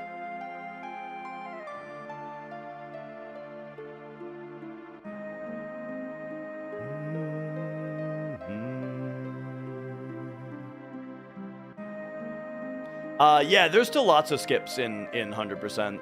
Of just little things that don't skip something that you need. Like Calm Skip, for example. Kind of the biggest skip is Calm Skip, because the Calm Flashback doesn't get you anything that you need. What do I mean by notch? So by notch, what I mean is, we put a materia on the character to reduce their max HP, and then take the materia back off. And what that does is it leaves a little bit of health missing on them. And the reason that we have to do that is because when... so Tifa needs to be in critical HP in order to get the damage buff, the 2 times damage buff. And critical HP is 25% or less HP. So we get her there by lasering her twice. Laser does 50% of the character's current HP in damage. So you would think that you can just laser her twice and then she'll be at 25%, right?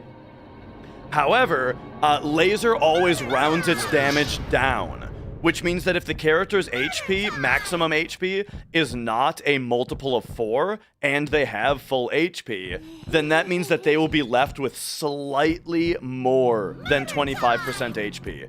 So by notching them, by equipping and unequipping a materia, it puts a little bit of missing HP on them so that 2 lasers will put her into critical. Calm Skip saves like 17 minutes? No.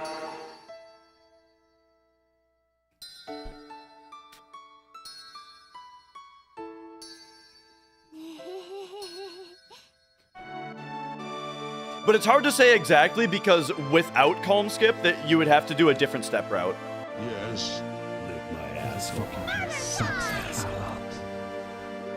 lot. The no is from the movie Best of the Best. But the sounds in general are a thing I have set up for Twitch where you can use channel points to play sounds.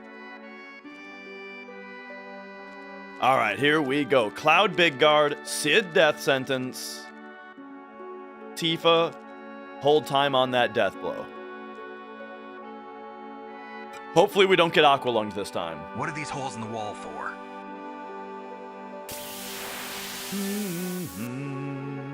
Murder time! Okay.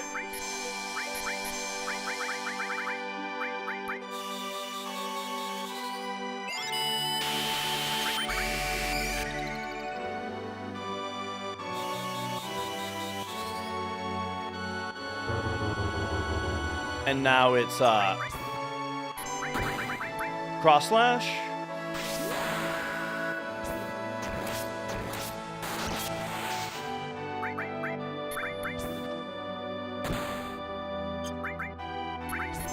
Ah!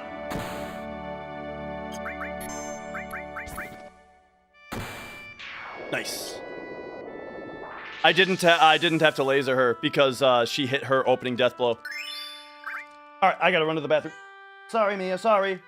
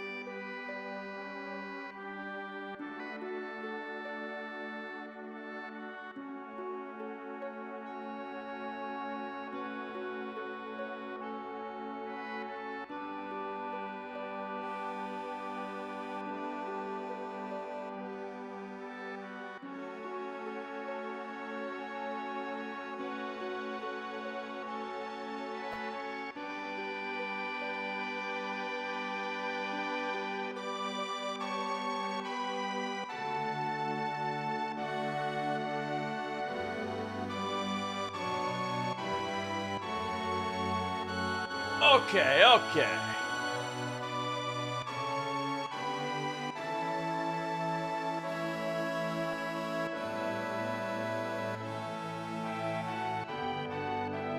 And yeah, that's how I've always thought of it, free runner, is that it's like in combat when a character goes down, they're KO'd or they're dying. They're not dead. All right, disc swap time.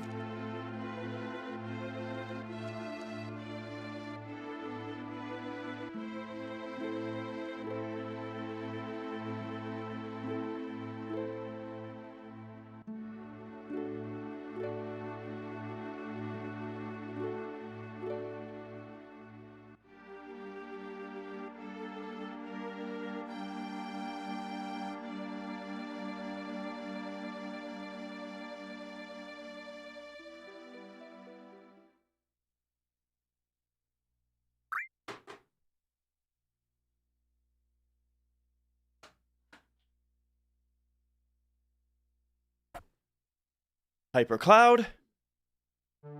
Cure all ATB active.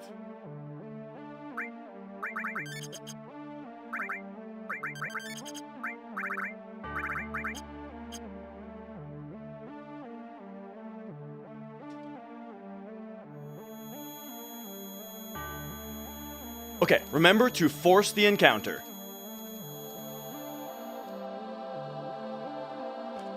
Which do I prefer? PC, consoles, handheld, mobile? My only answer to that is that I prefer not mobile. I don't play any phone games at all. I hate playing games on my phone.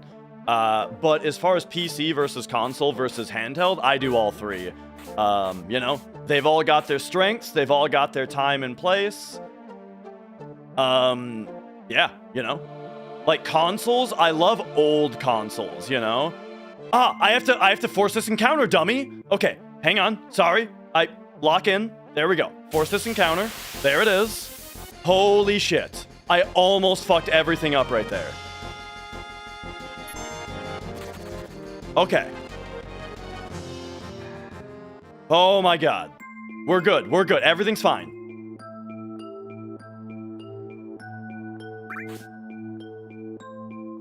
All right. Do you guys know what's in this chest, by the way? Oh my god, it's the bolt armlet. Okay, who knows what's in this chest? Oh my god, it's the Hypno Crown. All glory to the Hypno Crown. What's in this chest? It's a Mega Elixir!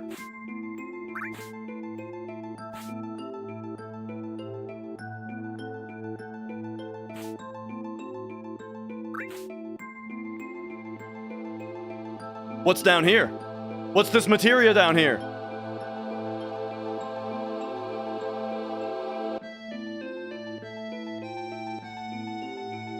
Magic Plus!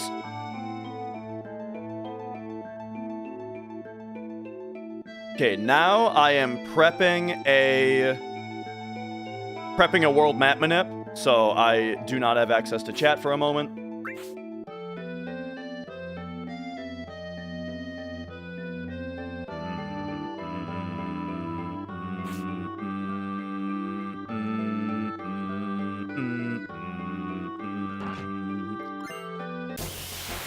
In Hundo, we don't have to take any steps here, so don't have to worry about that.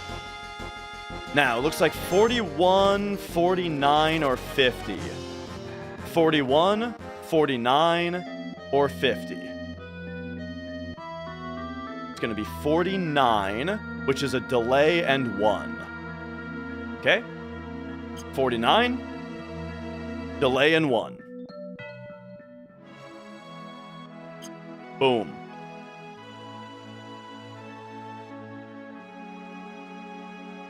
So this manip makes it so that we won't get our an encounter until we are around this bend and like up there by that corner. We should get our encounter about now. There it is. And also, it won't be a pincer. You can get pincered here, but doing the manip makes it not a pincer. How much fucking damage did Cloud just take there? Sheesh.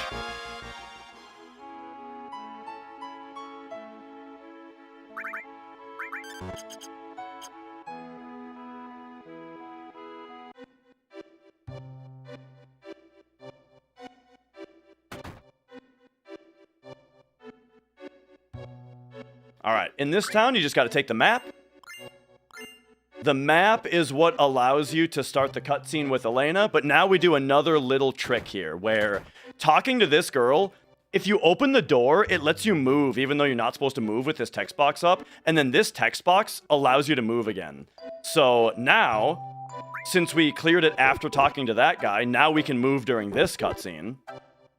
Because, like, talking to that guy froze us in place again, you know? But then clearing the girl text box let us move. So now what we can do is we can leave this room as soon as the game sets the flag that the cutscene is over, which is significantly earlier than the cutscene is over. So we just have to get through that much dialogue, and then now when this comes up, we can leave. And now we can get the snowboard.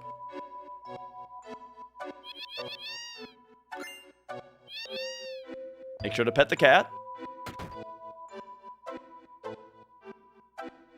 We can't turbo pet the cat because it's a no turbo run. But, you know. And now it's time to go snowboarding.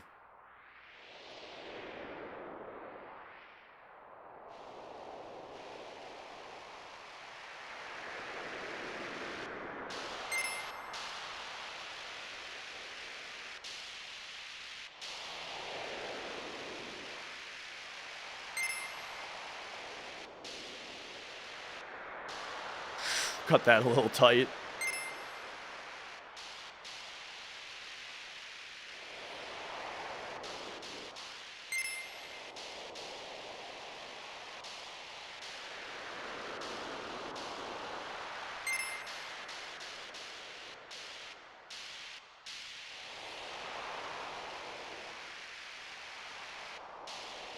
You know what's funny is talking about growing up in the games I played on PlayStation a lot, being like Twisted Metal and Crash Bandicoot.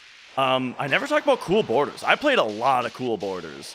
Sam, thank you for the $20 super chat. Holy shit. And yeah, sorry I wasn't able to do it yesterday. I forgot that my big family Christmas party was yesterday. And so I had to postpone it to today.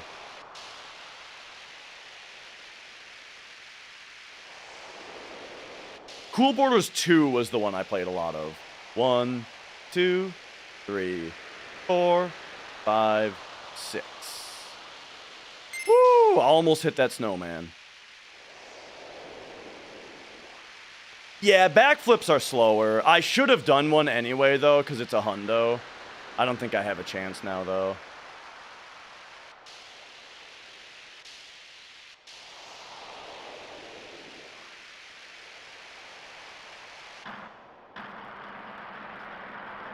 These boulders are kind of weird. You sort of just go right through them if you're going really fast.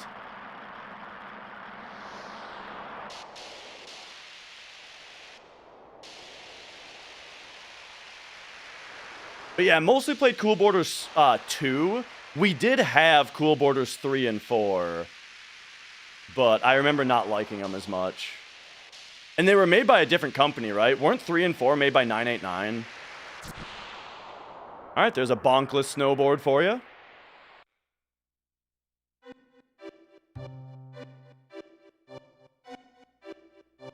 The alien boarder, yeah, Gray the alien. He snowboarded on a little UFO, so like he couldn't land the wrong angle. He would always land. That was really cool. All right, we're gonna get into a fight. About now. Oh, it's the next screen? Forgive me. It's gonna be now. There it is. And then we walk 20 steps after this.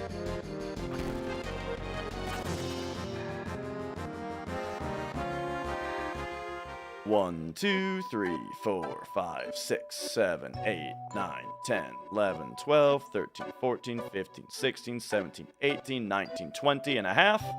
Gotta overwalk that one a little bit. Because we're about to have to force an encounter and get a ton of steps back anyway. You know what? I know why I got that wrong on exactly where that encounter is. It's because I keep getting trolled by Luck Plus. Remember how good my Luck Plus steal was?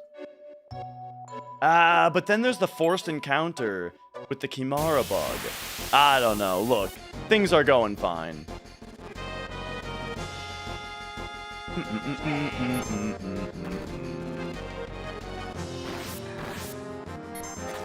All right, so now we're out of here. We take 7 steps after the next encounter. Make sure to touch this. This makes it so that you can fight snow.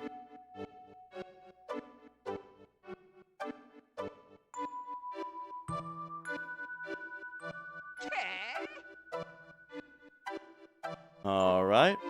The step routes don't really align with, because right away you have to do Reactor 5 on 100%, which any percent doesn't do. And then right there, those 2 step routes become completely different.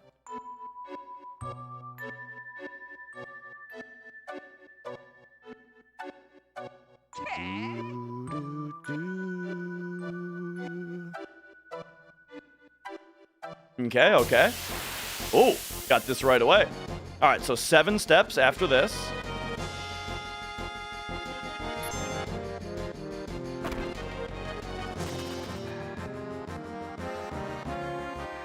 One, 2, 3, 4, 5, 6, 7. And then now I'm going to use the hand in order to align the next encounter, the position that we get this encounter in. We want to force this encounter right here.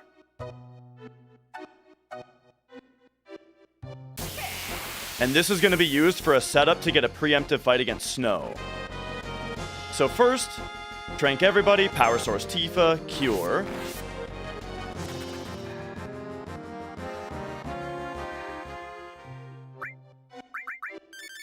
Trank everybody. Oops, I always forget to use the Power Source right away. Power Source Tifa. Cure. Bolt. Armlet. Ribbon.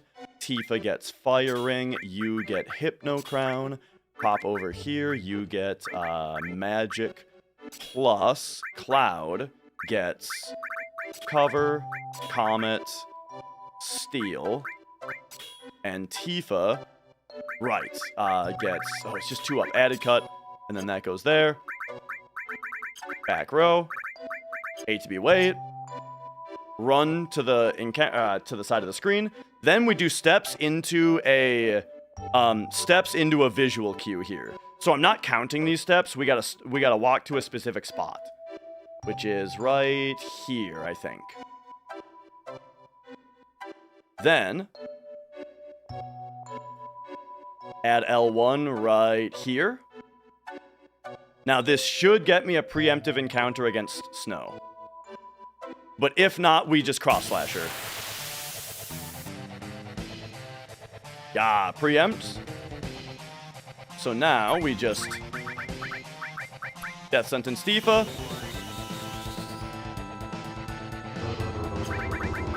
Death Blow. Boom.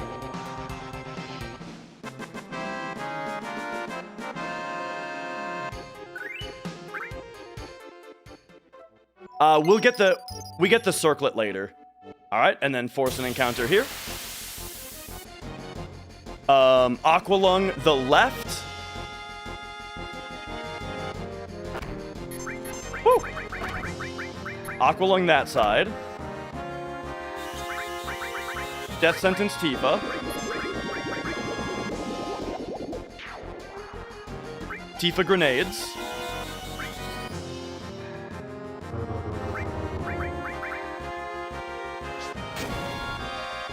Flamethrower, morph. There we go. No, we always get the ice crystal there, so I don't have to remember. Oh, I just got the ice. I didn't realize. Right, we got the ice crystal from snow, so I didn't even have to morph that one really. That's fine though. Yeah, I didn't even think about it. The fact that the I'm gonna step a little bit extra here because I feel like I might not have forced that encounter in the exact right spot. So because the steps setup is to walk out of the room, if I force the encounter too close to the end of the room, that means that I wouldn't have taken enough stepping. So extra half step just to make sure. And then here we'll get into a fight with another couple Bandersnatches right now. 5 steps after this. And so you guys are kind of seeing why this is the hardest part of the run, right? I always say Gaia's Cliff is the hardest part of the run. I mean, this is dense. 2, 3, 4, 5. This part is extremely dense with stuff you need to do. So now we go up.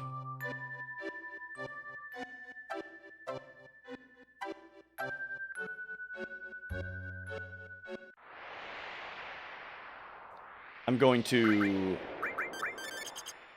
cure the party also. You're on a countdown? The countdown is actually tied to your steps. As far as like talking about how you just collapse eventually. So as long as our steps aren't screwed up, we're not worried about that.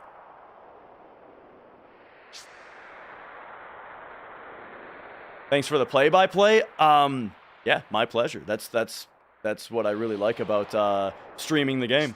It helps me focus also. If I'm calling out everything that I'm doing, it helps me stay focused on what I'm doing, you know.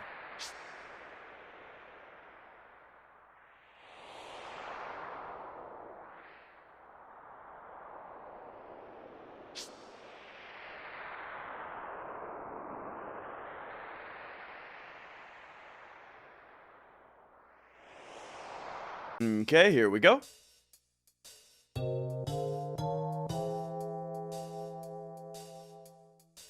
Don't shiver prior to making any mistakes. Okay, Sid needs to Aqualung in this fight.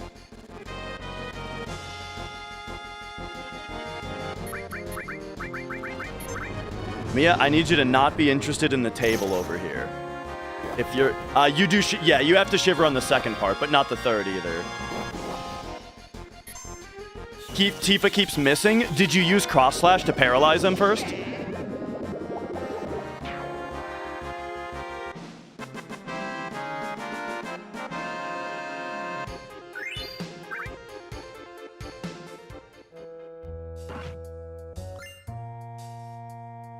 Okay, Ribbon, and now Cloud.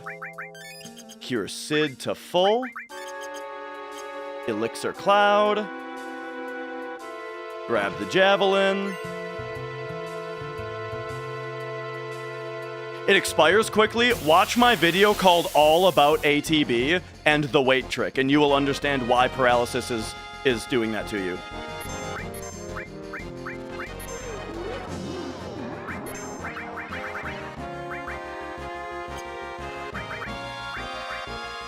All right, Comet.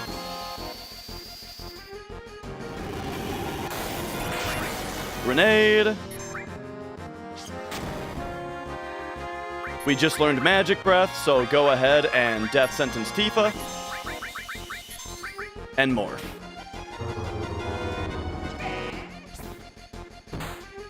So there you go, we learned Magic Breath.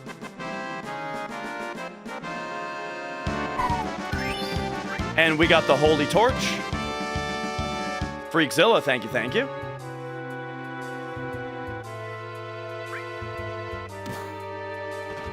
H. John Benjamin, what a kind compliment.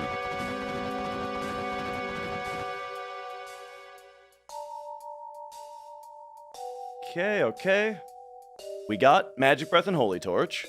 I can't say I agree, though. I don't think I actually sound anything like that guy. Assuming you mean sound like. Surely you don't mean I look like him.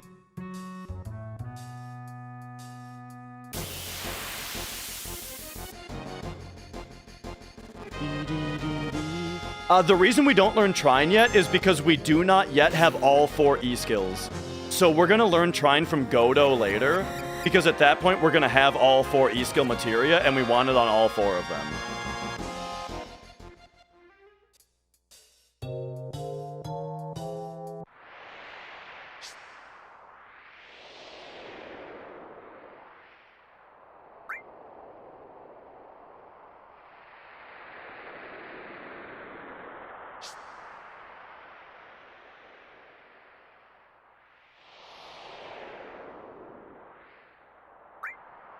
Will I grind this category if we don't get world record today?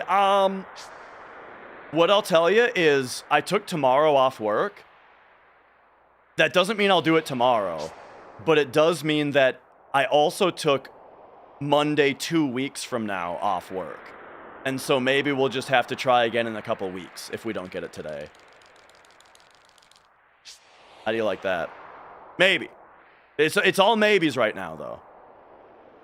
What's the safe strat for Gaius? You'll see. I'll explain it while I do it. Unless we just get first try. You know, that'll help. Alright, here's another Aqua Lung.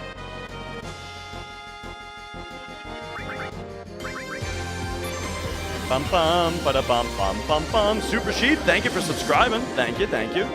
What's work for me? I do network engineering.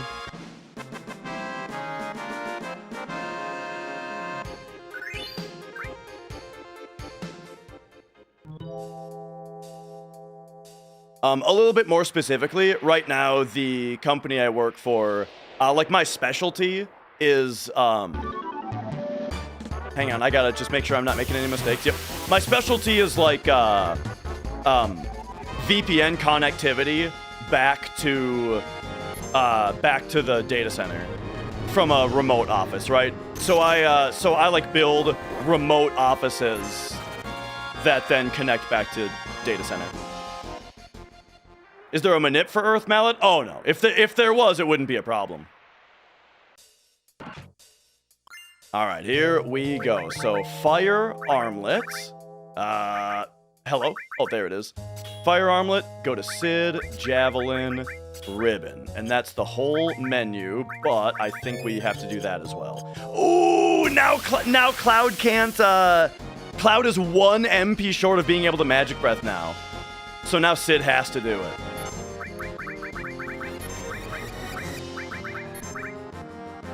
Annoying.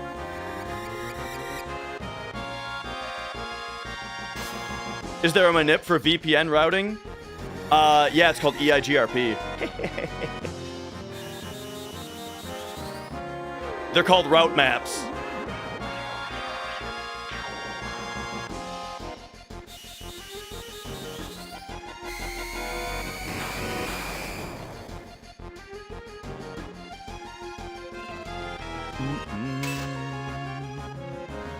It's called Split Horizon. Wait, no, that's not what Split Horizon is. It's called, oh, fuck. What's the term for it when you...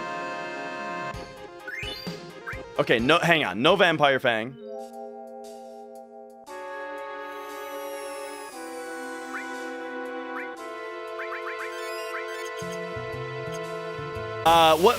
What's the name for it? Split tunneling. That's what it's called. It's split tunneling. There we go. That's the joke.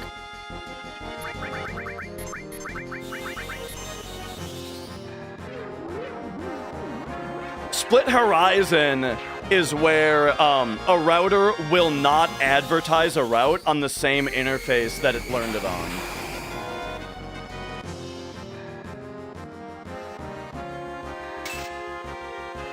Home equipment? I mean, my home stuff isn't super fancy. I just use Netgear stuff.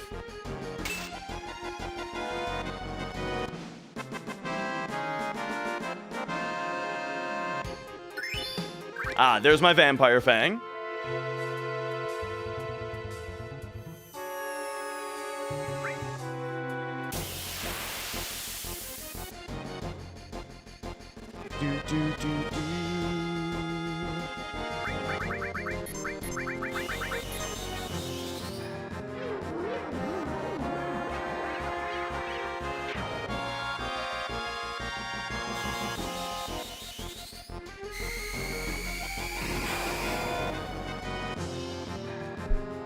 Okay, we got 2 ribbons, yes.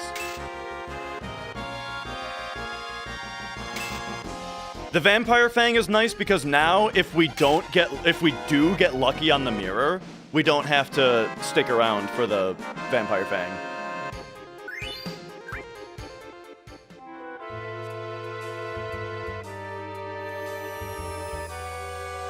We don't need the Mega Elixir in that chest, aka the last elixir.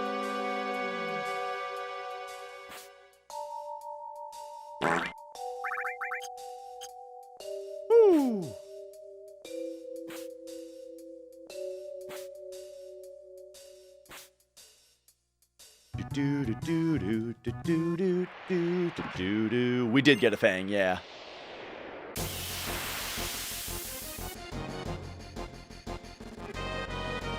Alright, so here we're gonna get a few fights that are gonna set up our formations for the Gaius encounters. So it seems a little much to get 3 encounters on this screen, but it's, again, it's to set up formations.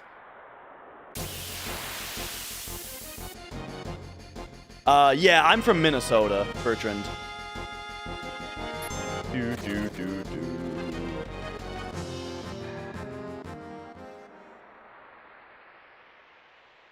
Alright, one more fight. There it is.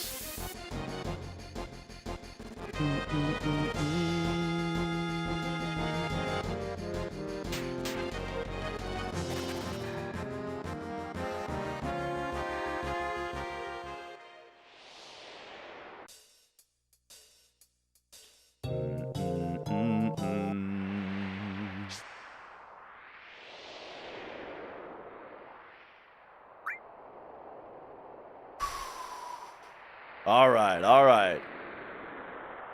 How long did it take? I mean, I've been running this game for like 4 years. And 2 of those years, I streamed full time. So, like, I got a lot of practice in those 2 years.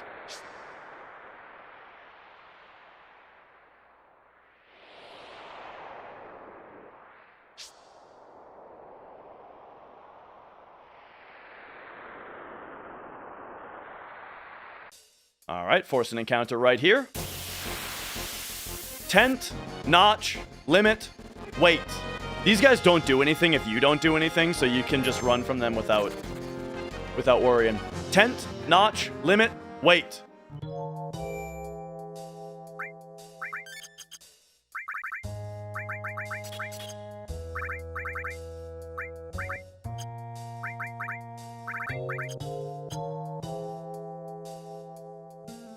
All right, here we go.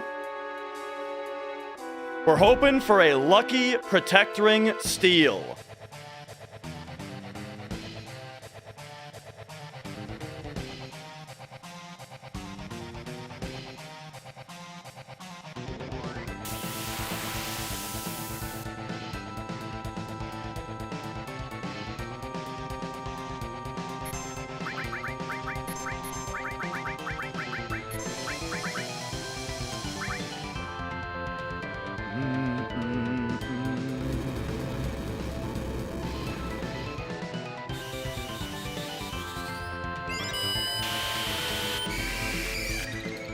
How do we handle disc swapping? We just do it really fast. Steal attempt number 1. No dice.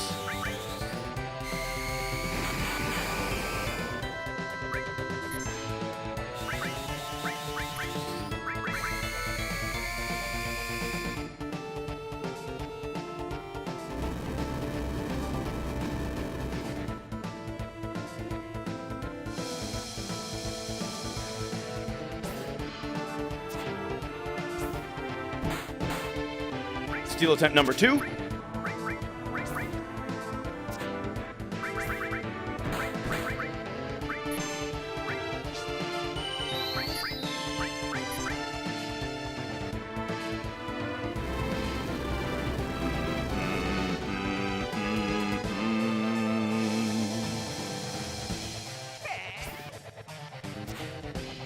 Come on, Tifa. Steal attempt number 3. Jeez. Number 4. Oh my god. Okay. What do I even do now? I've never seen it be this shitty before. I honestly don't know what to do. Send it like this? Are you kidding me? She couldn't hit one. Okay. Alright, that's fine. Whatever.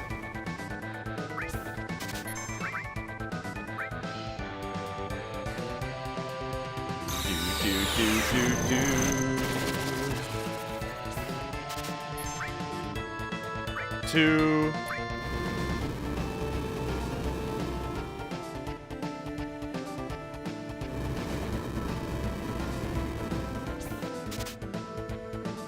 Three. 4. 5.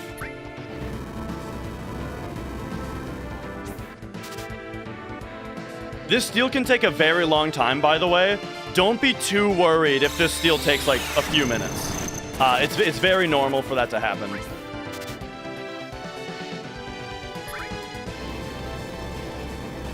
Two.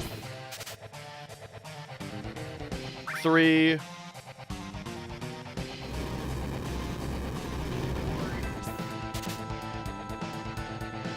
4. 5.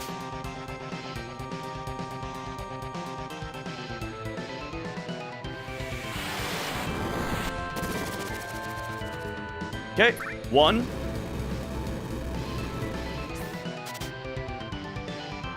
There it is. I think after 1, I'm gonna go ahead and get Tifa back up.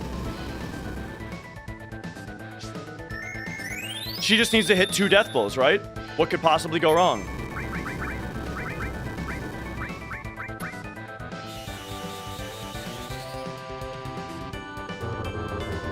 Or she needs to hit 1. Okay, so 1. There it is. 2.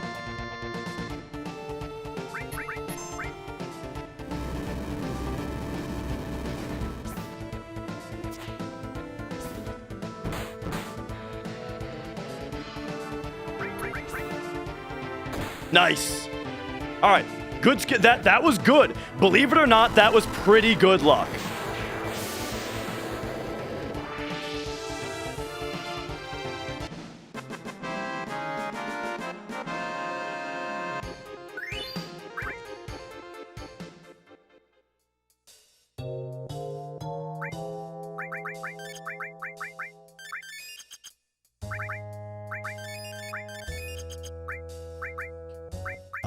Cloud gets Protect Ring. Tifa gets Power Wrist. Pop over here. Steal. Morph. Oh. Added effect? Yeah, added effect. Added cut. Elemental. Mystify. That's what it is. I got confused on that menu for a second.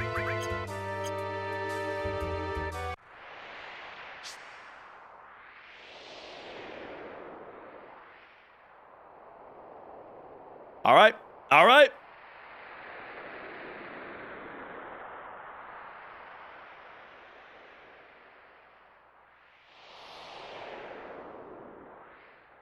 Why not morph movers? It only took like a minute to do that just now, which isn't that bad.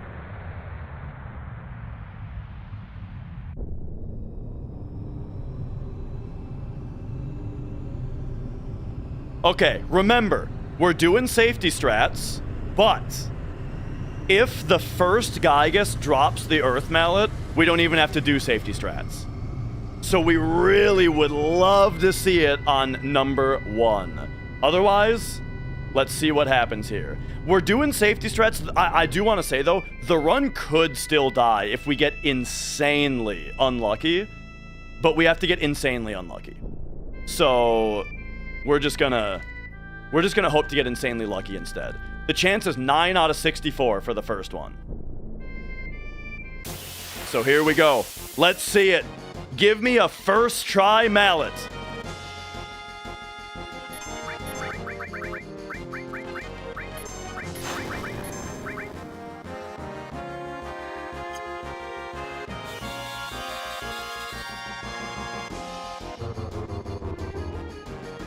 Here we go. Let's see it. Let's see it.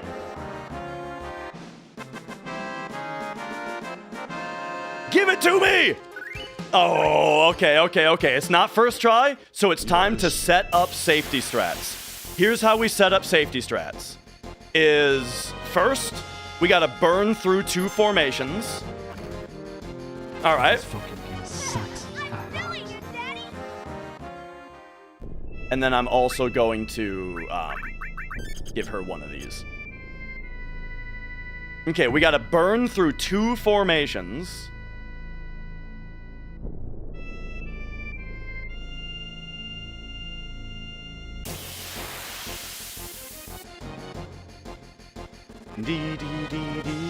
Okay, so here's the deal.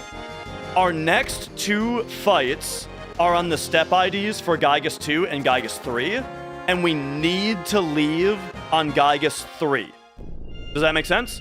We need to leave on Gaigus 3, but your step ID is saved to your save file. So what we're gonna do now is we are gonna go make a save that is on the, we're gonna go make a save that is on the step ID that precedes Gaigus 2 and 3. Might as well grab that while I'm here. What? Right, you can't press up and right. You gotta go up and then right.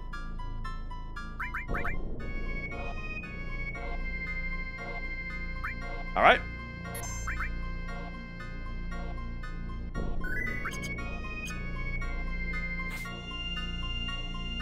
I feel like overwriting a save is faster than creating a new one. It's suboptimal to go into the game with an empty memory card, huh? Okay, so we have made a save that now precedes Gaigus 2 and 3 step ID. So now we're gonna get Gaigus 2 and 3 step ID, and our formations are lined up to where it'll be Gaigus 2 and 3 formations as well. That was my first save, yeah.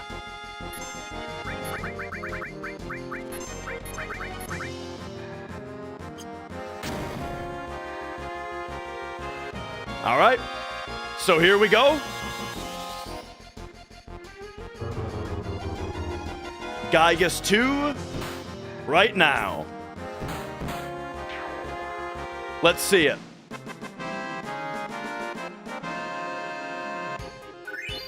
Oh, babe, we didn't need to do safety strats. It's fine. Okay, so now we force the encounter of Gaigus 3. Now what we do is we force Gaigus 3 step ID. Yes. Now we just leave. All right, all right.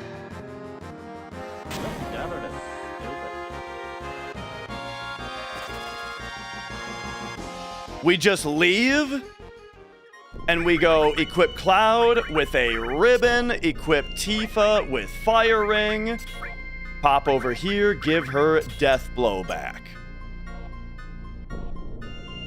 So there you go. So we lost about a minute setting up safety strats. But then it doesn't matter because we we got Gaia's too. So there we go. There we go. This run is online. Everything excellent. Let's do it. And yeah, we used Morph added cut there because a regular attack doesn't quite kill. A death blow has a chance to miss. So Morph with added cut is just that little bit of extra damage that we need. A minute seems worth it. Yeah, but we only lost a minute because we... So let me put it to you this way, Detonation. The only reason that we only lost a minute is because we got the Earth Mallet within the time constraints that we didn't need the safety save. If you don't get the Earth Mallet with... Hang on. 2, 3, 4... If you don't get the Earth Mallet within 3 Gaiuses... meaning now it's time to actually use the safety save, then we have to burn through 5 encounters before we get the next chance at another Earth Mallet. And those 5 encounters take a long time to farm, and then, they take a long time to firstly farm, and secondly to run away from, and load in and out of. And then, after those 5 encounters, then you have to soft reset, load your game, and then run back to the field from the save point. And that's the actual time loss. 1, 2, 3.5. And you have to do that for every attempt, basically. Every 1 or 2 Earth Mallet attempts, you have to do all of that for. So that's why it loses a lot of time. That's why if you're going for world record, you generally just don't even do safety strats. Do I have to menu? Yes. I do have to menu. Arrange by type. That could have been a disaster, dude. I was yapping too much. ATB, wait.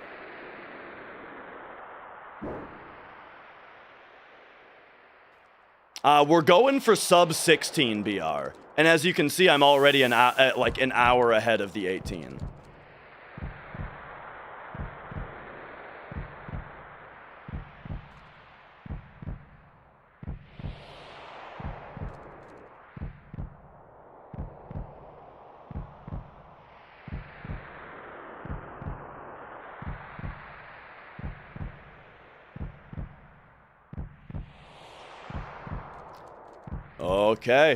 Okay. We have ourselves a real run.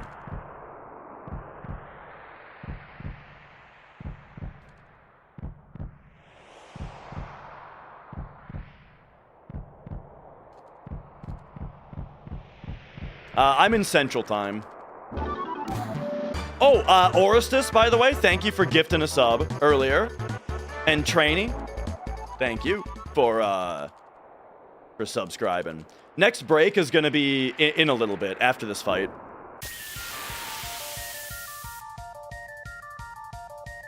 Big guard, death sentence, death blow into cross slash.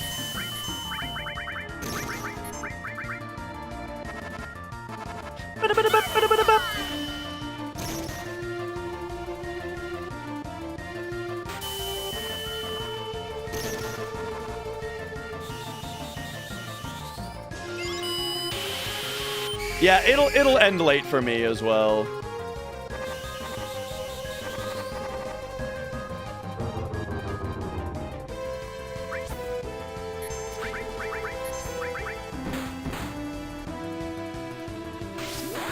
We got Big Shoes 2 barrels.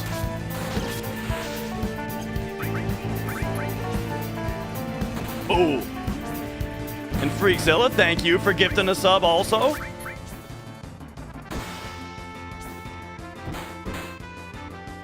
I've seen that, K Koopa. I know that joke. Germa Germa's here? Is Germa watching? Let me look at my user list.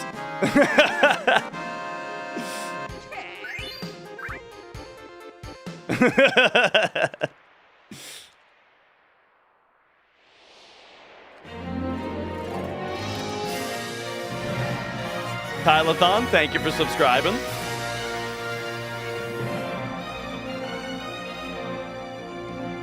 Do, do, do, do, do, do, do, do, do, do.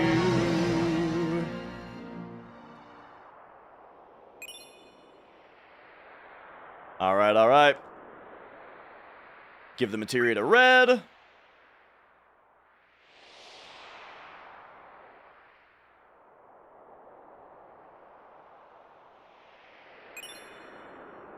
Grab MP Turbo. Grab Poison Ring. Record is 1559 by Monetary Dragon.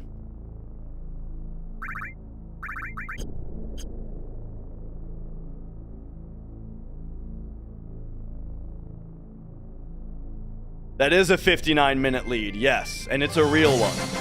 No caveats. Run is going excellently. What is Big Shoes? Big Shoes is the Gygas enemy.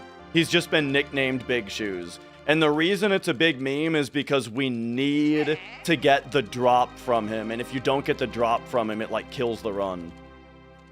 My weed guy, thank you for resubscribing here.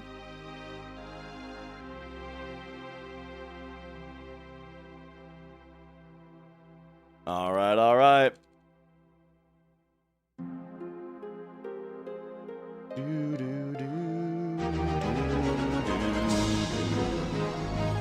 BS Vino, thank you for subscribing also.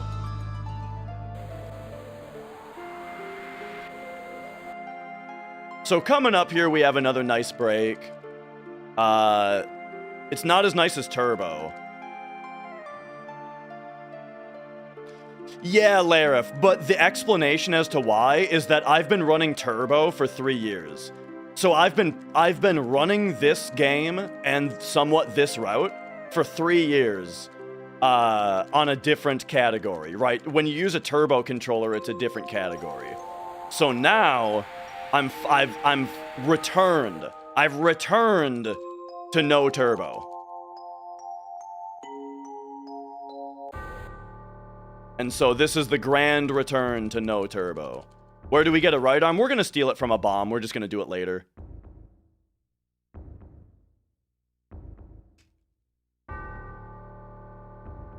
My hair's looking good. Thanks. I showered just before the stream.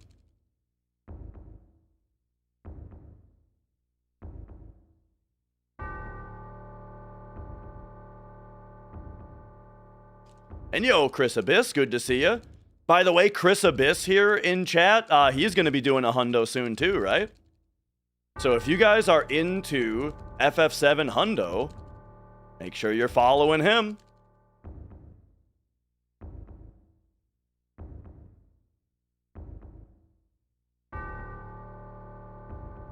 Okay, so I gotta figure out some kind of snack now for the next little bit. And then when's dinner? Dinner is in 3.5 hours. Okay.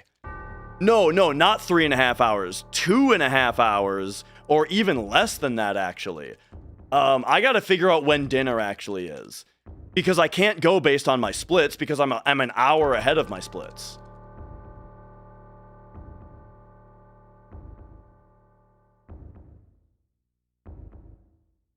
I think dinner is in like 2 hours.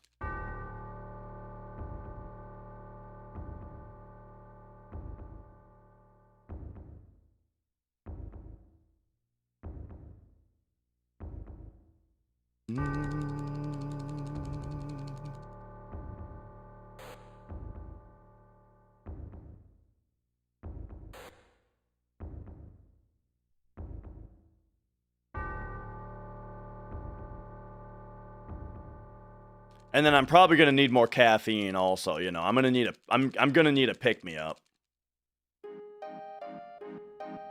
With dinner, that is.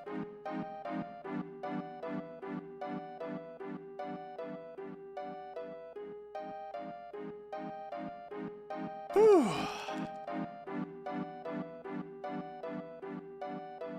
Yes. Do, do, do, do.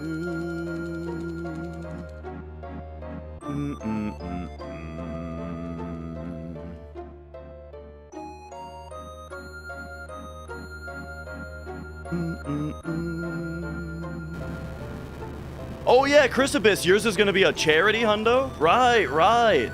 I knew that. I remember you saying that.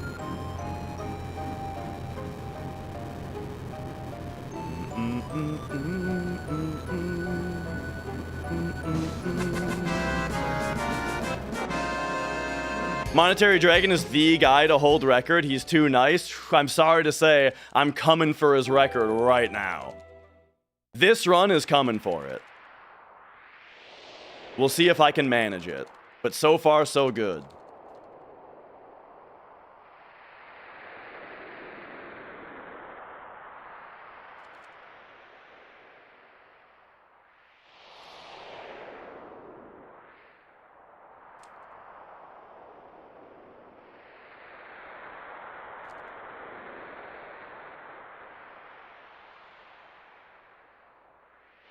You must actually watch what and when you eat during this run. Oh, yeah.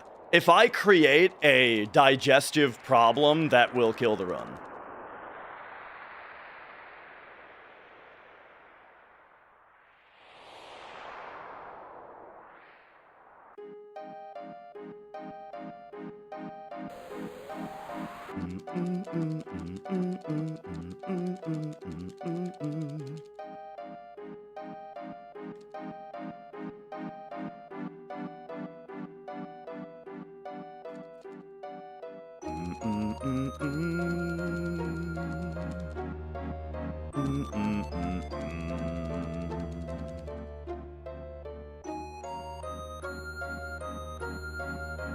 I'm starting to sweat though. I'm getting sweaty because of the status of the run right now, and I got a cat cuddling with me.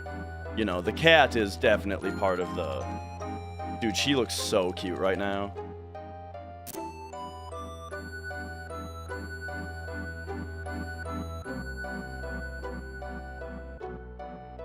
Hang on, we gotta show it. Oh, my camera is broken. My cat cam's broken.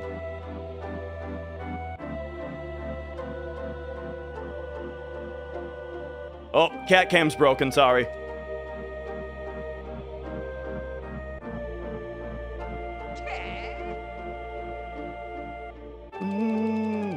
Oh my god, I gotta take this hoodie off, dude. Extreme caffeine addiction, so you piss every 6 seconds. That's what got me at the start of today's run. Well, I mean, that's why I was, like, every bathroom break, for the first, like, 3 or 4, I was just dying, you know? But, yeah. Now it's kind of, you know, doing a little better. But now I need more caffeine.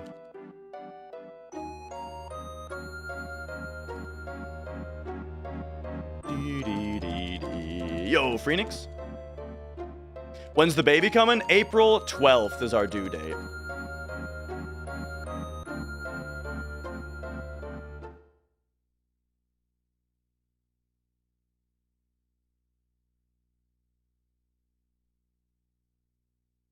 There I walked Cloud over to the spot that he walks to on that cutscene. So he spends less time having to walk. Thank you for the congrats. I should consider caffeine pills. I mean, why bother with caffeine pills when caffeinated beverages are so enjoyable?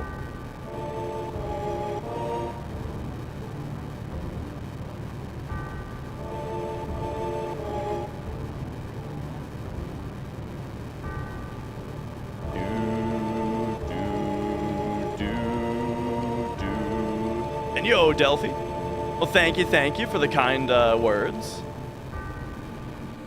FF7. All right, here we go. This is a free break that you get. This is one of the longer ones too.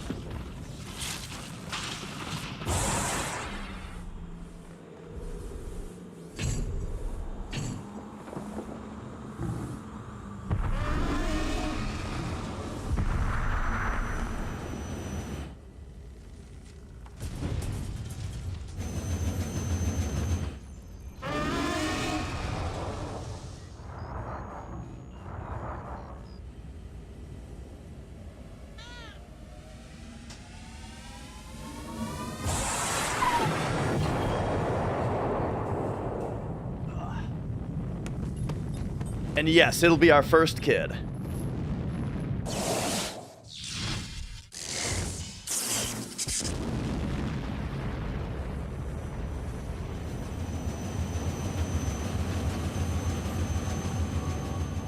There you go, Mia. Whew. All right, all right.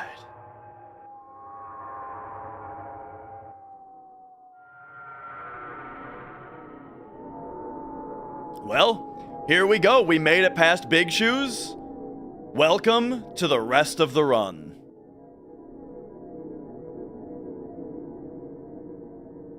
Now is when it really starts feeling like hundo. Now is when things start getting crazy.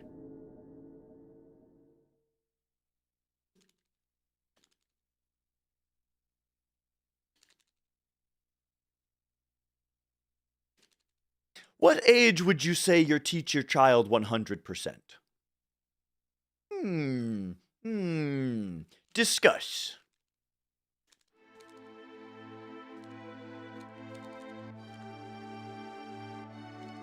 Seven.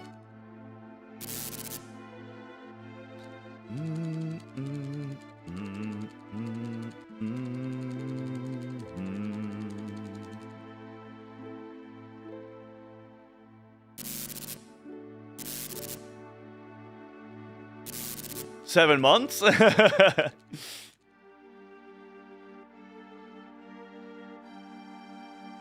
Dude, I've been enjoying having as I've been talking about recently, like partially in preparation for having a kid, I wanted to have a retro station upstairs so I can play retro games on a CRT while Mrs. Dash enjoys, you know, whatever she wants on her TV or computer or whatever. But also so that, you know, if and when my kid gets interested in old games, they have access to play them the right way on a CRT, right? And so I got a new CRT. We got it all set up in the family room. It's a awesome CRT. It's a 27-inch Trinitron that has component video. So since all my stuff is RGB modded for the PVM, I got an RGB to YPBPR converter. And yeah, going RGB into converted to that type of component into the CRT. Oh man, it looks so good, dude. So yeah, I replayed Super Metroid as I always do. Played some Mega Man X. Yesterday, I kind of did my usual NES gauntlet of like Mario, Contra. You know, if I had gone longer, it would have been... Well, then I popped in Mario 2, so it would have been that. But then also, like, Castlevania, Battletoads, that kind of stuff. But I got to a couple of them yesterday. And then, also, I've been replaying Yoshi's Island. Oh, man, Yoshi's Island, dude. Helped set him up a PlayStation emulator on his laptop so he could play Parappa the Rapper. Awesome. I hope Parappa the Rapper runs properly on emulator. Like, I feel like the lag would just be awful through emulator. But hopefully that's not bothering him. But yeah, dude, Yoshi's Island, so good. Not only great soundtrack, also, and look, this is my hot take of the day, all right? Dash Retro hot take of the day. I'm not exaggerating. I'm not using hyperbole. I'm not clip farming. Yoshi's Island 2 is the best looking game ever made. Visually. It is the most visually appealing game in history. Hello.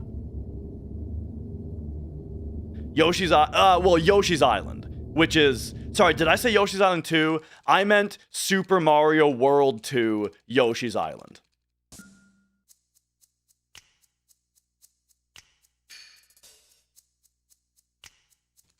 For that era, I think all time.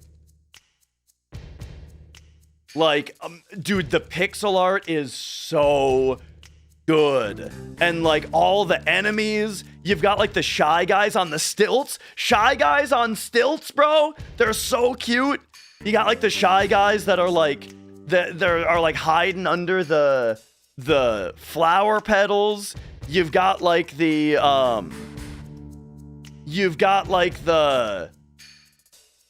ghost Shy Guys. You've got like the fucking environments look so good. Everything is so cohesive. One thing I love about the game also is the way that like whenever there's something like a dropping thing or like the spinning spike bars and stuff like that, you can always see like the minions like working the gears in the background, you know, and stuff like that. Oh man.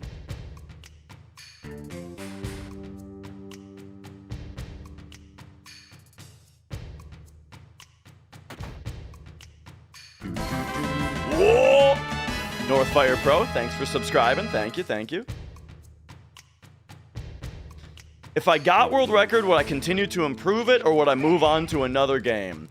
I mean, I'm gonna have a kid in April, so I really don't know what's gonna happen after April, you know? But I have said a million times that I would like to speedrun Mario RPG.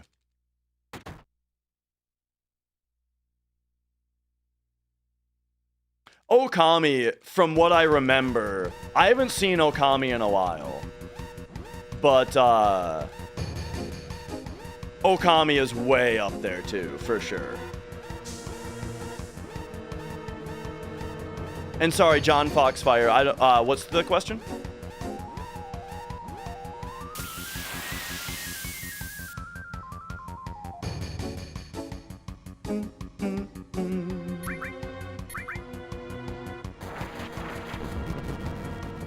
Oh, we are not revealing the name yet. We do have it decided, but we're not revealing it until we can introduce her, you know?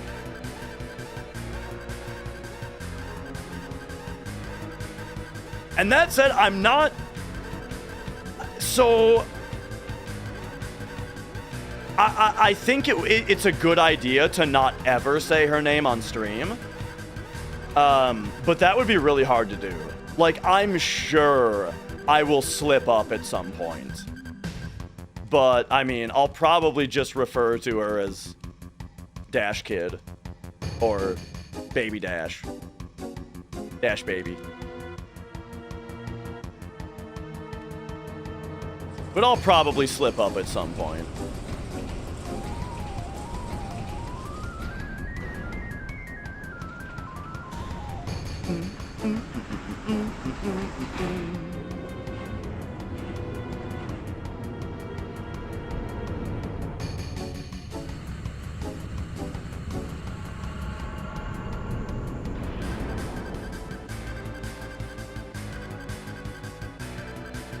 All right. Here, we do a little skip here. This is the Junon FMV skip. Check this out.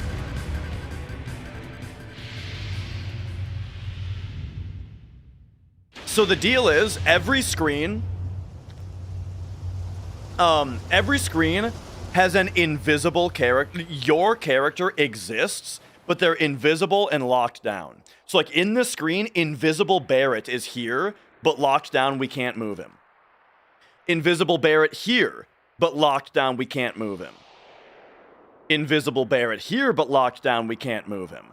However, in the next screen, they forgot to lock him down. Invisible Barrett, but we can move him. And now we just left the room. And so we just skipped the rest of the cutscenes, because we left.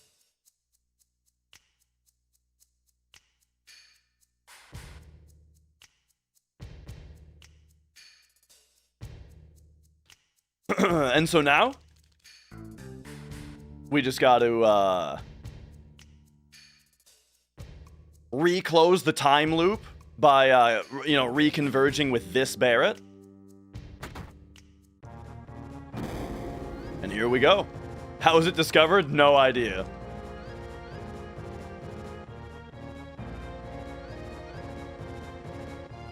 I'm not very good at the history of the game, because, like, I've only been running it for, like, 4 years, you know, which isn't really a lot of time.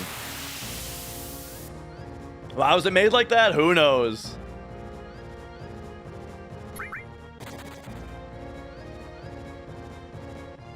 Happens in a few places. There is another skip that we're gonna that we don't do in Hundo, but in any percent there is another skip that uses the same mechanic. You can access the menu at that time. That's a good question. I'm not sure, because menu access and paralysis are two different things. Okay, gotta force an encounter right here.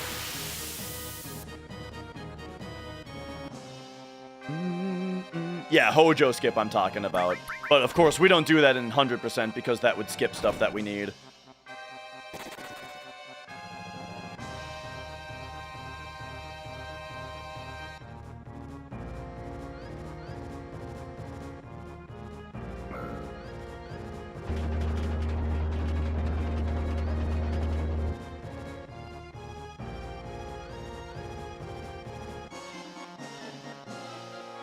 All right, all right.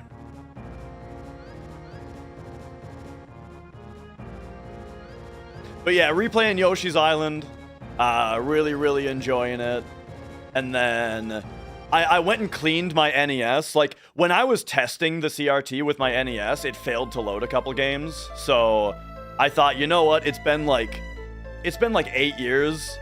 It's about time that I do the full clean on the NES again, which is involves taking off the 70. Like, I don't know if you guys know about this trick, this life hack, but if your front loader NES is starting to have trouble loading games and you want to really clean it, you take the 72 pin connector off the motherboard and you put it in a pot of boiling water for 5 minutes. You boil it for 5 minutes. You don't need to bend the pins. Boil that fucker for 5 minutes. Then you take it out and take like a microfiber cloth wrapped around like a card, like a credit card, a gift card kind of thing. Give it a few insertions up and down the pins, right? Slam it back in the boiling water for 5 more minutes. Take it out, insertions. 5 more minutes of boiling water. Take it out, insertions, and dry it off. I used a hairdryer to dry it off, and that gives it a wonderful clean. Then I went through every single one of my cartridges, every one of them. I opened it up. If it's got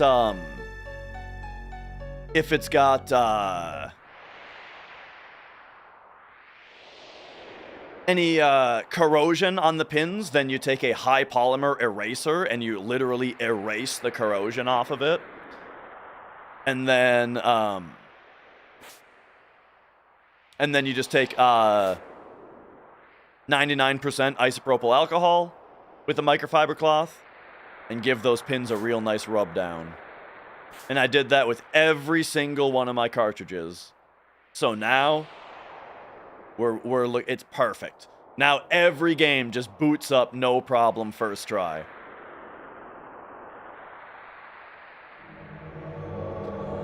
Whoa! RPG Limit Break. Thank you for raiding on in. Welcome in, everybody. Hello. I'm just discussing, having recently cleaned all my NES games. Getting my NES in tip-top shape. Disabled the lockout pin. See, you just don't even need to do that. You just keep it clean, right? All you got to do is clean it. No dead batteries, none that I know of. All right, so it is faster to lose the slap game. So Tifa's just gonna stand here and take it because it's a little faster.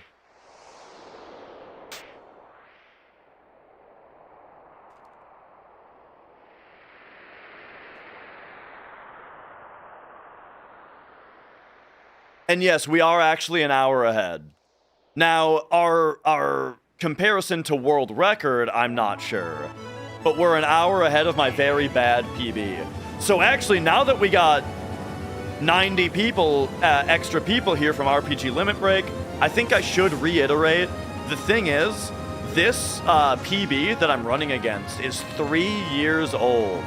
And the reason being that I had a wrist problem, and I started running turbo.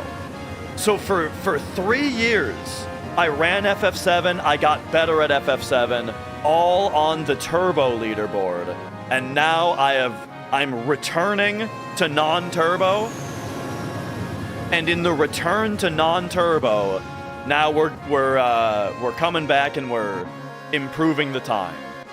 So we're an hour and a half, or we're an hour ahead right now, but it's gonna get a lot better.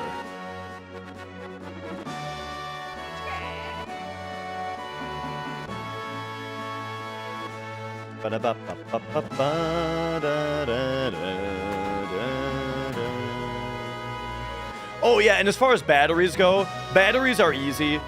They just take a regular CR 2032, I think is the size of the battery. And you can either get tabbed, you can get tabbed batteries and solder them in very easily, or you can get a coin cell holder, solder that in, and then just snap the battery into the holder. Super easy.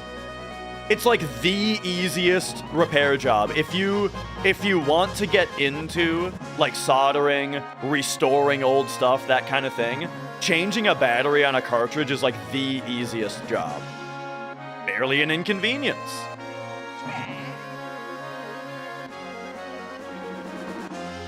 Can you swap batteries without losing the saves? Okay, that's a much more complicated topic. I think what you have to do to swap without losing the save, either A, you can use like a cartridge dumper to dump the save file onto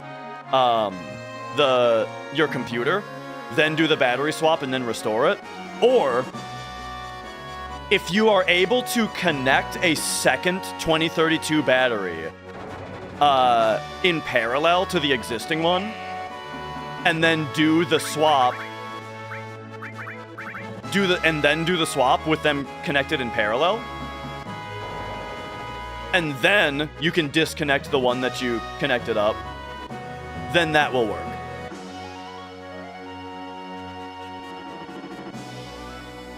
Okay, it's lock-in time, by the way. Apologies, I need to now ignore chat for a while, because it is now time to lock in. Oh, I went the wrong way already.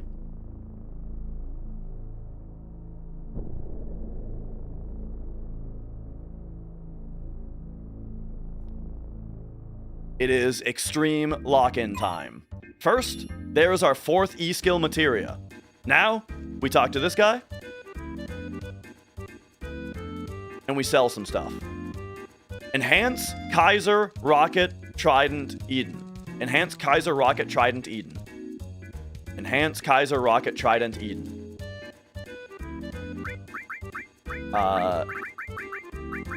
Enhance. Oh, where's Rocket? Rocket, Kaiser? Kaiser, Rocket, Trident, Eden. Power Wrist, Gem Ring, Water Ring. Oh boy, see, that's exactly the kind of stuff that MD does faster than me. Okay, okay, Tranks, Red gets Seraph Comb, pop over here, E-skill, E-skill, E-skill, Steel, MP Turbo, Comet, and then Red, or you get Restore All, back row Red, and we are at 628. Here we go. Okay, 628.32. We can go at 36. Oh my gosh, okay, we can go at 41. 41.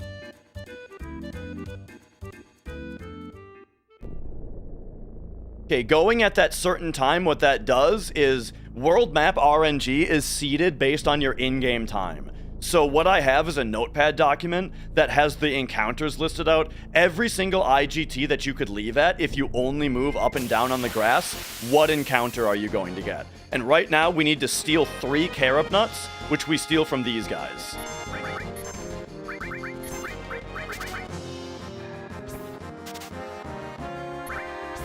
There it is. So now we run away.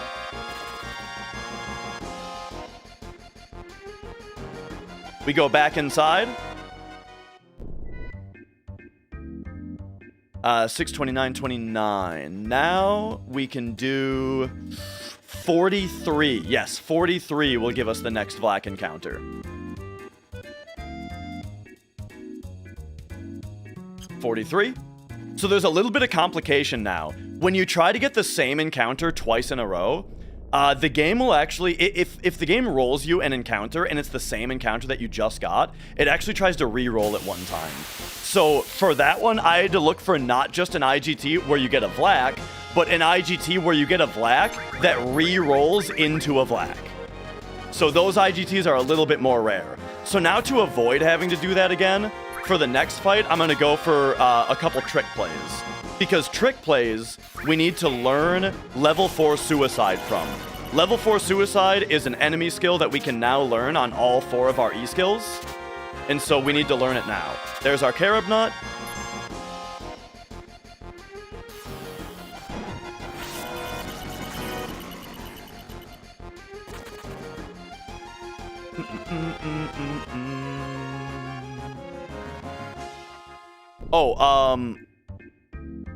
Oh my gosh, I am a total dumbass. Okay, actually an idiot. 55. 55. Okay, I got a little lucky there, where there's a double Vlak instead of a double trick play fight. So, so we can actually just do our 3 Vlak fights right in a row, and then we'll do trick plays. So yeah, again, when I'm doing world map manips like this, I have to be extremely locked in. I can't be looking at chat because yeah, it's too much.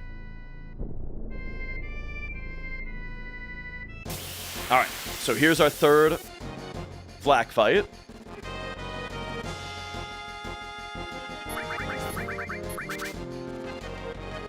Nice. Okay. So now, double trick play is at 3157. Okay, 57. Perfect. All right, so this will get us 2 of those squirrels, which are called trick plays.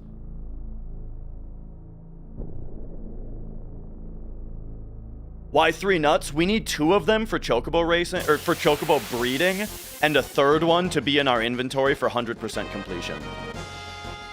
All right, so now these guys, we actually just need to wait for them to level 4 suicide us.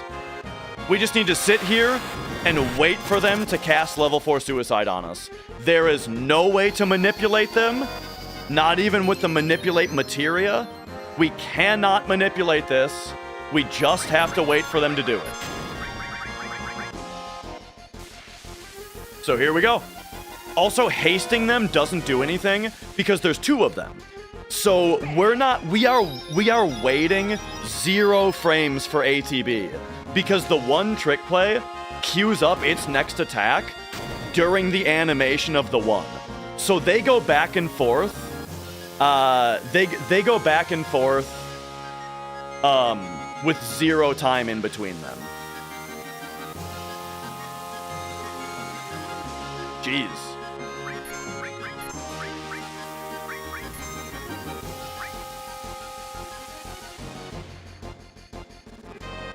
Oh, there it is. All right, there it is.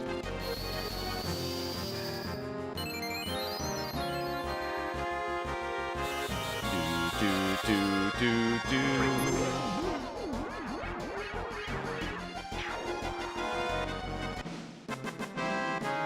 Okay, excellent.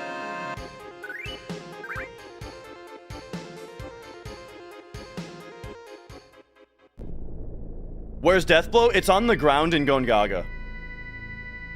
Or you can purchase it from Fort Condor.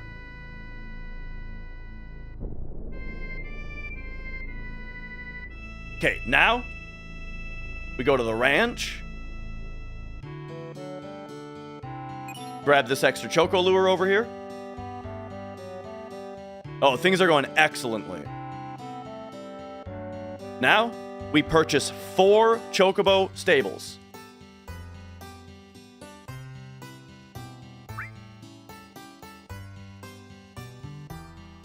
One.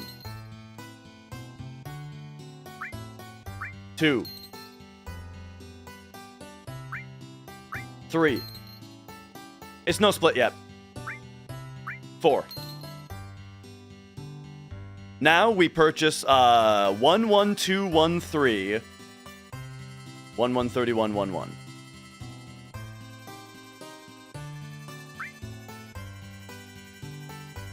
One one two one 3 1 1 31 1 1. Now we go to Mediel.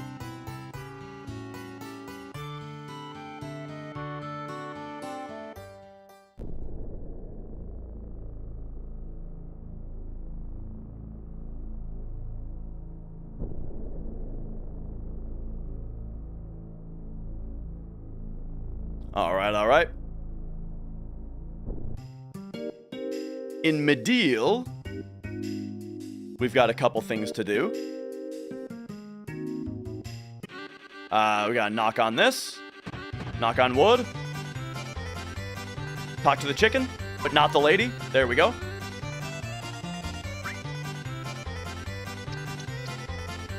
Fifth option.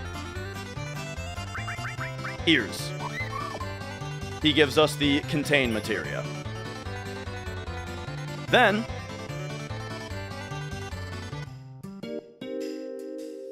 now that we've knocked on the door,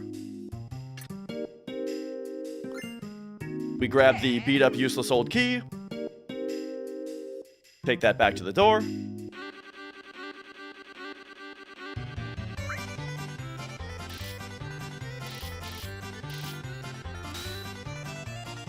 get the curse ring, be very careful here. Very careful there.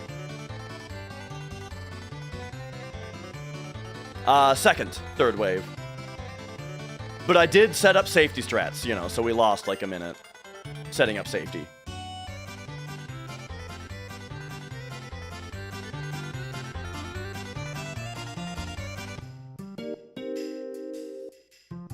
All right, and now, boom, there's that split.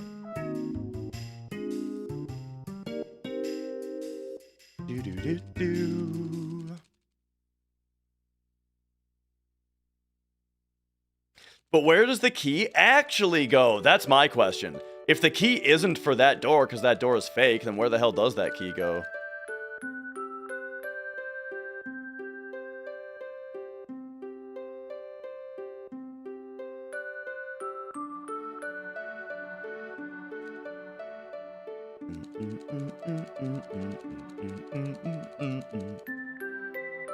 There's our boy.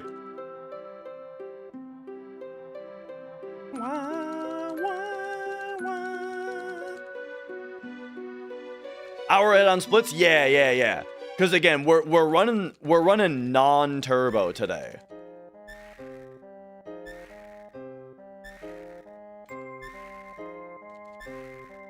La da da.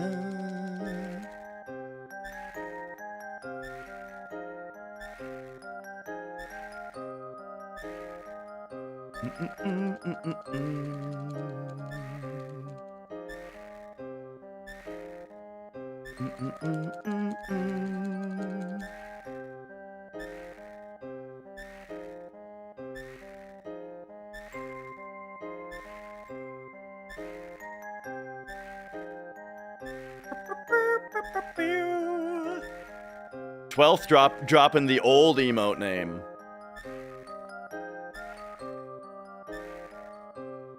Did I shit before the run started? I sure did.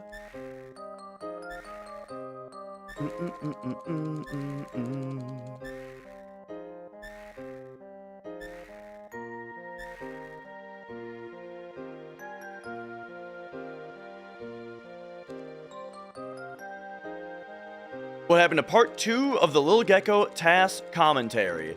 You talking, well, the What are these holes in RPG the wall Limit Break for? one, everything happened. I mean, I don't know if the VOD got split up or anything like that, I don't know. But if we're talking about the Hundo tasks that I was doing, the commentary for, I will be continuing that probably tomorrow. Or maybe Wednesday, because honestly, tomorrow I might just want to chill with Dragon Quest after playing FF7 for 16 hours today.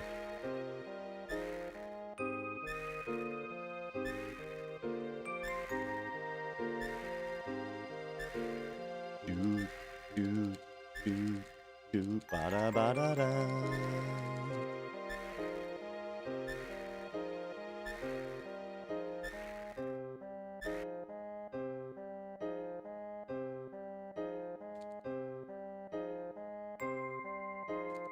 Why talk about the bowels? I mean, when you're doing a 16-hour speedrun, it's a relevant thing to have to consider.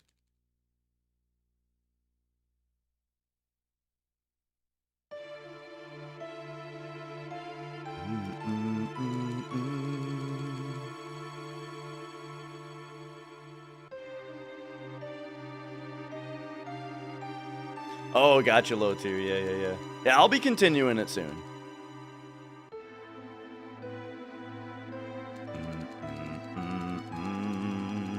And yeah, Darth, if I am able to finish tonight's run with a record, then yeah, I'll have 2 records up for verification.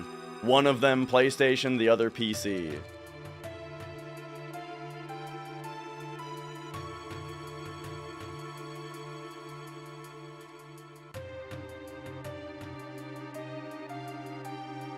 So we're not an hour ahead of world record. We're an hour ahead of my 3-year-old total shit PB. I'm not sure where we are compared to world record. PS4 and PS5 should be exactly the same, Rebel.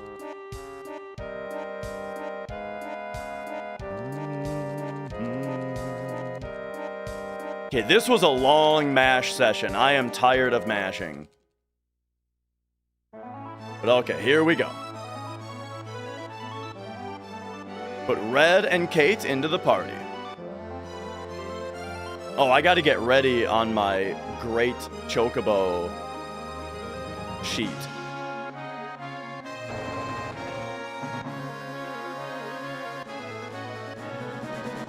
That's not it.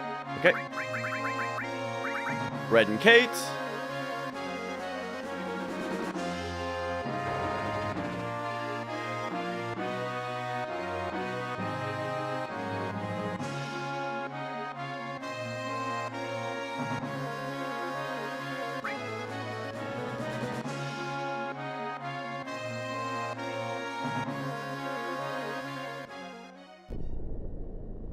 All right.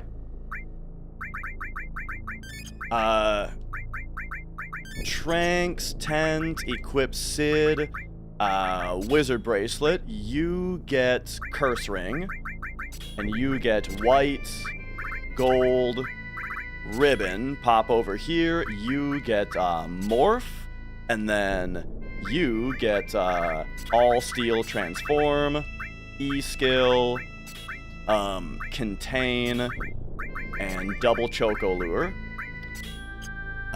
That's everything. Then we go wait. We pop in here. Come down a little bit. Yeah, come down a little bit. And then 43, 22. We can take 25 and 1. So that means 25 on the thing, and then 1 menu to adjust our RNG. This should get us a great Chocobo.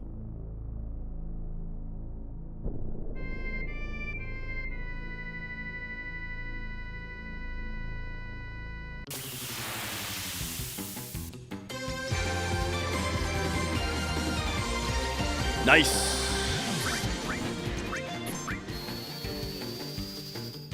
Olvin, thank you for subscribing. All right. There's our great Chocobo.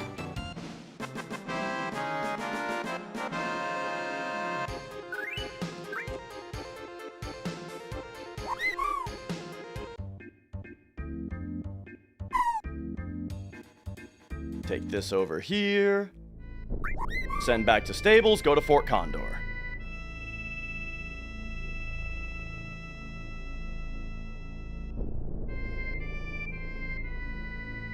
Okay, 1 soldier, start the game. 1, 2, 3, 4, 5, then 2 attackers attack.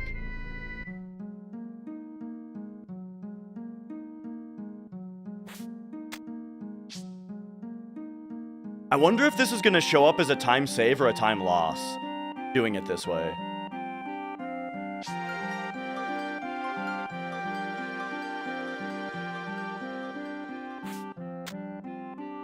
He had a strong end game? I think so, because he's really good with menuing later in the game. Whoops.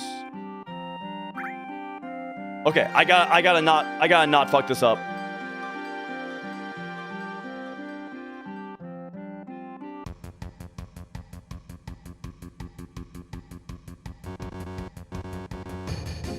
Whew. Okay. Put a dude down, start.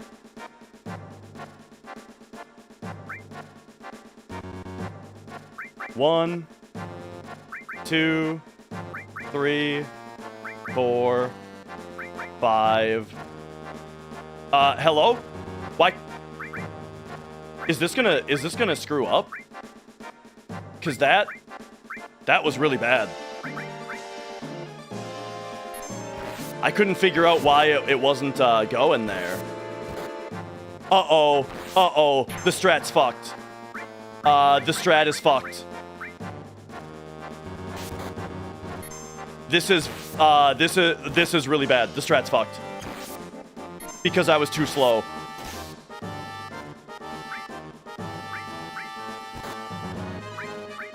I don't know what to do, actually. I actually don't know what to do here because of this.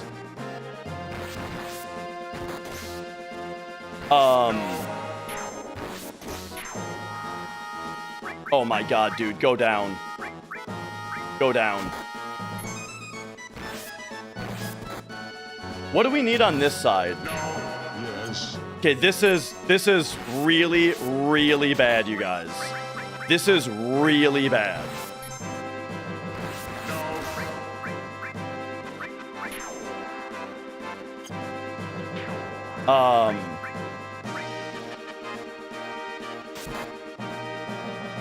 Man, I don't know why it wasn't letting me make the attackers in the spot where I was supposed to make them. Bro, fight them. Bro, fight them.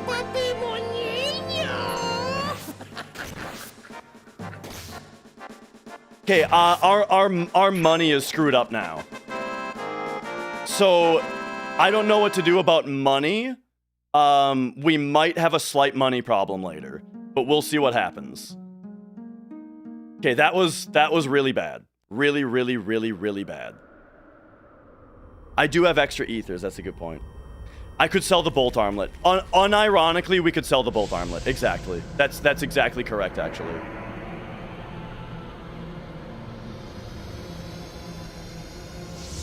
Money is tight because we need to buy a lot of expensive chocobo greens in order to do chocobo manip. Dude, I don't know why it wouldn't let I don't know why it wouldn't let me I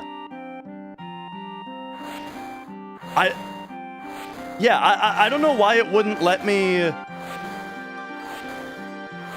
place those two dudes.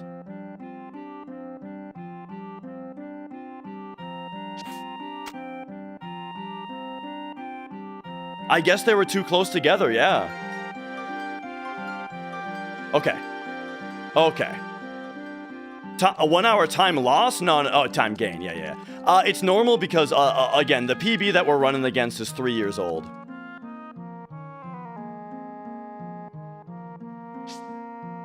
Okay, we got the huge materia. We got Phoenix, we got huge materia. Now we leave.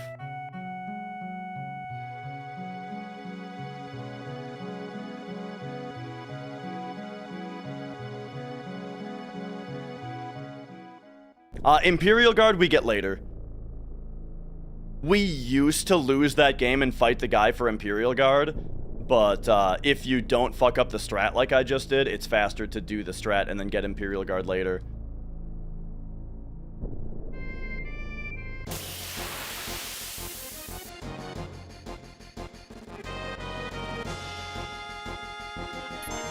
All right, hang on. Locking back in for another world map manip.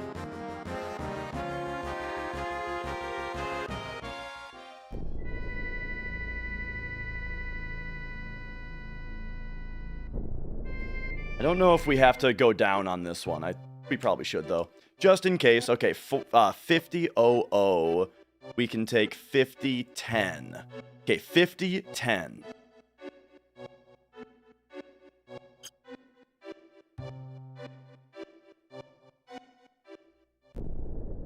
Tantal, level 4 suicide, red morphs.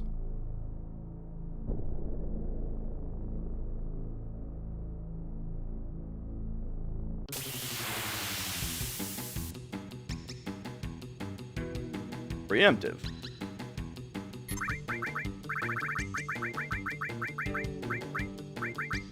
Tantal,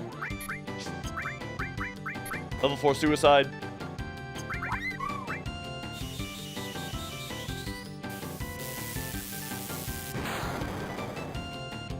Red morphs.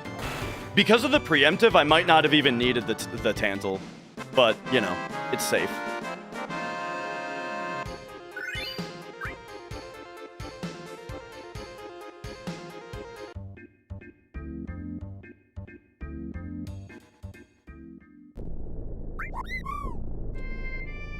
All right, so if you don't save for safety strats on Big Shoes, we are now coming up on the first part where you save your game in the hundo. For hardware, we're running on a PS2 because it has better load times. All right, so here we go. Tent.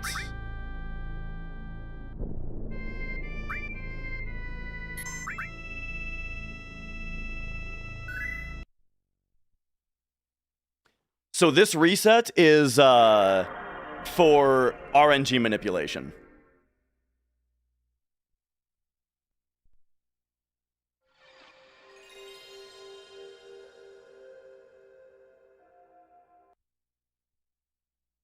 So that was funny timing to ask about the hardware.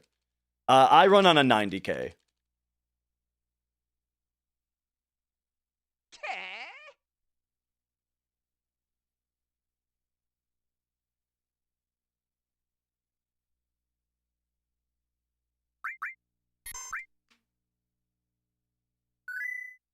All right, so here we go. Disk speed has already changed because I did so in a way earlier that made it stick. Okay. So now, pop in here. Move. Wonderful.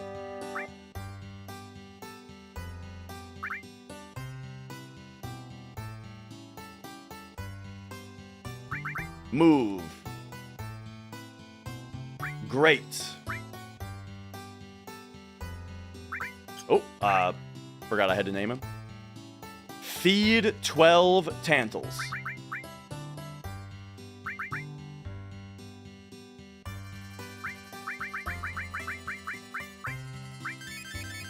Upper, lower, carob. Yes, Sven.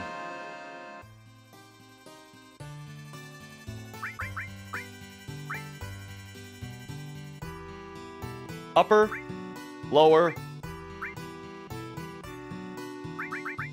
carob. This should make us a green chocobo.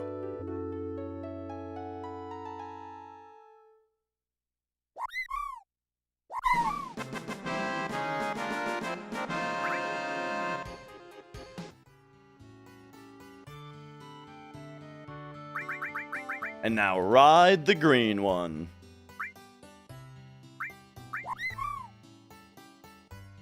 All right, so what we do now is we take Greenie over to Mount Corel, because it's faster to get into Mount Corel from the mountainside, but we're gonna exit from the town side. So we use the green chocobo to get the best of both worlds. Here, I'm gonna take like one extra walking step as we buffer in here, just for safety from Junon.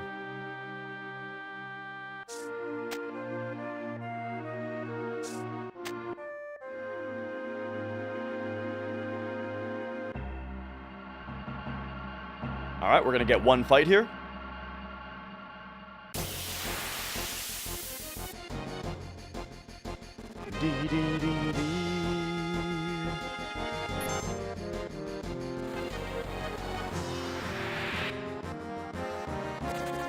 And now Sid, Aqualung. It's possible to preempt this fight accidentally.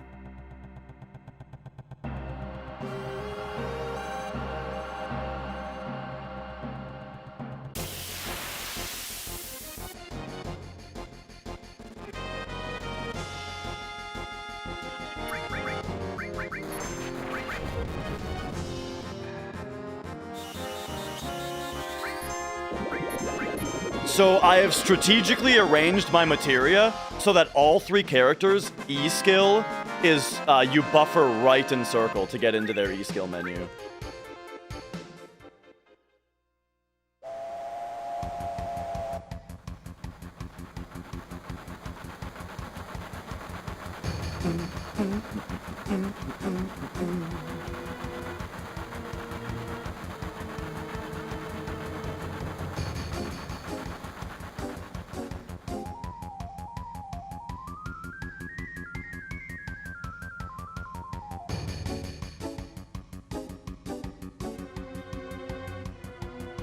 Ten minutes ahead of record? Nice. I'll try my best. Trying my best to keep it up.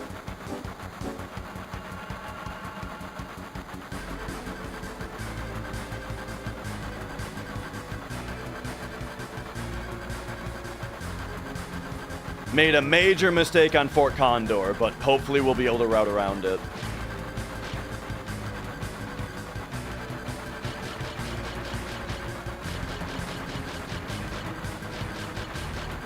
I've done better.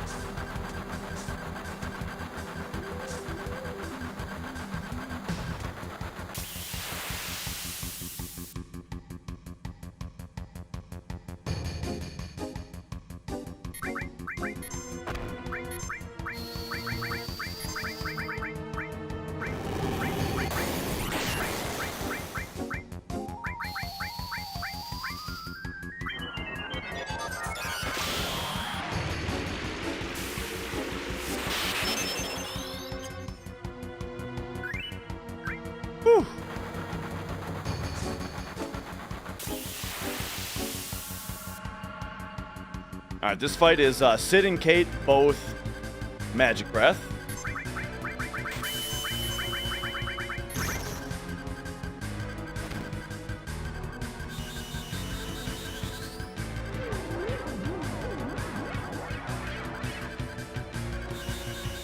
As long as we have enough money to get to the part where we sell our 2 all materia, we'll be totally fine.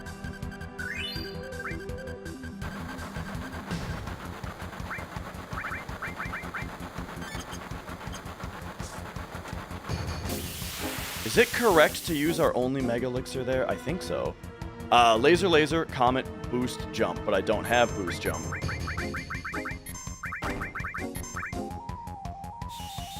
Yeah, we get a Mega Elixir from Gelnika.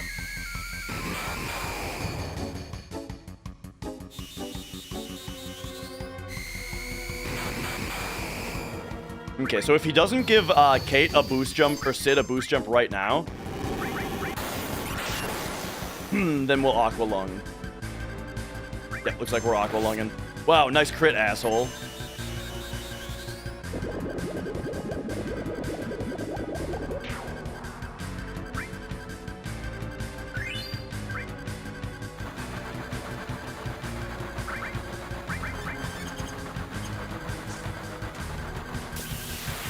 Okay, laser, steel, warrior, bangle.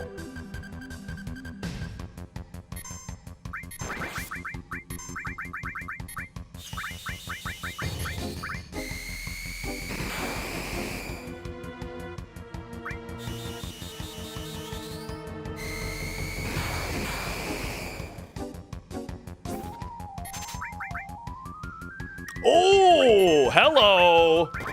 All right. Good warrior bangle steal finally.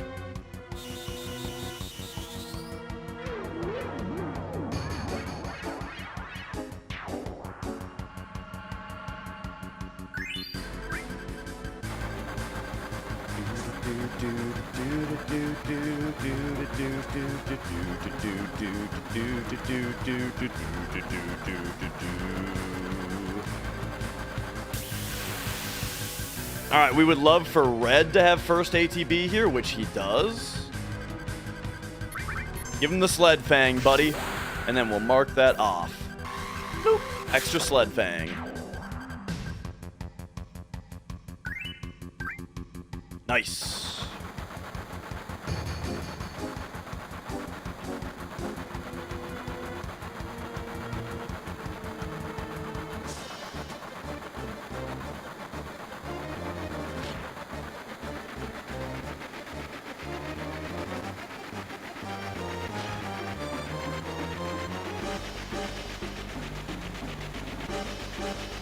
Here's the part where, once again, to make up for what happened, I'm gonna buy fewer tents to make up for the issue from earlier, the Fort Condor thing.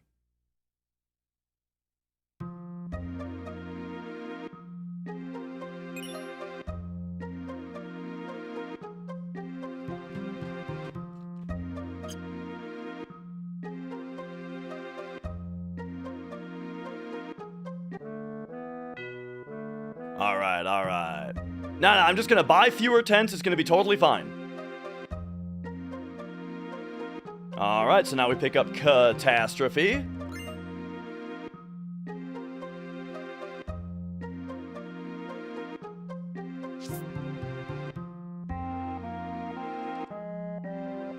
Grab Ultima.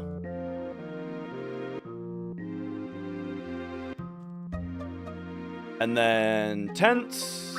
I'm gonna buy 6 instead of 11.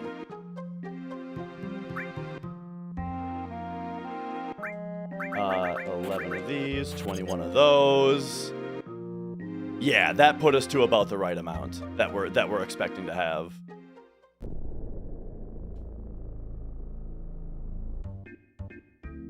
All right. Back to the stables.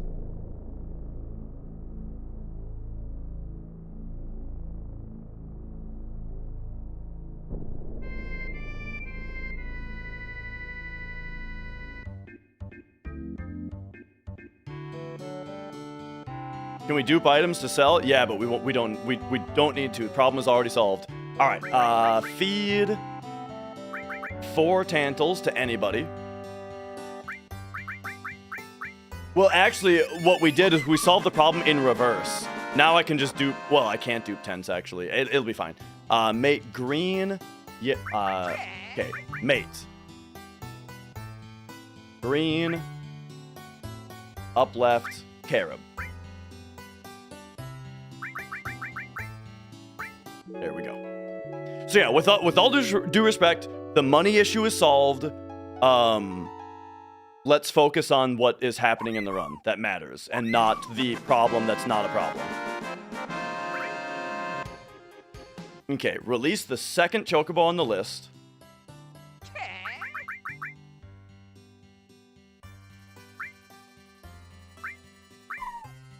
Then, we can ride any Chocobo out. Doesn't matter which one, because we're not going to ride it.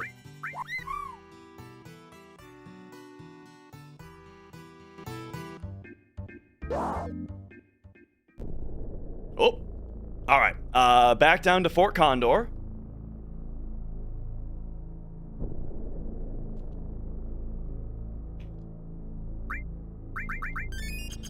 Use a tent. Give Sid the Hypno Crown.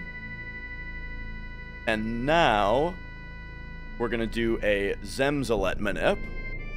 So 703, 33. We can take 36. Boom, 36.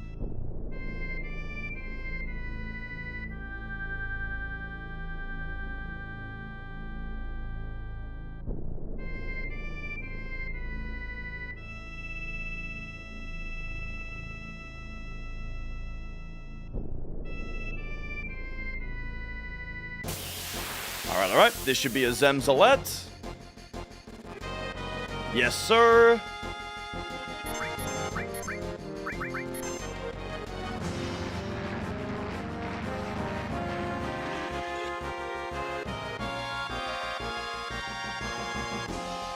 Sid Manip. White Wind. Red Attack. And now, we're off to go get Big Guard.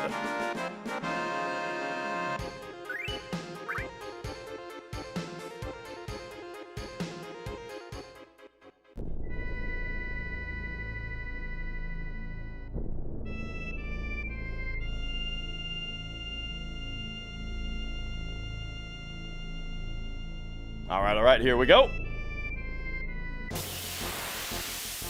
Hi, Mia. No egg, please. Thank you. Who manips? Sid manips. Oh gosh, I'm losing it.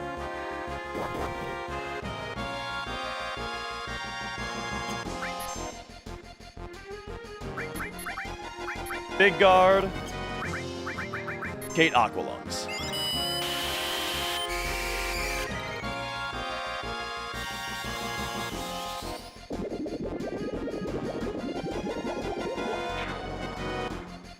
So now we've got Big Guard on our other two E skills. Red already has it. We only needed to learn it on 2 of our E skills, not all 4 of them. Okay, now we just need to fight a flat beat here and steal a TS bomb from it. So no jokers, please. Nice.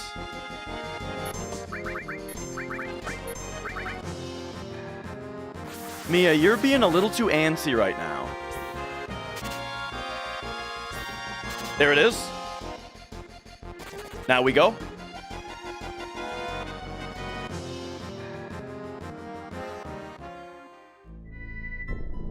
I don't want you to go in that direction. You can't go over to the table. That's all full of stuff.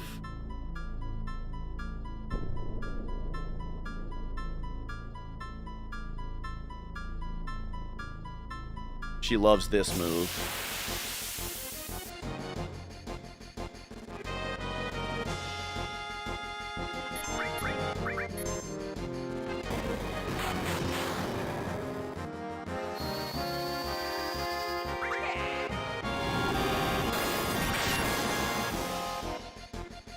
All right, don't worry about Big Guard. Let me worry about Blank.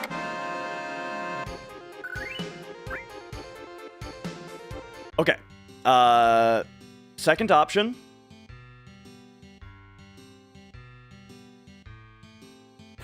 Do-do-do.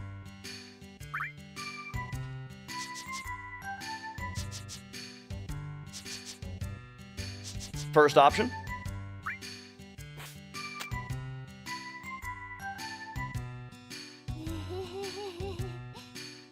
Second option. First option. Second option. Gotta be real careful on those. Is Mia pregnant? No, she's just fat. She's large.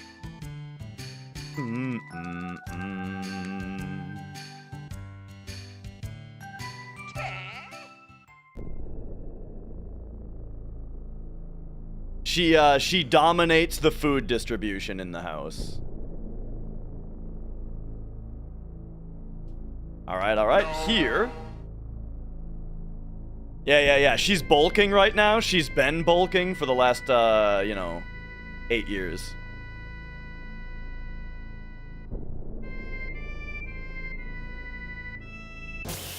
Here we need to steal a bird wing.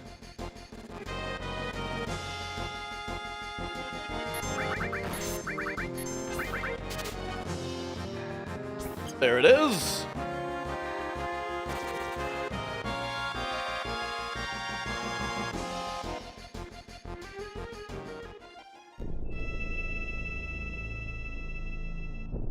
Now, we need to fight the bound fat. Here it is. Okay, Magic Breath, White Wind, Steel Dazers. Wow, we don't even need to White Wind because we Magic Breathed already. And then if we get the Dazers, Red Comets. Nope, so Steel. There they are. Alright, now Red Comets.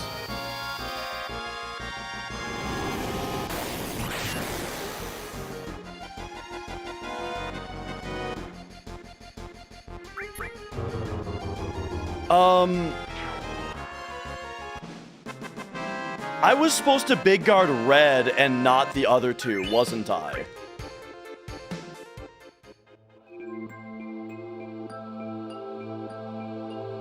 I'm starting to think that that's the case. And I know how to make it up if that's the case. But now we go to Goblin Island.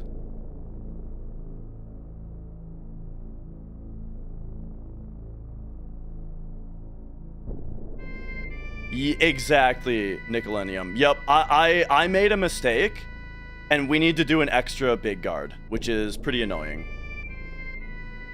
Yep, I'm gonna have to fix that. When I learned Death Sentence on red, that made me realize, like, hang on a second, I'm supposed to big guard him. I was supposed to tent before this fight. Okay.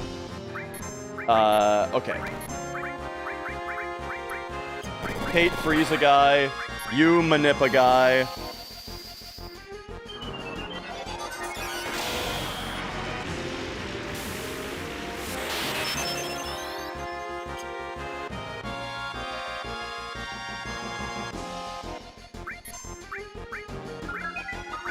Kate freeze this guy. Steel. Goblin punch Sid.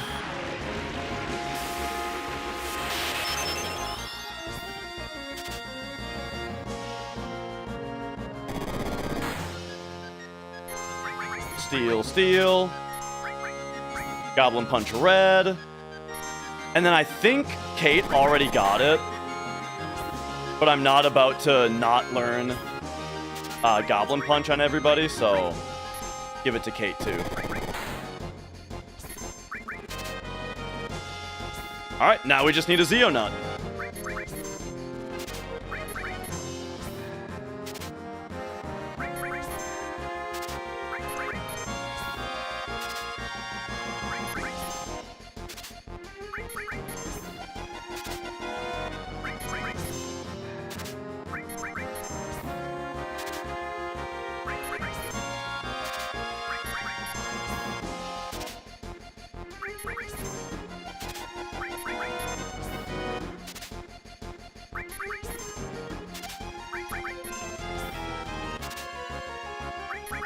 There it is. Oh, just in time.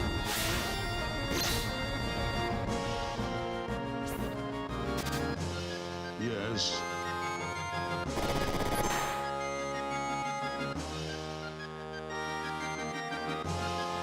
What are you doing?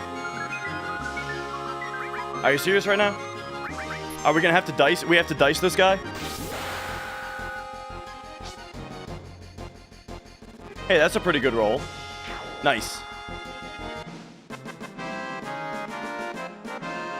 Okay, that was really bad.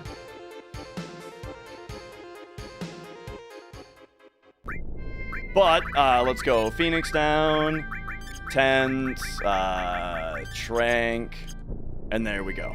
I'm supposed to tent before that fight, so it was really my fault. Okay, so now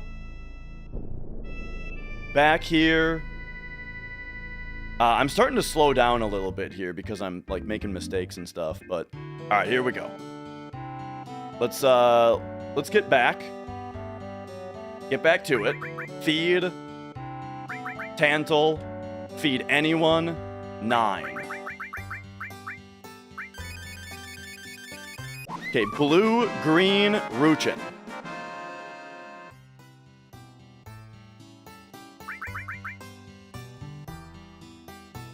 Blue, green, Ruchin.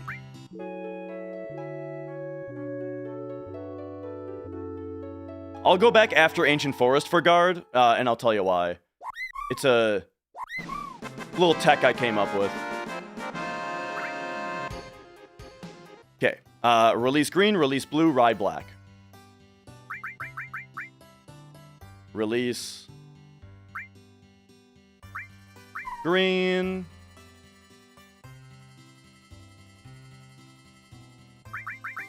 Release blue.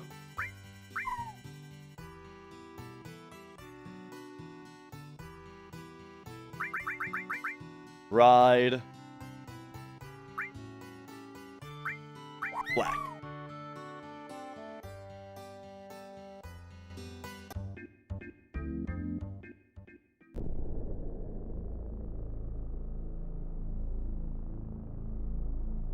Okay. So what we are going to do now is, I'm going to so, okay, here's the deal. We need to get a certain number of encounters in order for our black chocobo to become mateable. And normally we get all of those encounters in Ancient Forest. But what I'm gonna do instead is, hang on.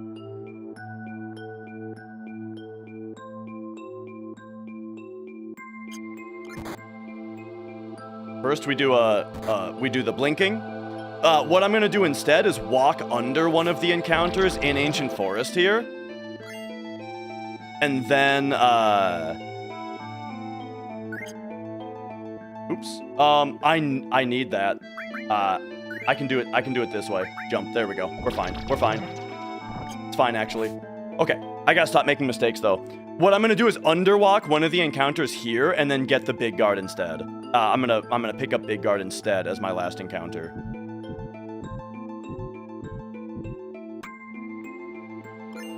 So here we're doing a trick to be able to run through the flowers. And yeah, now we take 4 steps in order to avoid the next encounter.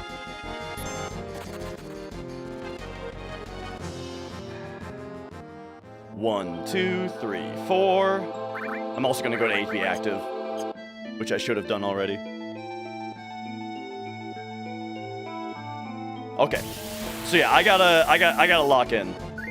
I had like Mia messing with me during all that stuff as well, so like, I'm a little flustered right now.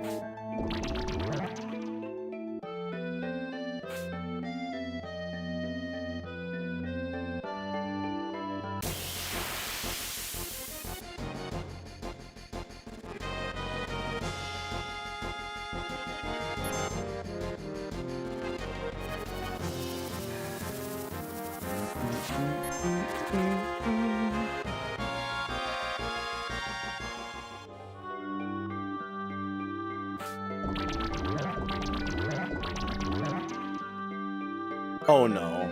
Oh gosh, she's on a little bit of a tear.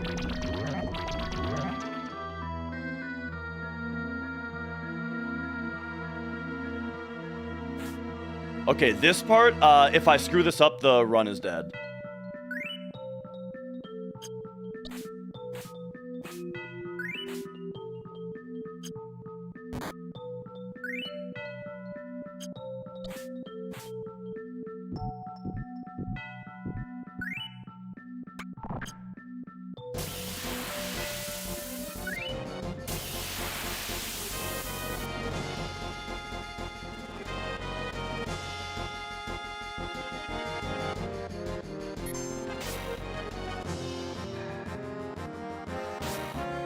So I'm getting real quiet because I don't want to kill the run here.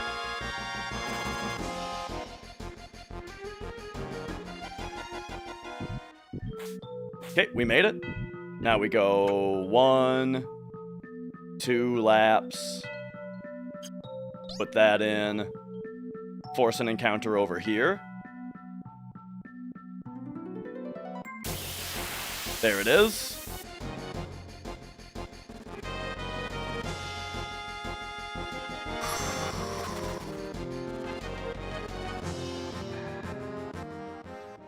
Okay, so the extra steps that I did, what it did is it got us through Ancient Forest with 1 fewer encounter than we normally get, which should be bad because I need the encounters for the Chocobo, but now we're going to get the other encounter getting Big Guard instead.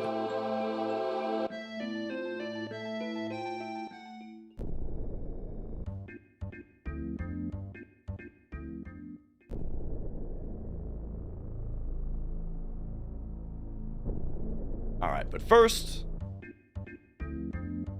gotta come over here for Mime.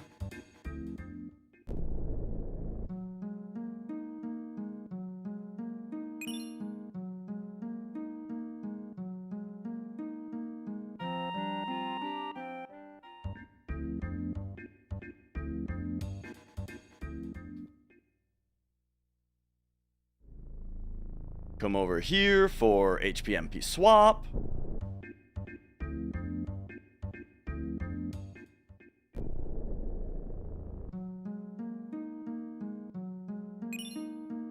And then set me back to ATB wait for the Big Guard encounter.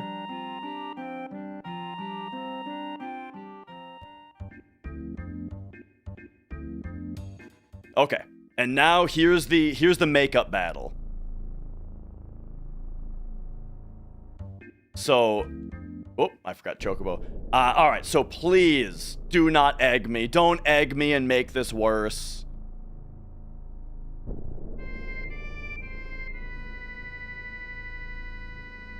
HPMP swap, it does suck, except for a very, it has a very unique use in the Hundo run that's really good.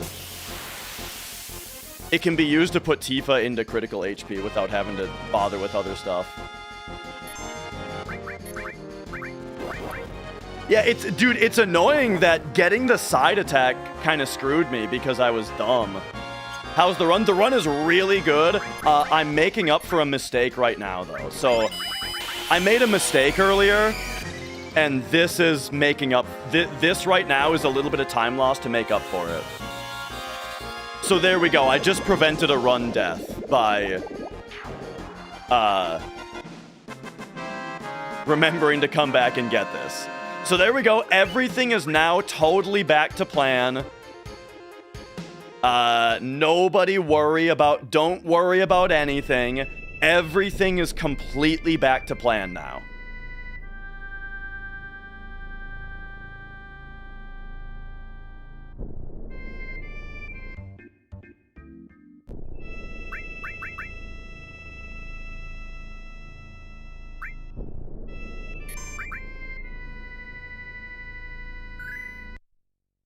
All right, all right.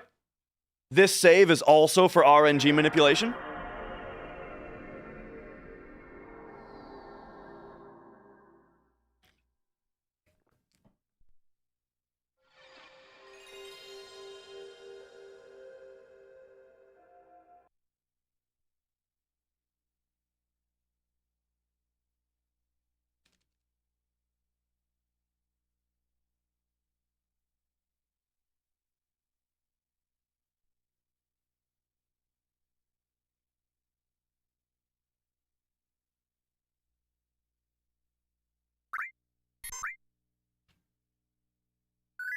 Okay. Now.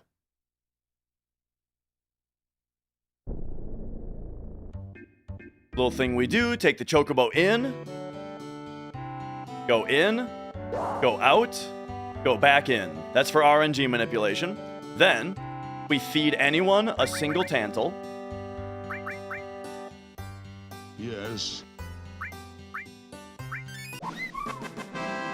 Then, black, yellow, Zeonut.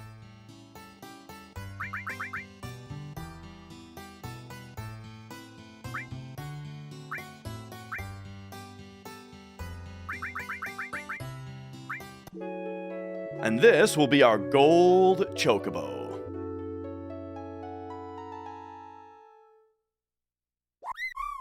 You're goddamn right! Boom, there it is.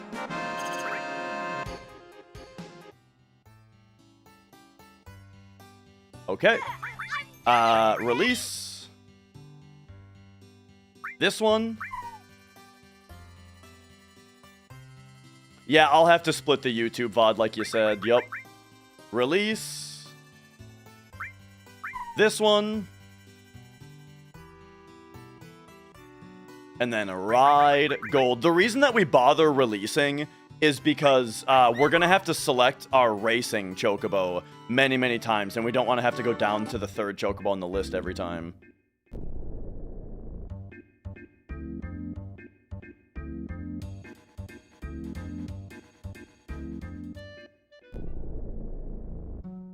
Where do we get another Zeo? We'll be back to Goblin Island later.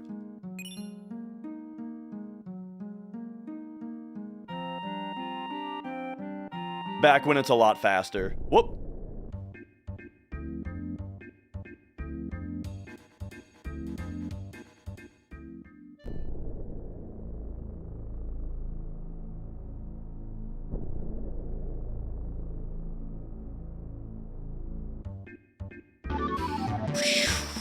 All right, here we go.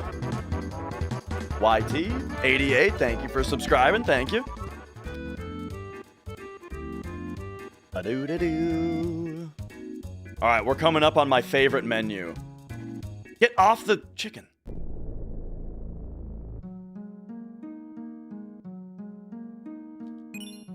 That's what the gold chocobo does. Is runs across water. All right. Dragon armlet, spring gun clip, wizard bracelet, take off Kate's accessory, remove all from all, arrange.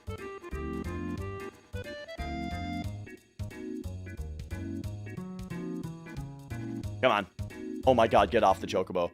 Okay.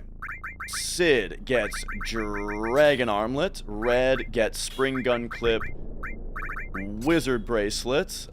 Kate, we take this off. We go boom, boom, boom. Arrange. Boom. Shoot. And then this is Earth. And then we go Elemental, MP Turbo, Knights of the Round, Magic Plus. Boom, boom. Tent. We're on ATB weight right now, and we go in. Does anybody want to count damage for me on Knights of the Round? Because I gotta pee. Check that everybody's tranked. I normally don't have to pee here, but I gotta.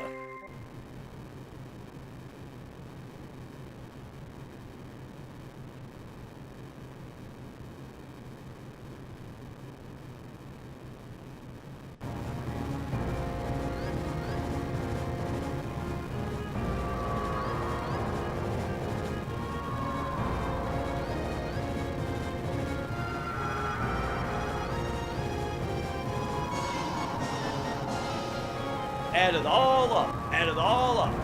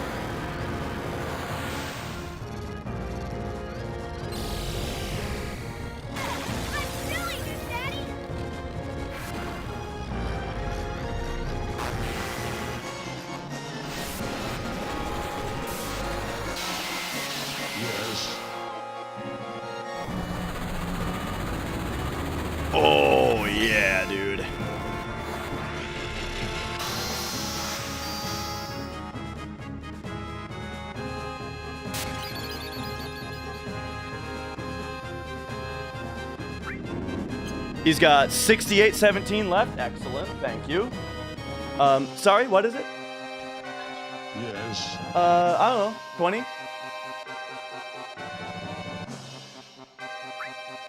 All right, there we go. So, okay, the big guard mishap didn't change my time versus PB.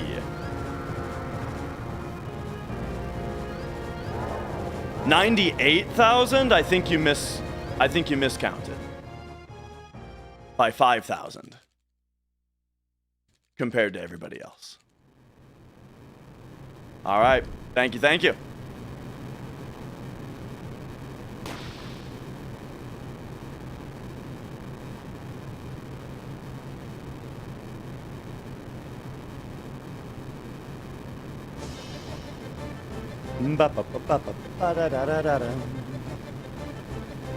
I mean, if I didn't have chat here to count for me, what we would just do is pull up the VOD during the live stream break and then count it there.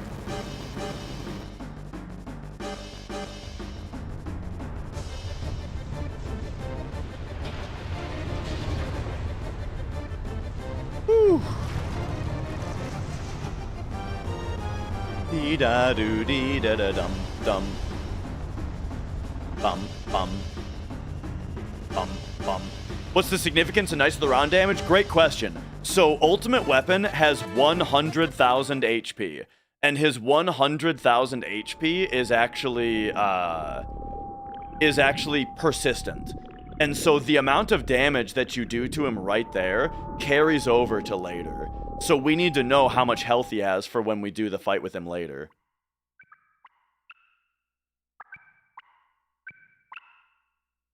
I always think that, Mr. TMC, that it's funny that there's pre-rendered cutscenes in this game that use field models. There's quite a few of them. And I don't think I have diabetes, but you know. Today I'm peeing a lot, probably because I had a cup of coffee this morning, and I haven't eaten anything. So it's just I just got caffeine running through me with no carbs to absorb it, you know? Or whatever.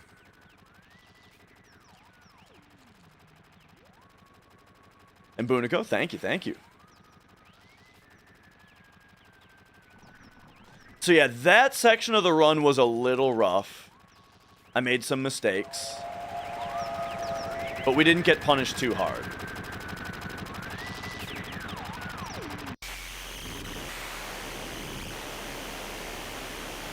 Man, I am getting really tired though. But I've got pizza rolls on the way, and I'll have some Dr. Pepper with the pizza rolls, and then we should be good to go, right?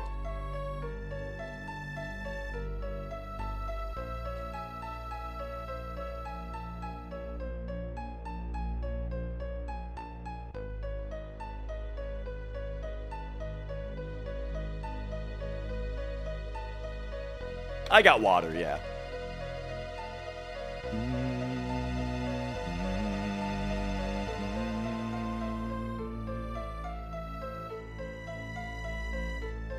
You had some generic pizza rolls for breakfast? Hey, I'm 35. These are Totino's, though. You know, we got the brand name pizza rolls. Combination, of course.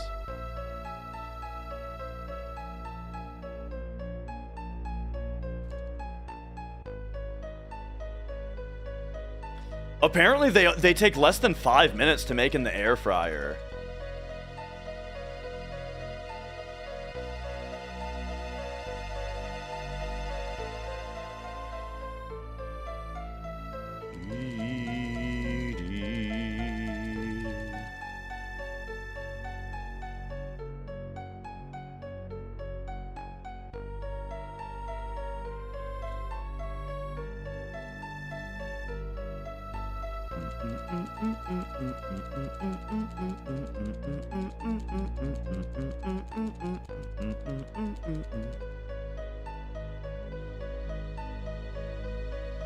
any longer and they explode. Exactly. We don't want them exploding.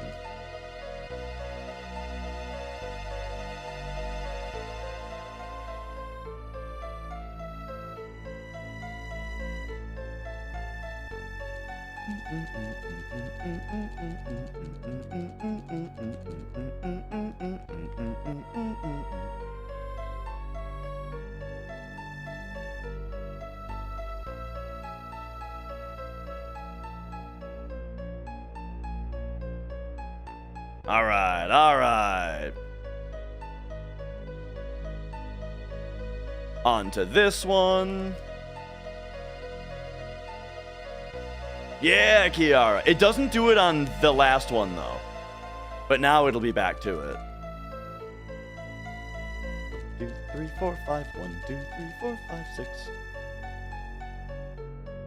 That's what I'm talking about, Maladin. Yeah, yeah, yeah. 1, 2, 3, 4, 5. 1, 2, 3, 4, 5, 6.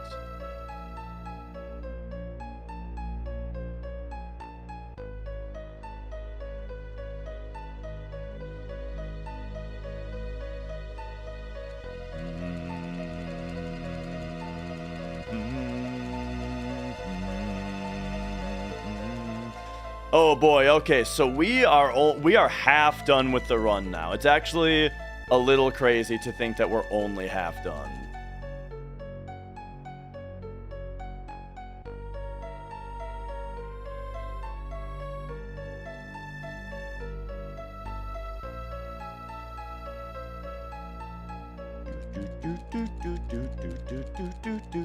At first, the run was going so fast, but now 7.5 hours in, it's like, oh boy, we're only half done.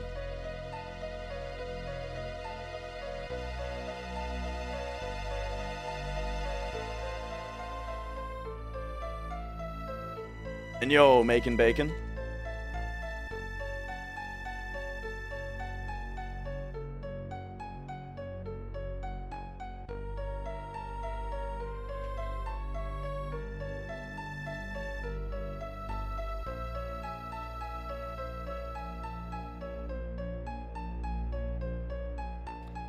So the PC version, you can't do this, but on the PlayStation version, you can go, whoa! Just another reason to prefer the PlayStation version.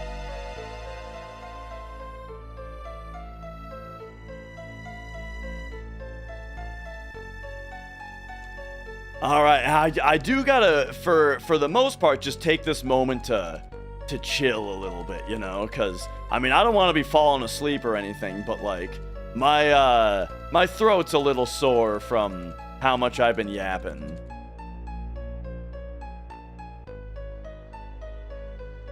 Just a little not sore, but like a little tired, you know. It's 6:36 p.m. around here. I'm in Central Time. But yeah, I'm definitely hitting my usual daily crash time. Does FF7 crash on PS2 ever? Sometimes. The only time that I can think of is like if you get into 2 encounters rapidly in succession, you can get the Trumpets of Doom, and the Trumpets of Doom mean that it's just like the sound gets all weird in the battle, and then when you come out of the battle, it has a chance to crash. And then the other time is loading into Genova Birth. For some reason, loading into the Genova Birth fight just crashes sometimes. I don't know if the PS1 version does that also. It's really rare. So, like, if the PS1 version did it, we just wouldn't know. It probably doesn't, though.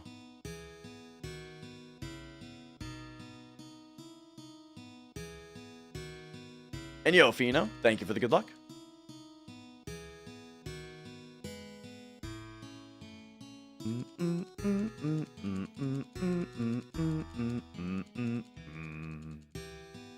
My parents had a parrot growing up. It was a rainbow lory, which is the same kind of bird as in Rainy's shelter in Death Stranding 2. They had one of those. I forgot that you don't have to mash here for a minute.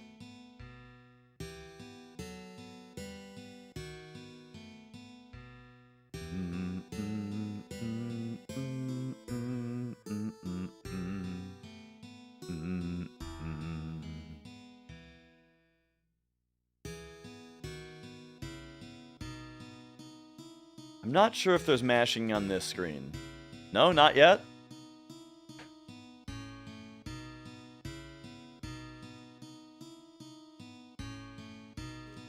Oh yeah, that sounds good.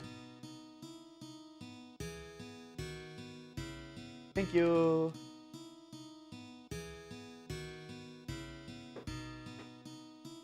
All right, Mrs. Dash, everybody.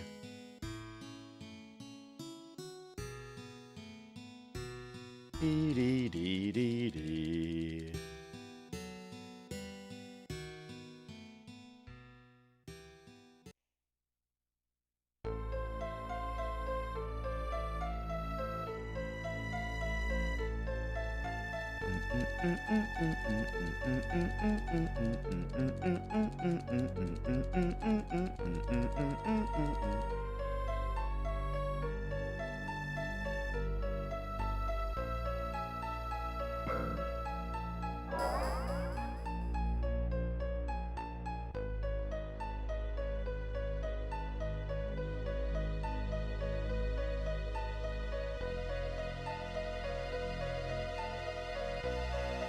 Oh, thank you.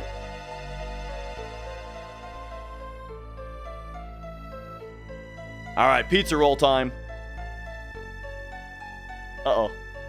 It's a little hot.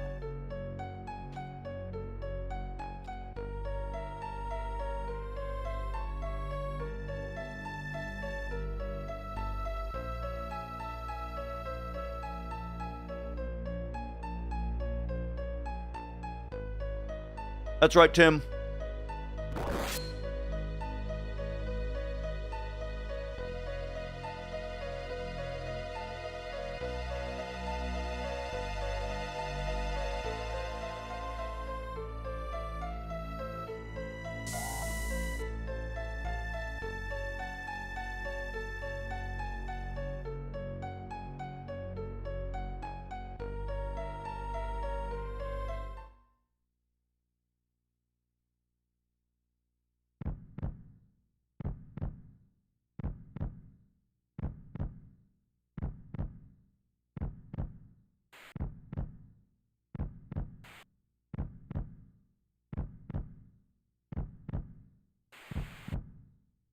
Hardest part of the run? We're going to be doing Chocobo Racing Manip pretty soon. That's pretty tough.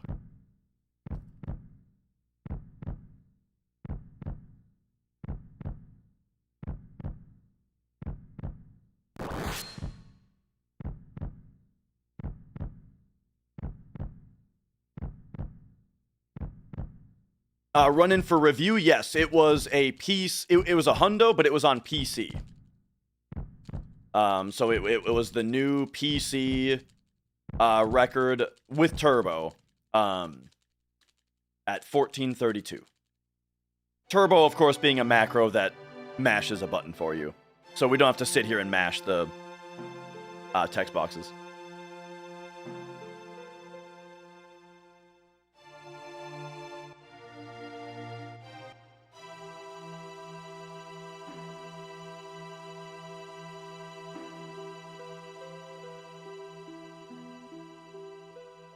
No Vincent Mug glitch? Not yet.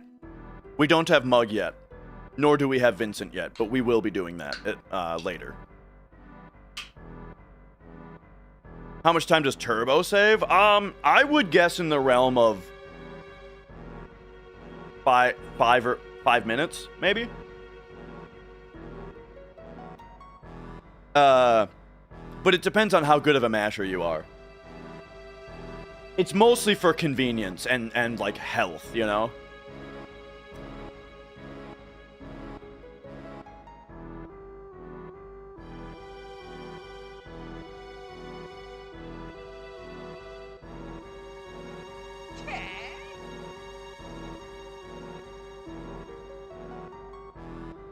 and speaking of health, I gotta do some stretches here. Oh, yeah, dude.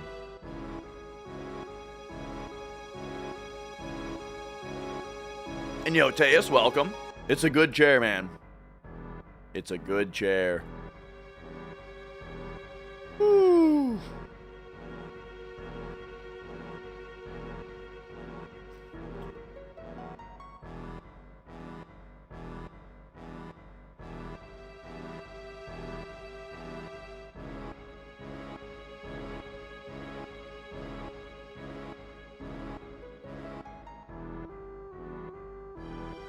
Yo, Veghester.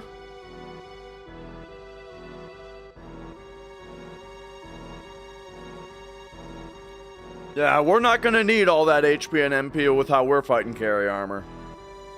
Which is just with Knights of the Round. A Protect Ring. Protect Ring to protect us from double Lapis.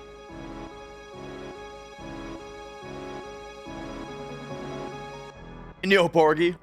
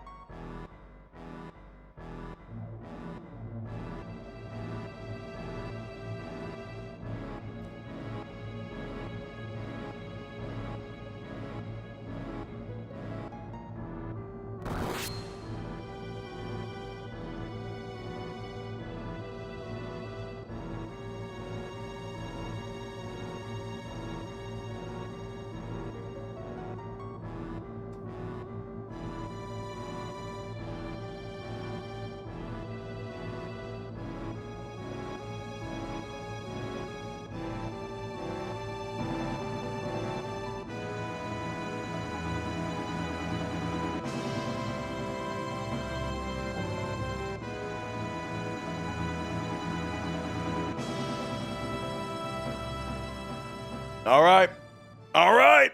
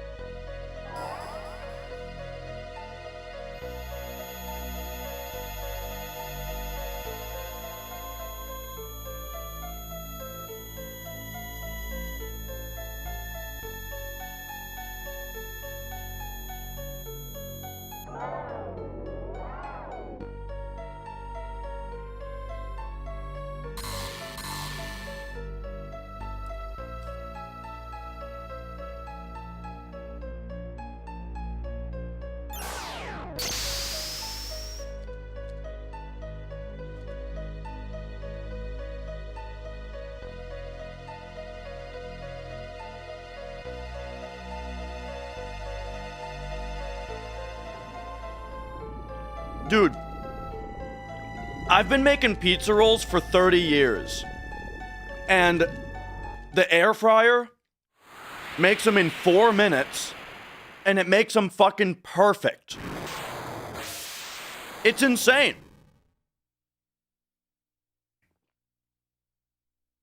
If you guys don't have an air fryer yet, you gotta get one.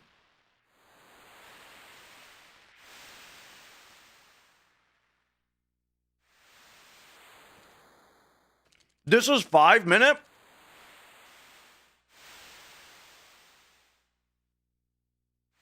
Okay, 5 minutes is perfect.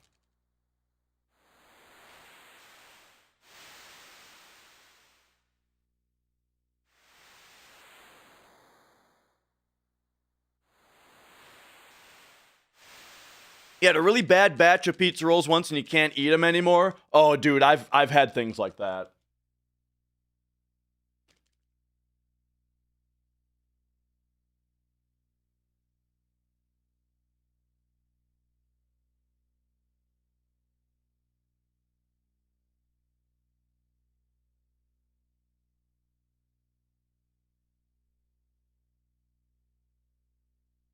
it has Teflon in it, and it killed one of your hens. Are you saying just be careful if your pets are eating the food that you prepare with it?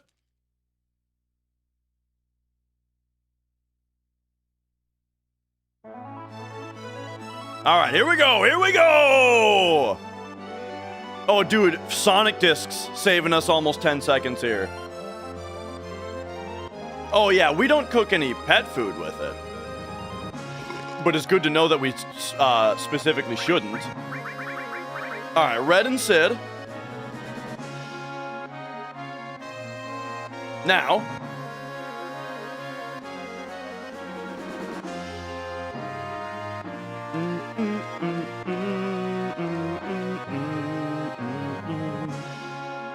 All right, here we go. So for this part, we gotta remember to pick up our Chocobo.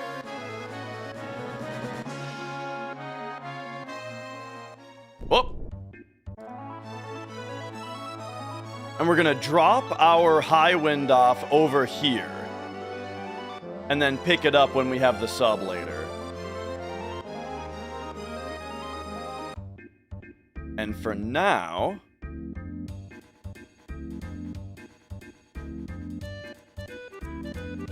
Okay, Red.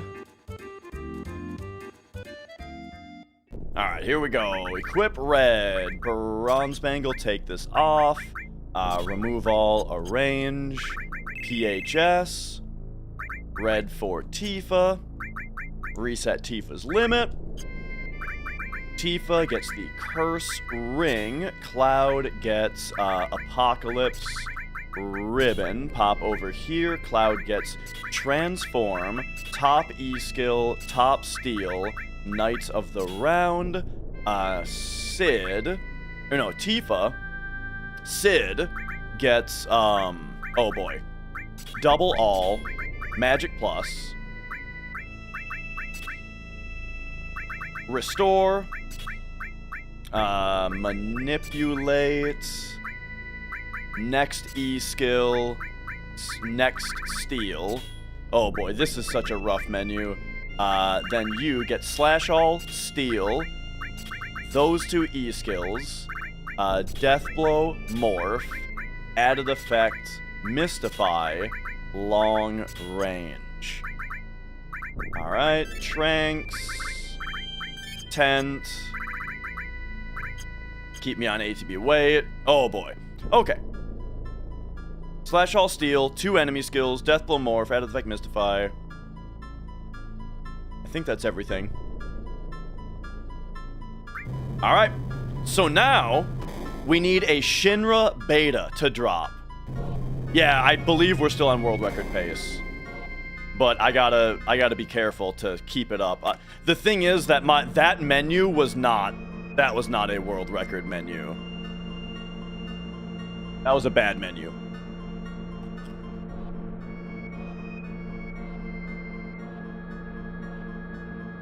We gotta load up all 4 E skills. Yep, we need to master all, or like get all E skills on all 4 of them.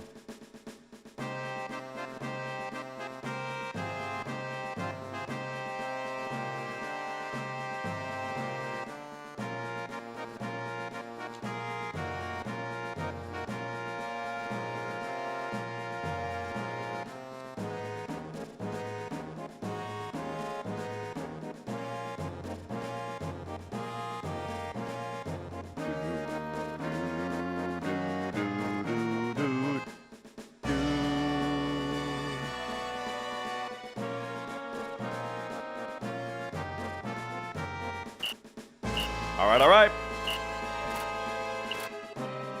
So like I'm saying, we really need a Shinra Beta to drop off of one of these things. What does all do on a weapon? It just gets AP. We're just loading up AP on the weapons so that we can master them and sell them for money. Because Sid is going to get a triple AP growth weapon.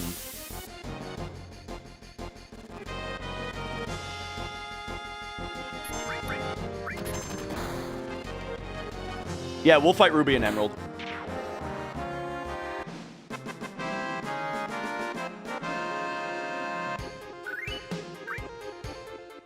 Safety strap? I mean, we already got Earth Mallet.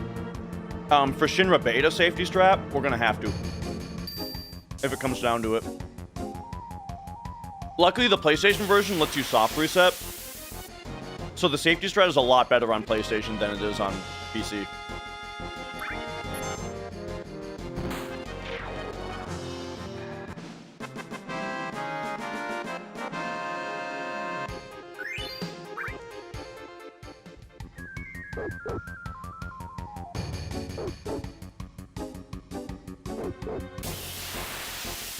Okay, here. Manip. Match Magic / all. Ah.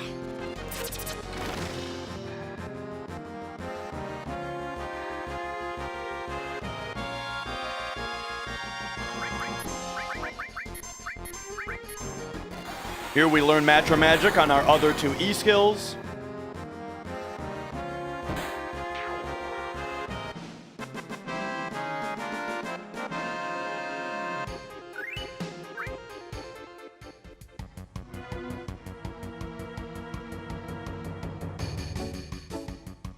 Okay, okay.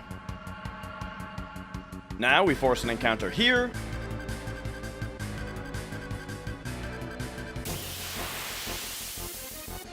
This is just for formations. We run from this one. Nice.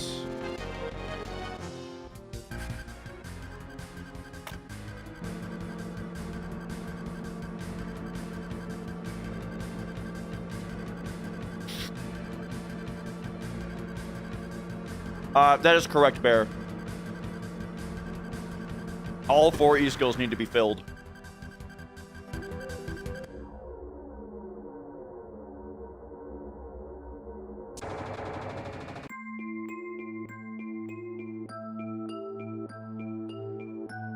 Alright, this part, gotta make sure not to make any mistakes. First, we're gonna fight a diver nest.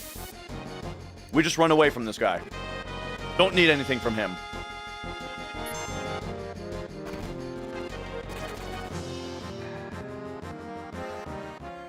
Now,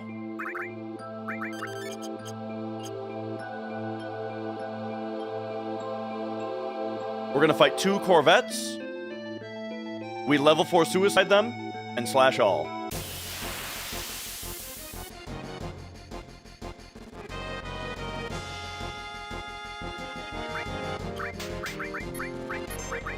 And we hope that a loco weed drops. Alright, it'd be nice to get a loco weed here. And then we walk to the next encounter. Walk all the way to the next encounter. Ooh, there's our loco weed, alright.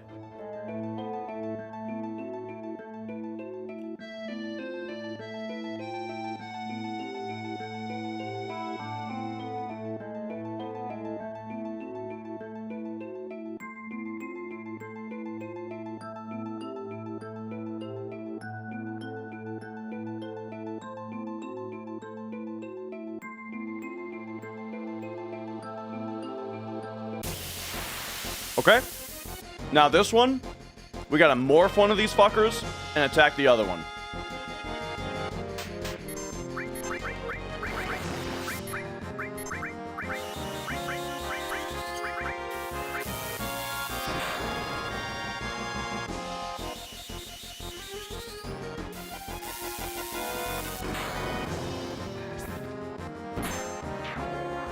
There's our light curtain.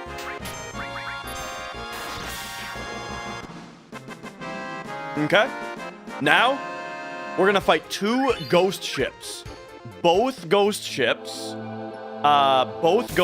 we need to get their guidebook.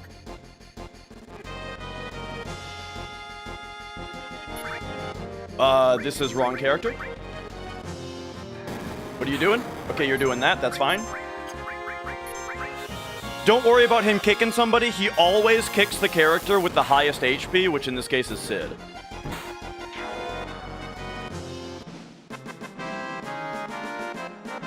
So there's one guidebook. Now we need the other guidebook.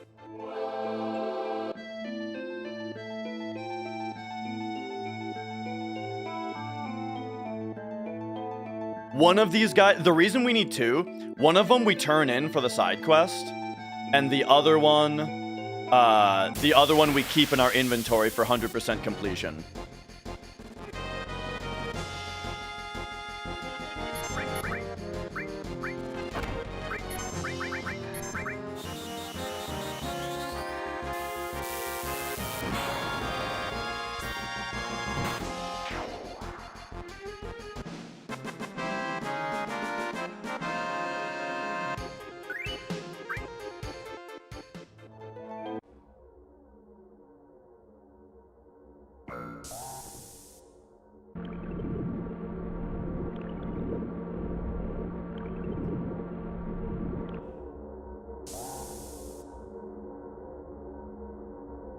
Six and a half steps. 1, 2, 3, 4, 5, 6 and a half.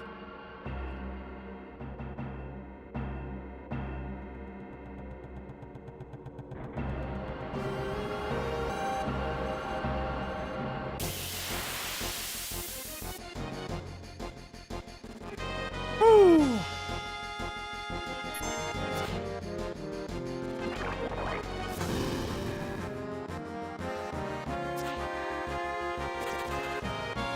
Okay, okay.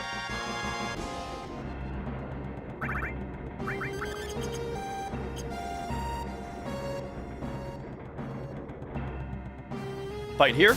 There it is.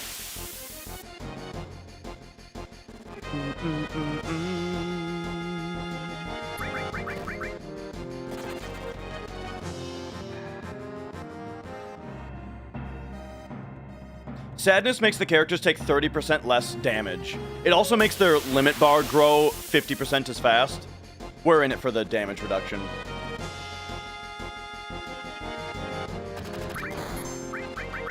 Ah, we didn't take care of this guy's turn. Get me a boost jump mark down.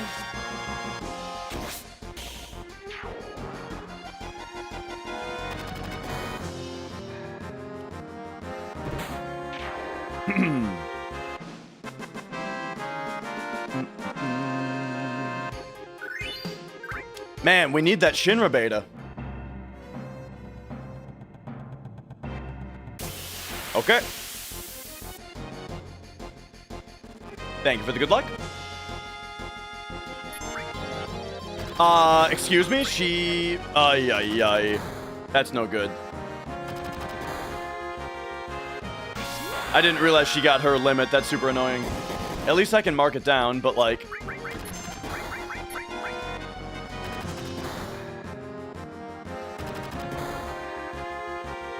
Man, I feel like a lot of minor things are happening suboptimally here. Okay, so now, Sid Cure, Protectoring on Cloud. You. Cure, Protectoring on Cloud.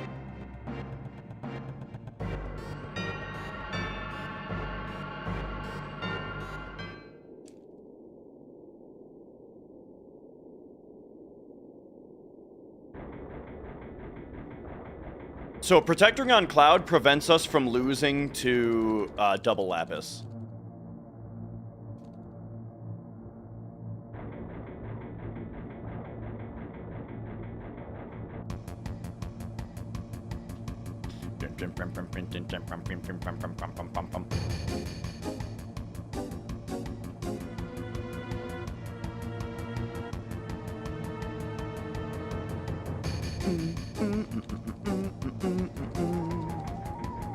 Okay, so here it is possible for the run to die here. It's just very uncommon.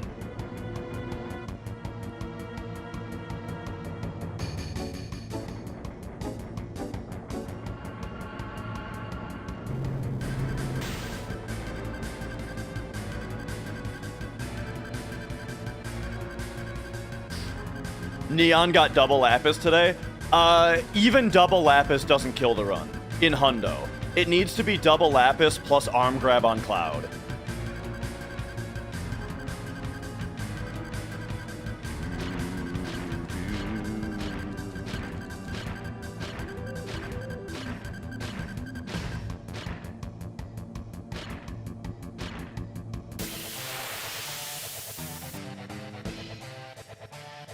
All right, here we go.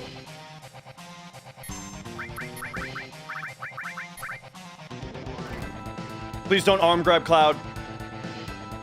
All right, we win. Nice. Let's go.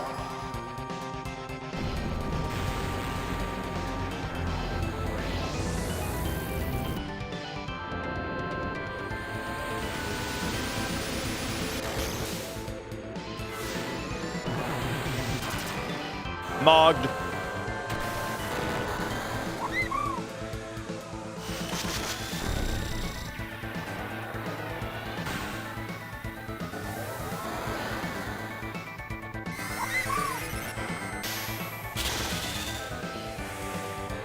Is this the fastest way? No. Most certainly not, but it's the safest way. The benefit of doing Knights of the Round is that it kills both of his arms, which gives us more AP. So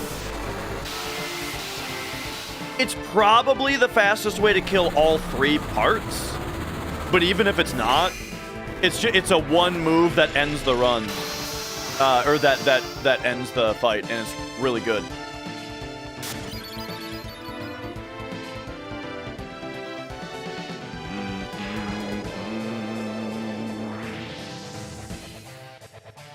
All right. A different character was casting Knights, Nickelodeon. If you go back and look at the menu that I did before that first Ultima weapon and see how much fucking juice I put on Red to raise his magic stat as much as possible.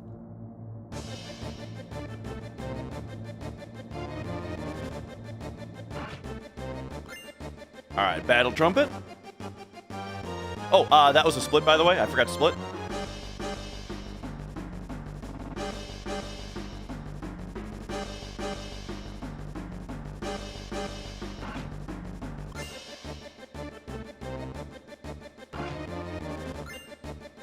Okay. Ribbon, Scimitar, Ribbon. And then Tifa's limit does not need to get reset again. Okay, please Shinra beta me. Shinra beta me.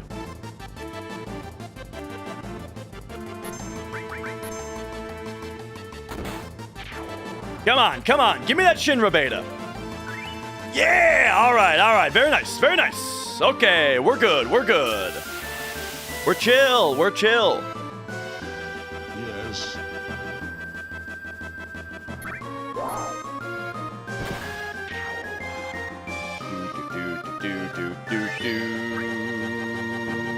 Yes.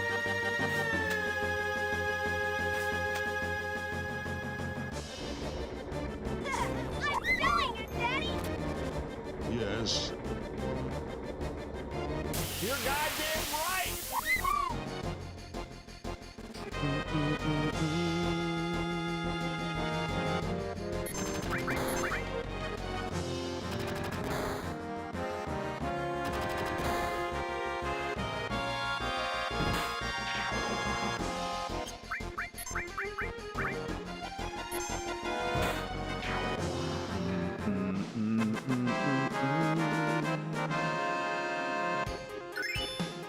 All right, there's Transform mastered for us.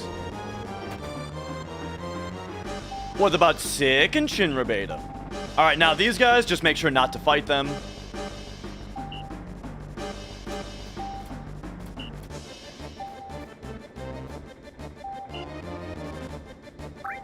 Take him prisoner. Okay. Now Cloud comes over here. He does the chef bomb. Then he Charlie Browns. And then now, when he scratches his head, we take the second option twice. So, head scratch, second option, second option.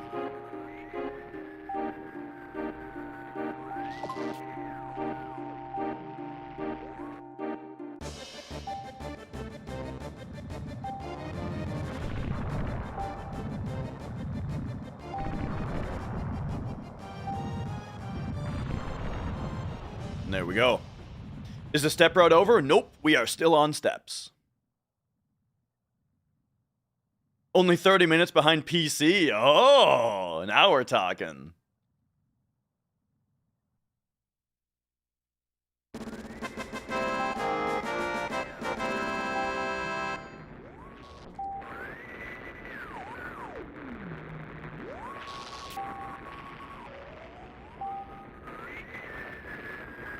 All right, Excel, welcome on in.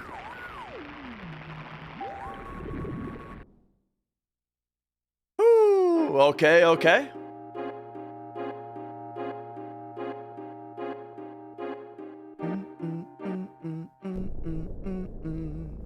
Oh, I never noticed that, Ace. All right, now we're gonna go grab that key. And then remember not to resurface, because we don't want to add a couple extra loading times for no reason. We are going straight to the Gelnika after this.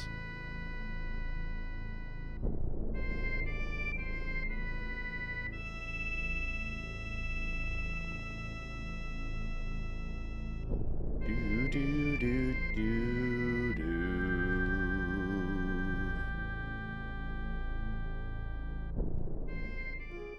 My only thing to add to the remake conversation is that, like, the reason that I am sort of against remakes just across the board in general, I just don't like remakes in general, is because look at how we can't just enjoy some FF7 without yapping about remake the whole time, you know what I mean? It drives me nuts, man. I don't like the way that it, like, permanently alters the conversation that we have around the games to just always just be about comparing them in, you know. Like, it literally makes the original game worse, you know? The existence of the... And this is where some of you say you agree 100%. This is where I might lose you.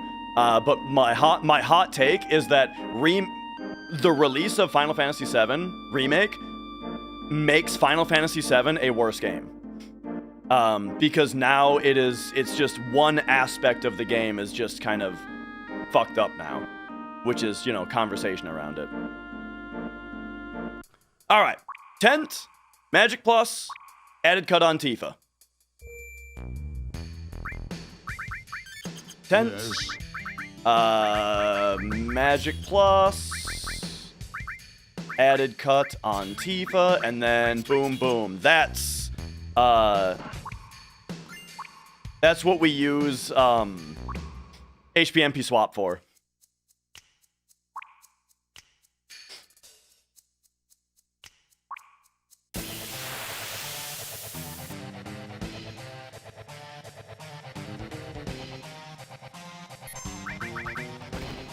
Do we big guard this? I don't know if we even bother big guarding this fight.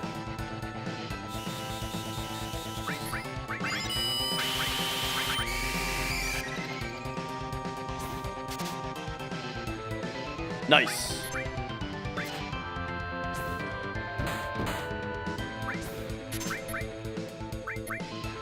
Okay.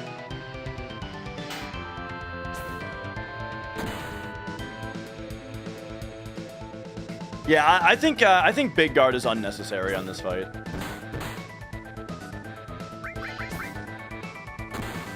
Okay, what a great fight, dude. Holy shit. Okay, so now we need to get into an encounter on this screen before leaving the room. Oh, that's not a split. I'm dumb.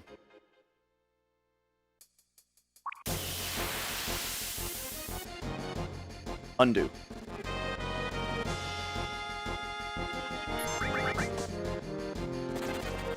All right. Now we pop in here and we go 4.5 steps. 1, 2, 3, 4.5. Oh, that's bad. That's bad. Shit. Bad time to get behind on steps.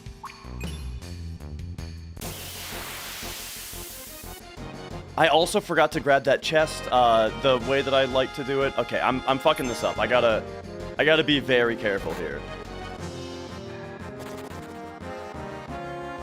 13. 1, 2, 3, 4, 5, 6, 7, 8, 9, 10, 11, 12, 13. Okay. That's the split.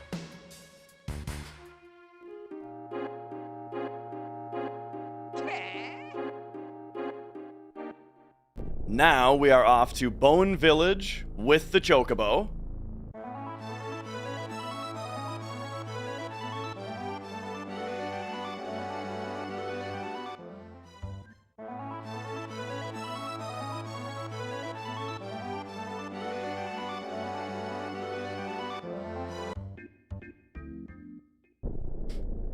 Diamond Bangle, 4 rune armlets.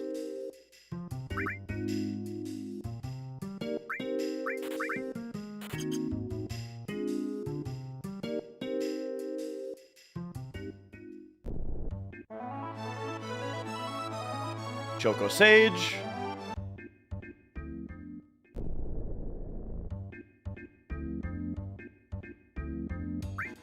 We sell that Mastered Transform. And then we buy 1, 1, 46, 1.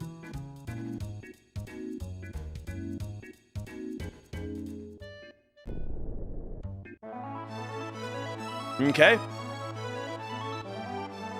Now, we just need to force feed our Chocobo 45 of these greens, and he will be a racing monster. We'll get Hades later. We have reason to go back to the Gelnika later.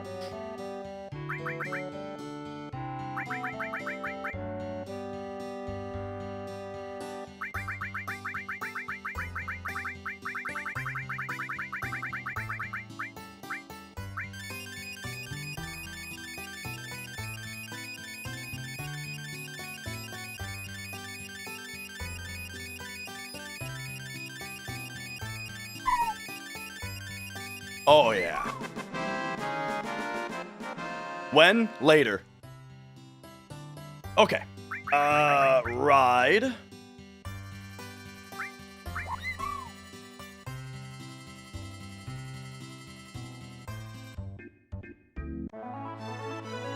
And friends, it is Chocobo racing time, which also involves Chocobo racing manipulation.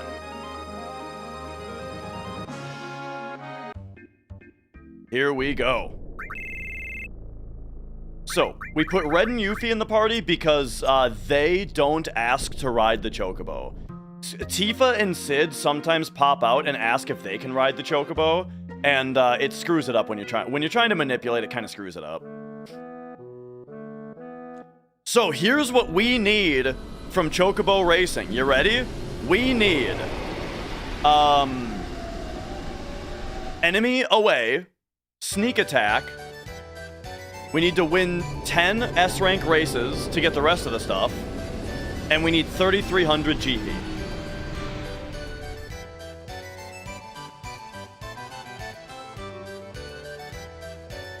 RNG time, RNG manipulation time.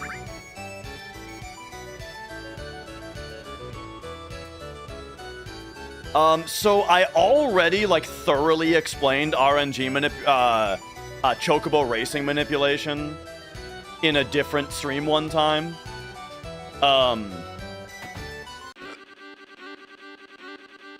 But I mean, we can go through it.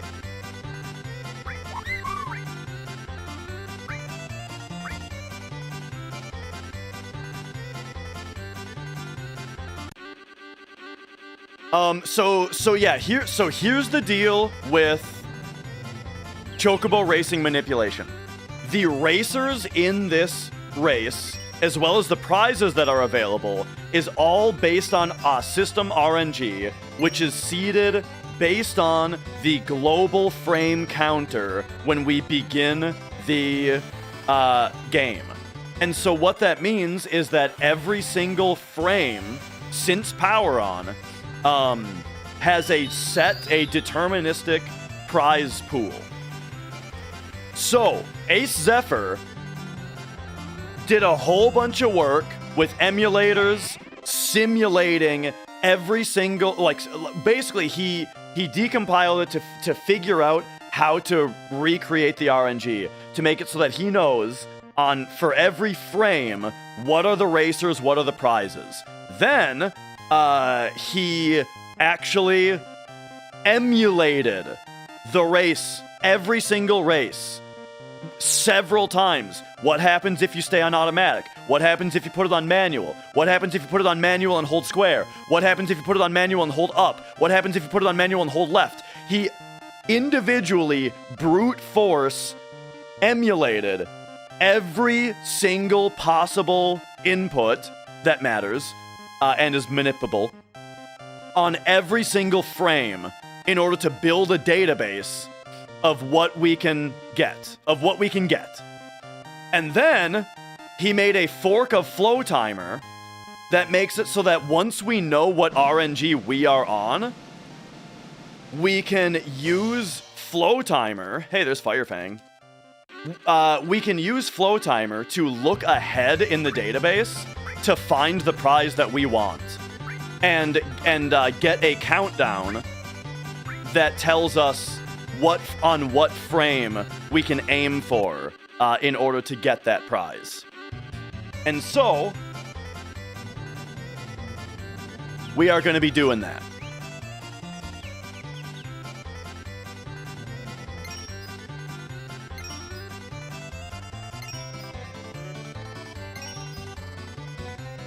Okay. And yo, Doms. Good to have you here. All right, last pizza roll.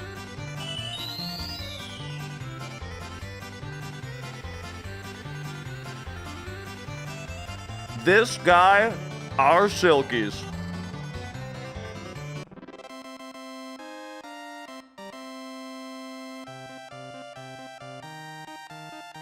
I think the number of frames is about 4.2 billion, Kino.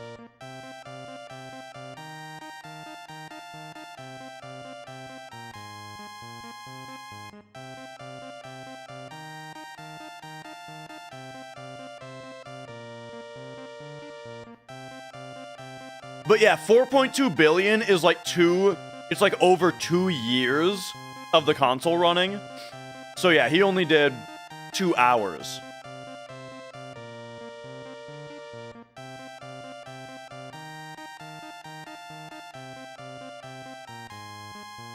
All right, it's time to find our RNG.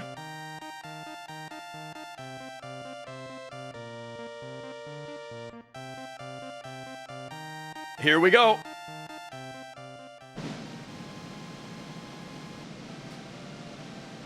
Are you guys ready to find where we are in RNG?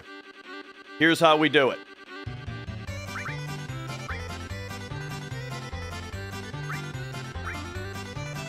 We press calibrate, and we go, boom. What's our RNG? Antarctic Wind, Fire Fang, Ether. We are racing Dario, George, Amy, Sarah, and Dan. All right, let her loose. That is frame 218,045. So now, calibrate to frame. Okay, so now Choco Timer, it just knows. It is estimating the frame rate of the PlayStation. So what I mean by that is the PlayStation runs at something around 59.824 frames per second when it's in 240p. And so Flow Timer, it knows now that at that last beep that it gave me, we were on 218.045 because I told it what the RNG that was produced was. So now we're counting along from that amount, and now we can look ahead in the table in order to find what we want. So I think we're going to go for... Let's try to go for enemy away right away.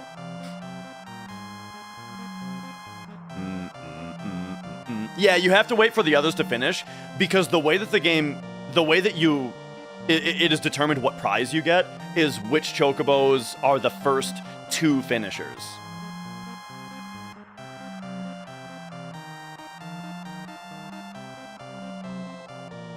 So if we hold start here, right when the second guy finishes, that's when it goes. All right, nice ether.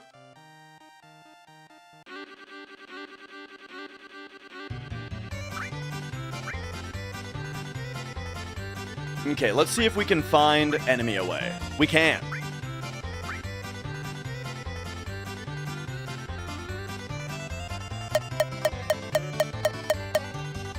All right. Enemy away, Fire Fang High Potion with Lie. Go to manual and hold up. All right, there it is. The database. So I need you to understand. The database has this exact race pre-emulated. Ace already emulated this exact circumstance. And he determined that if we put it on manual and hold up the entire race, we'll win the enemy away. Isn't that crazy?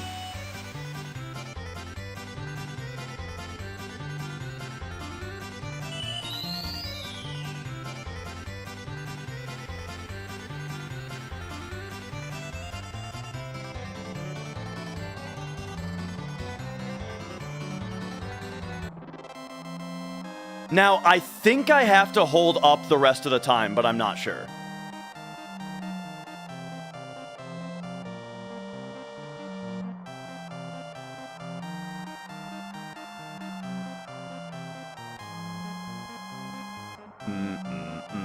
Yes.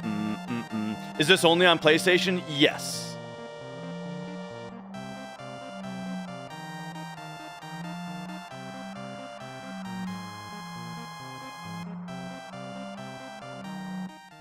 All right, we should get enemy away here. There she blows. So, take the item. Now, we just want good GP.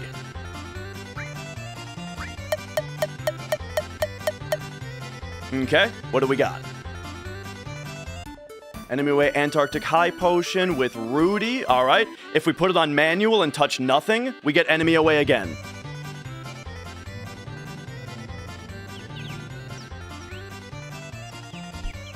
Oh, yeah, dude.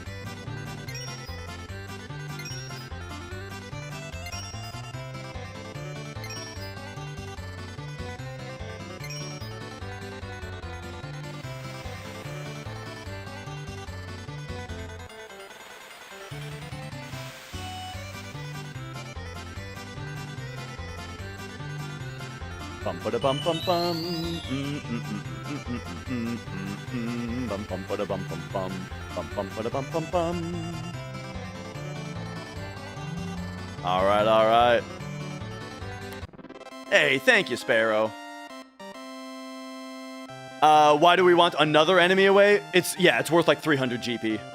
We only need the one for the route and for our inventory completion. But now this one is just worth a lot of GP.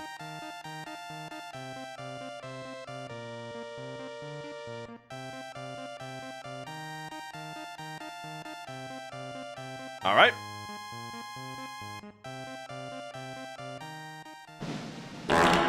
Whoa, JP Clark. Thank you for the 500 bits. There's our enemy away. So this time, GP. 300 GP. Not bad at all.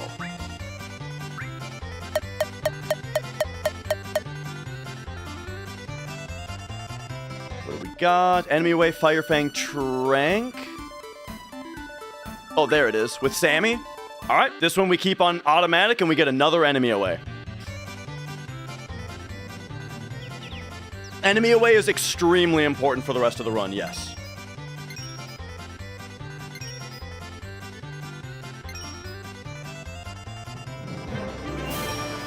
Whoa! Amber Lion. Thank you for gifting out 5 subs. Thank you, thank you.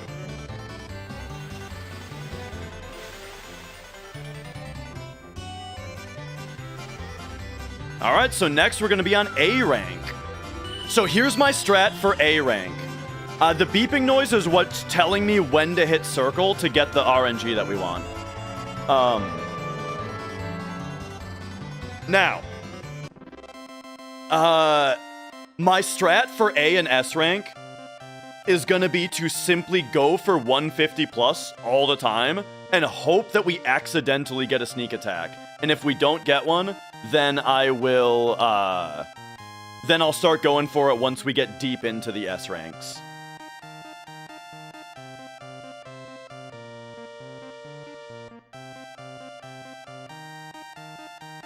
All right, all right.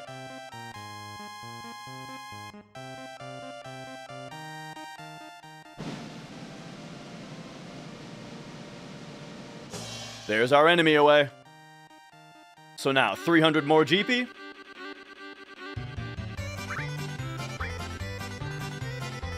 Okay, we are now in A rank.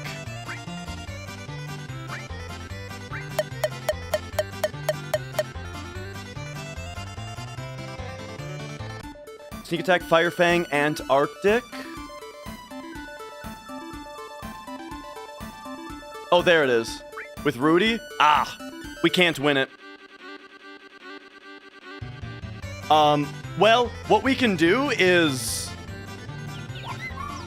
Who needs to win? For sneak attack, we need Racer 5. We need Purple to win. Okay, where's Purple? Where's he at?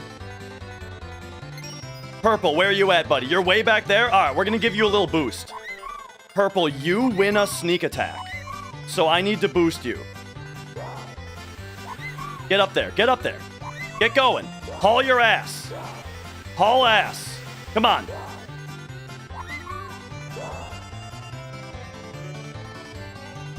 Yeah. You get going. Get going, buddy. All right, now I have to go win the race.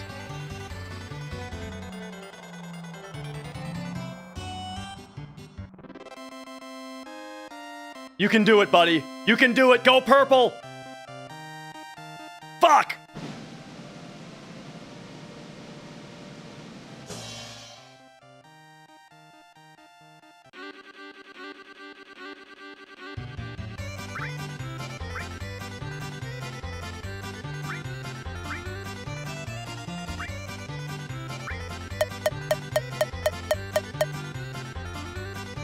I was a little early on that one, by the way.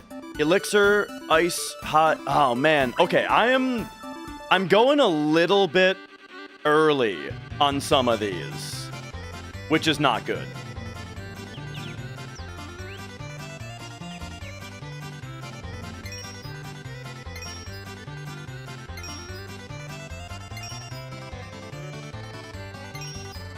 So for the next one, I think what I gotta do is, I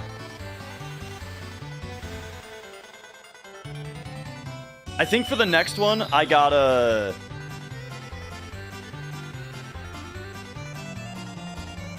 Sorry, I'm thinking.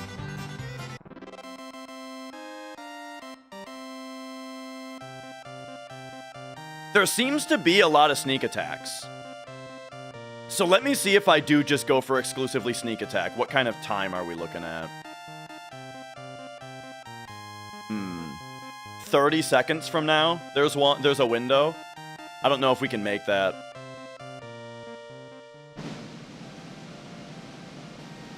The window is in 18 more seconds. Oh, we can make it. Okay, here's a window of all sneak attack.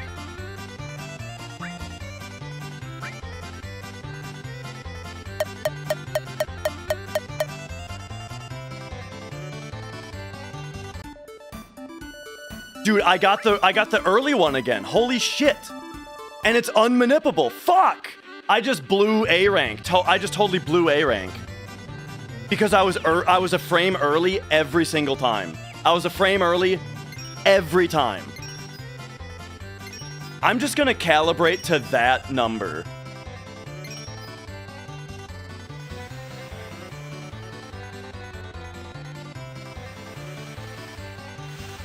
Alright, now we're on S rank.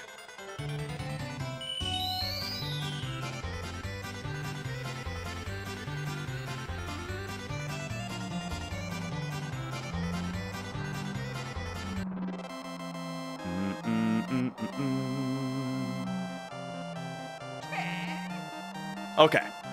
So I totally blew it there on getting an easy sneak attack. I also didn't get like any GP in A rank. So I gotta shape up for S rank here.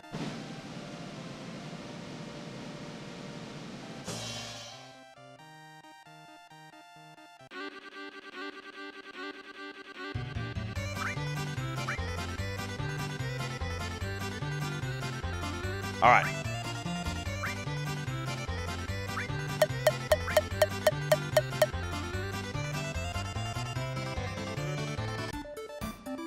Elixir, Swift Bolt, Turbo Ether. Teo's here, so we get Turbo Ether.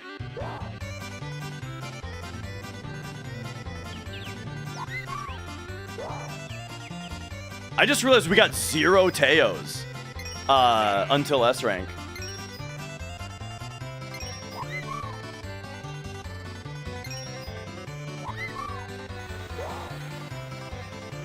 We can still get sneak attack, yeah.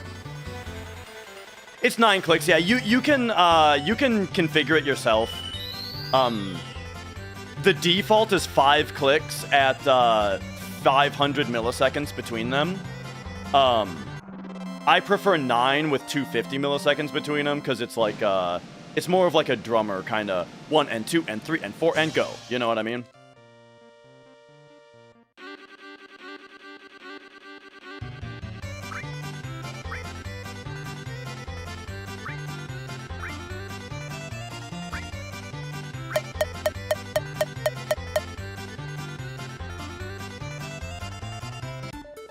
Elixir, Bolt Plume. Where the hell am I? I'm there now? Okay, so we get another Turbo Ether here.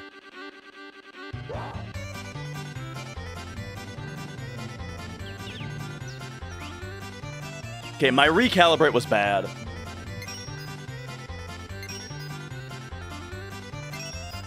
I'm calibrating to the frame I just got, because that felt perfect.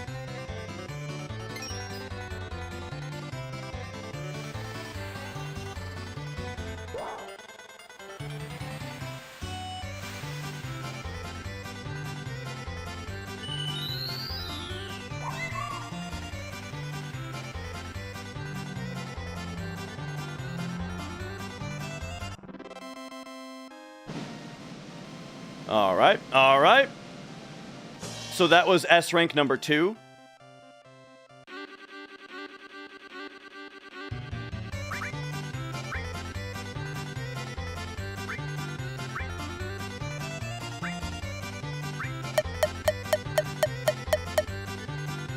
I might have been a little early there. Precious Turbo Phoenix. Precious Turbo Phoenix. Bro, this guy. This fuck. We've had Teo every single S rank race so far. We get another Turbo Ether because of it.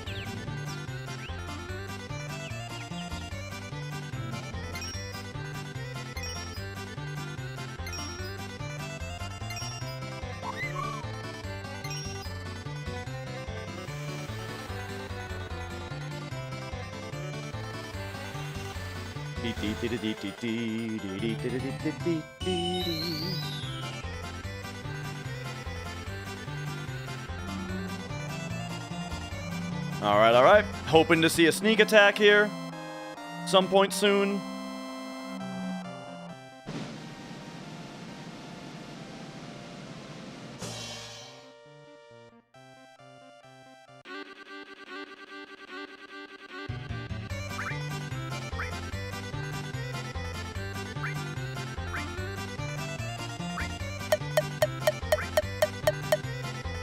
Was maybe a little late on that one. Sprint shoes, Swift, ice. Apparently I was early. Ice crystal is all we get here. There's no way to get any of this stuff. If white wins, we get, hang on. If white wins, we get sprint shoes.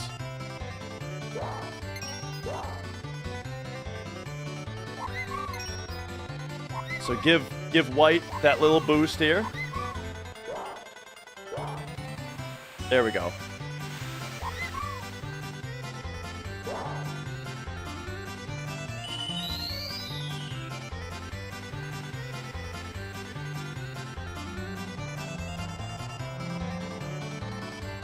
Come on, white, white, white, white, white. Ah, come on.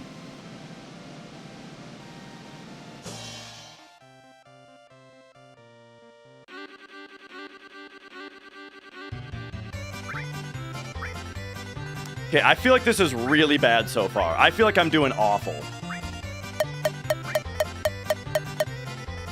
Like, just none of these are manipulatable. It's crazy.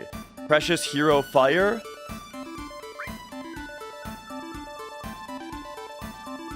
I'm that early? And this is not manipulatable?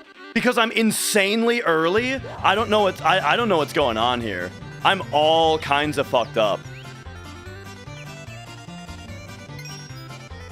But alright, I'm gonna calibrate to that frame that I just got. I was insanely early on that one, apparently.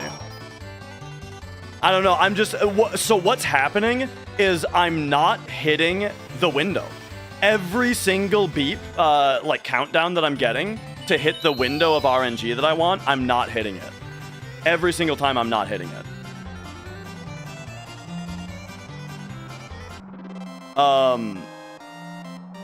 I'm gonna increase the window size and see what happens. Okay, with a bigger window, you know what? I should have been doing this all along. I'm gonna do a bigger window. Unlucky. It's really unlucky that you're Okay. doing that right there. From now on, It's really unlucky. bigger window. I've been making it too hard on myself. So here we go.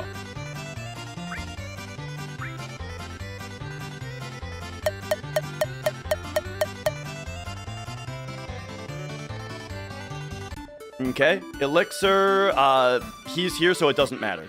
Fucking Teo's here, so it doesn't matter.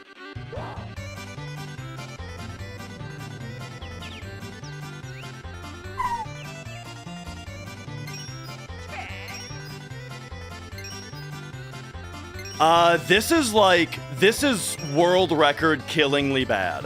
What's happening right now? This is so bad that I might not be able to get record with this so far. I need to make some big plays. I'm gonna switch and make a big play here.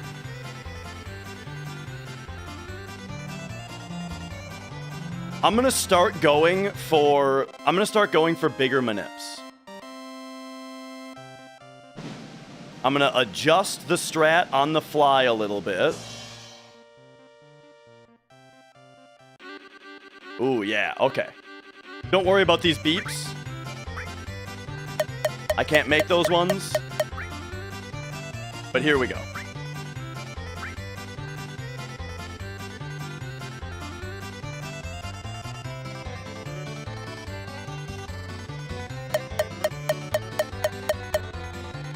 Okay, what do we got?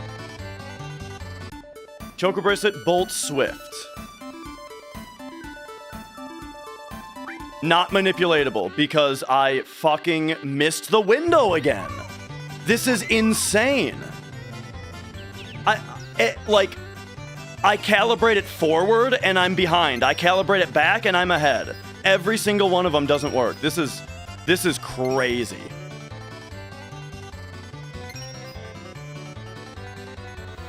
I'm gonna calibrate to something in the middle. I don't know. We'll see. But also, here's the thing though, is Teo's in this race anyway, so this one doesn't even matter. Isn't it crazy though that I did perfectly in A rank?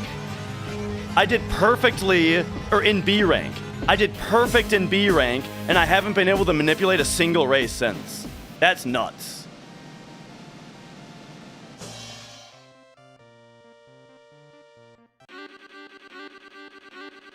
Okay.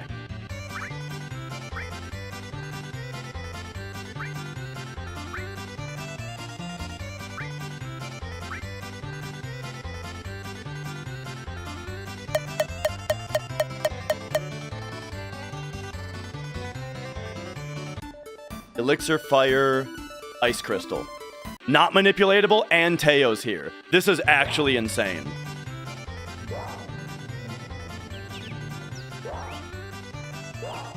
Actually, absolutely insane. The combination of not hitting the window that I think I'm hitting, and secondly, the Teos. Every single time, like getting this many Teos in the races is also just absolutely crazy. This is nutty.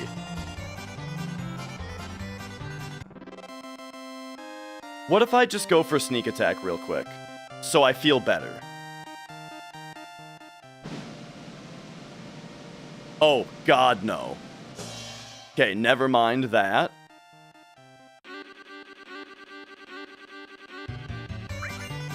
Oops, I took the ice crystal, because I'm flustered. Okay, here we go.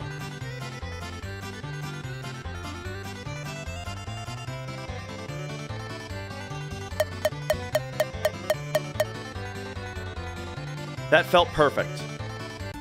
So counter, hero, turbo. All right, here we go. There we go. There we go. M, square and right. All right. We got a manipulated race. Here we go. This one's manipulated. I finally got one. Earth Mallet went great.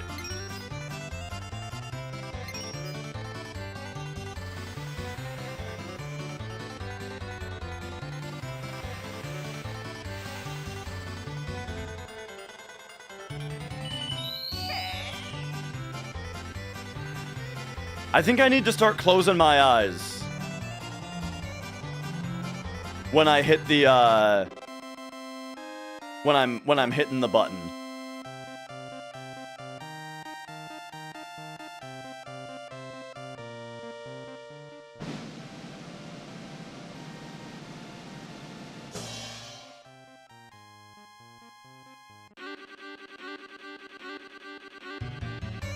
All right, there's a big 300 for us.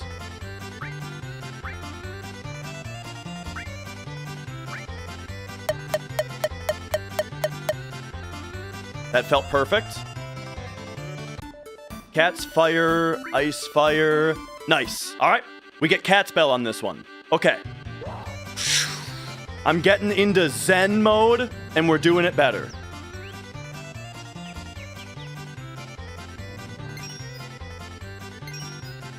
Zenning out, and we're doing good.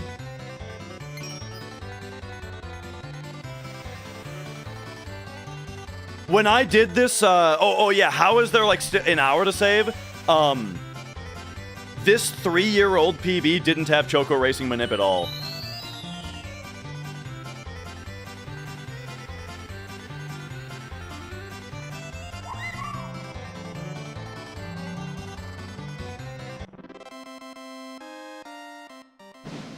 All right, Cat's Bell. This is race 10 already? Ay, ay, ay. Bad news. Yeah, I cannot believe 10 races have already gone by. Okay, well.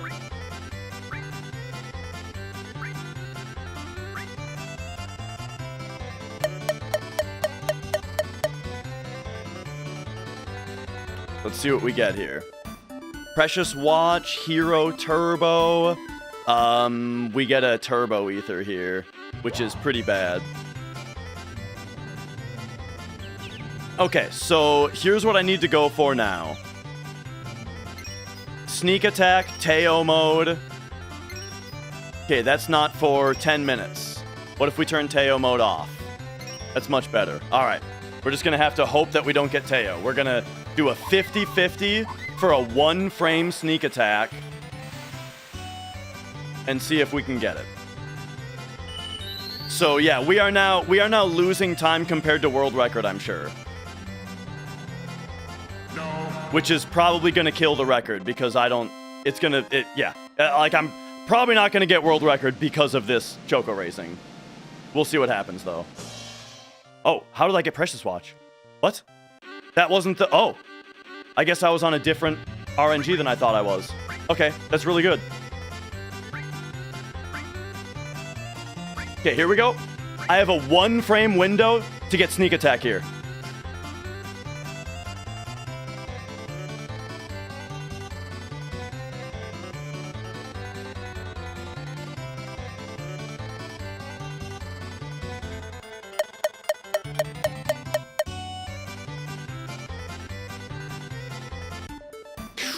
Elixir, Bolt Plume, Phoenix down. Not manipulatable. There is no way to get the elixir. We need purple to win to get the elixir, and apparently there's not a good way to do that.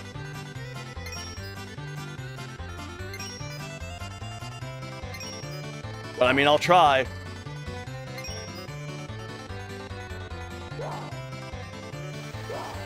I'll try to give him a little boost here to make this race more worth it.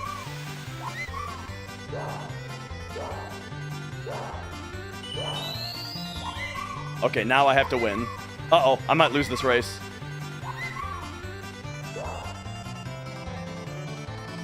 No, we're good. Okay, purple. Purple came in last, come on.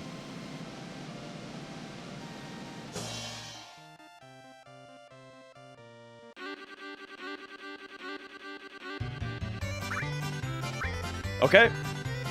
Another 1-frame window, please, for sneak attack. Oh god, it's in 30 seconds. Oops, I went early because I'm dumb. Alright, we just have to see what we get here.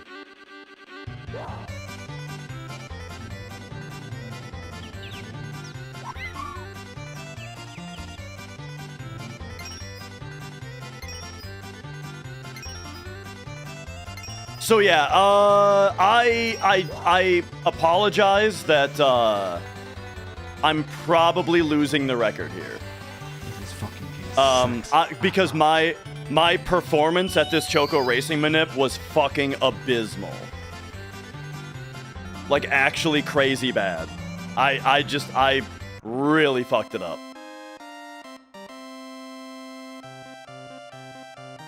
But we'll see what happens. Well, ours isn't done yet, Scrodius. Like, what are we doing? Sprint shoes is really fucking good, though. Really good to get an accidental sprint shoes there. That's crazy. Okay, here's for sneak attack.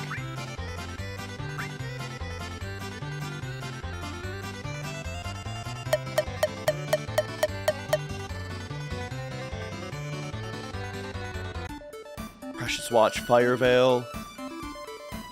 I was way late on this one. Okay, I was 1 frame late on that one, but we do get a Precious Watch from this. So that's pretty cool.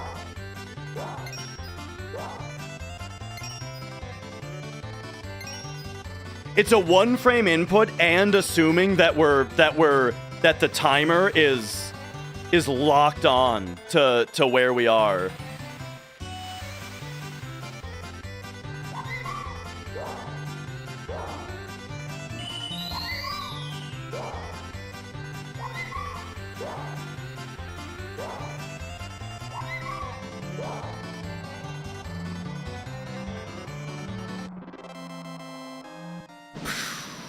Well, this should get us done on, so we're done on GP now.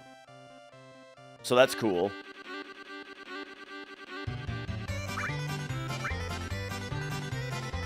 Okay.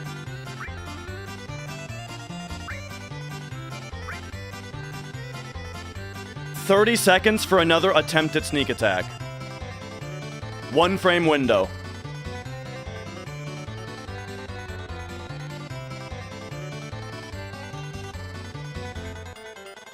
Okay. 1 frame window.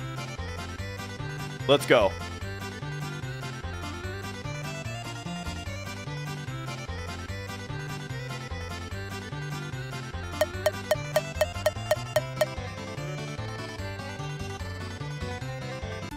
There it is. Teo's here. Are you fucking kidding me? Ice Crystal Bolt Plume? Nope, we don't get it. We don't get it because 50% Teo's here.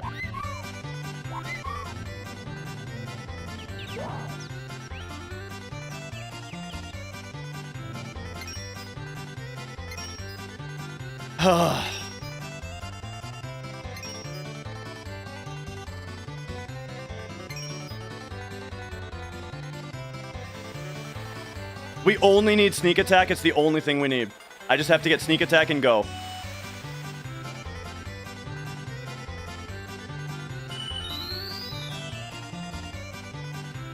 Oh, I forgot to sprint to win the race. So I lost this race, but that's fine. We're not getting what we need anyway. It doesn't matter. Okay. Load this.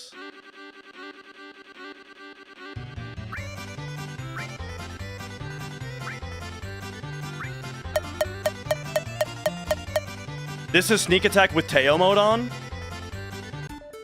Ice Crystal Swift Bolt. Ice Crystal Swift Bolt. Okay, we got it on this one. This one's good. It doesn't even matter that Teo's here because it's in the top slot. Okay, we got it. This is it. We did it. We win. I just have to win this race. Nice. Okay, jeez, that was stressful.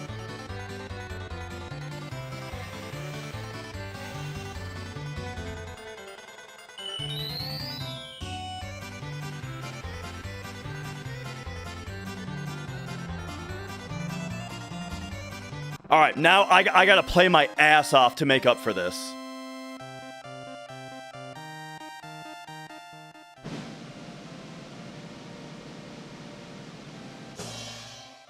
Don't take the GP. Boom, there's sneak attack. Get me the hell out of here. Wonder Square. So that was only 30 seconds better than I did unmanipulated on my 18-hour run. That's funny. Fuck.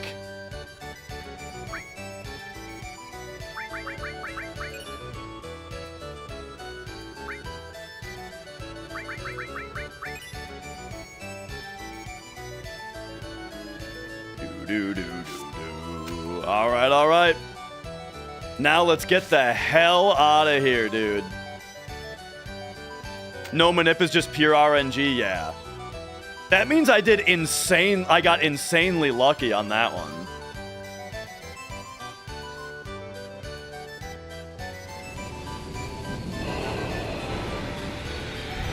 We're still ahead of record? That's crazy. I mean, I did shape up. At one point in S rank there, I kind of shaped up. And I did the rest of it pretty well.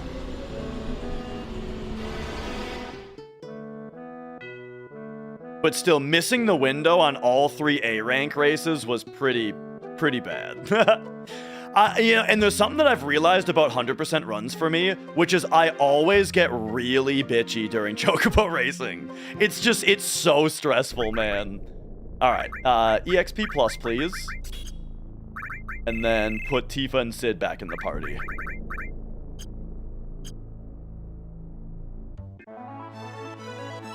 And now we go to Rocket Town.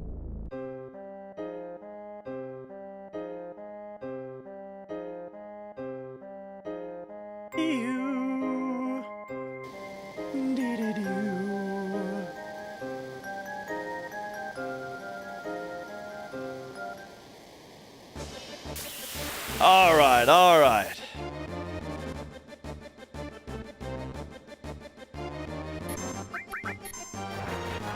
Do-dee-da-do-dee-da-da-dum-dum.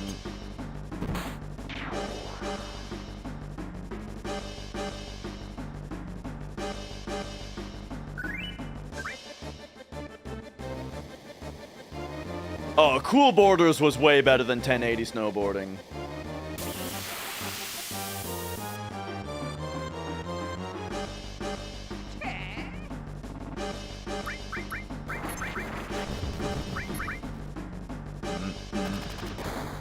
Okay. Tifa can take one regular potion if I wanted to do that. Curse Ring does replace Death Sentence, yeah. Because Curse Ring makes them always Death Sentenced.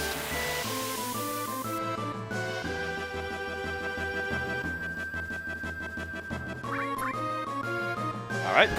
Good ATB.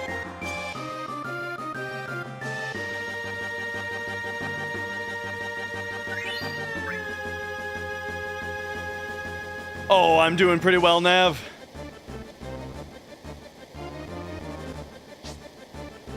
Whew. Oh, I do have to split the YouTube VOD at some point. I usually do that on the way to Chocobo racing, and I forgot to do it this time because I was too focused on, like, getting the manip going. So, at some point, very soon here, YouTube, I'm gonna have to, switch.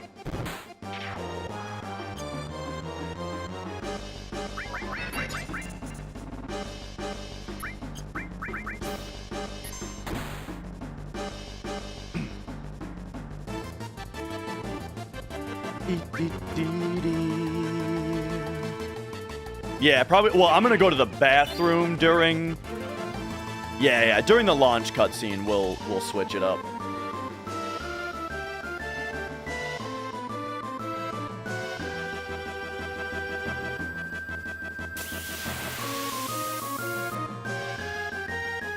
Whew.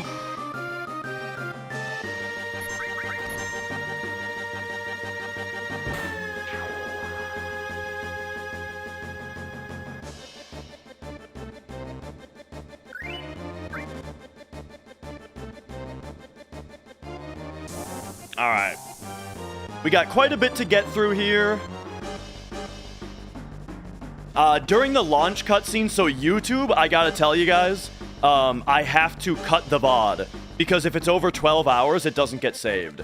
So I'm gonna have to take the YouTube stream down and then bring it back up in like 20, 30 seconds. All right?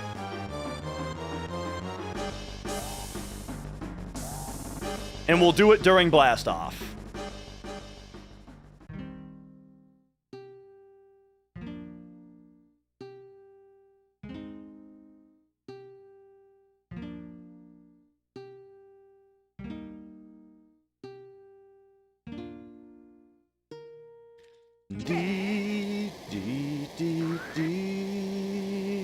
Here's Palmer.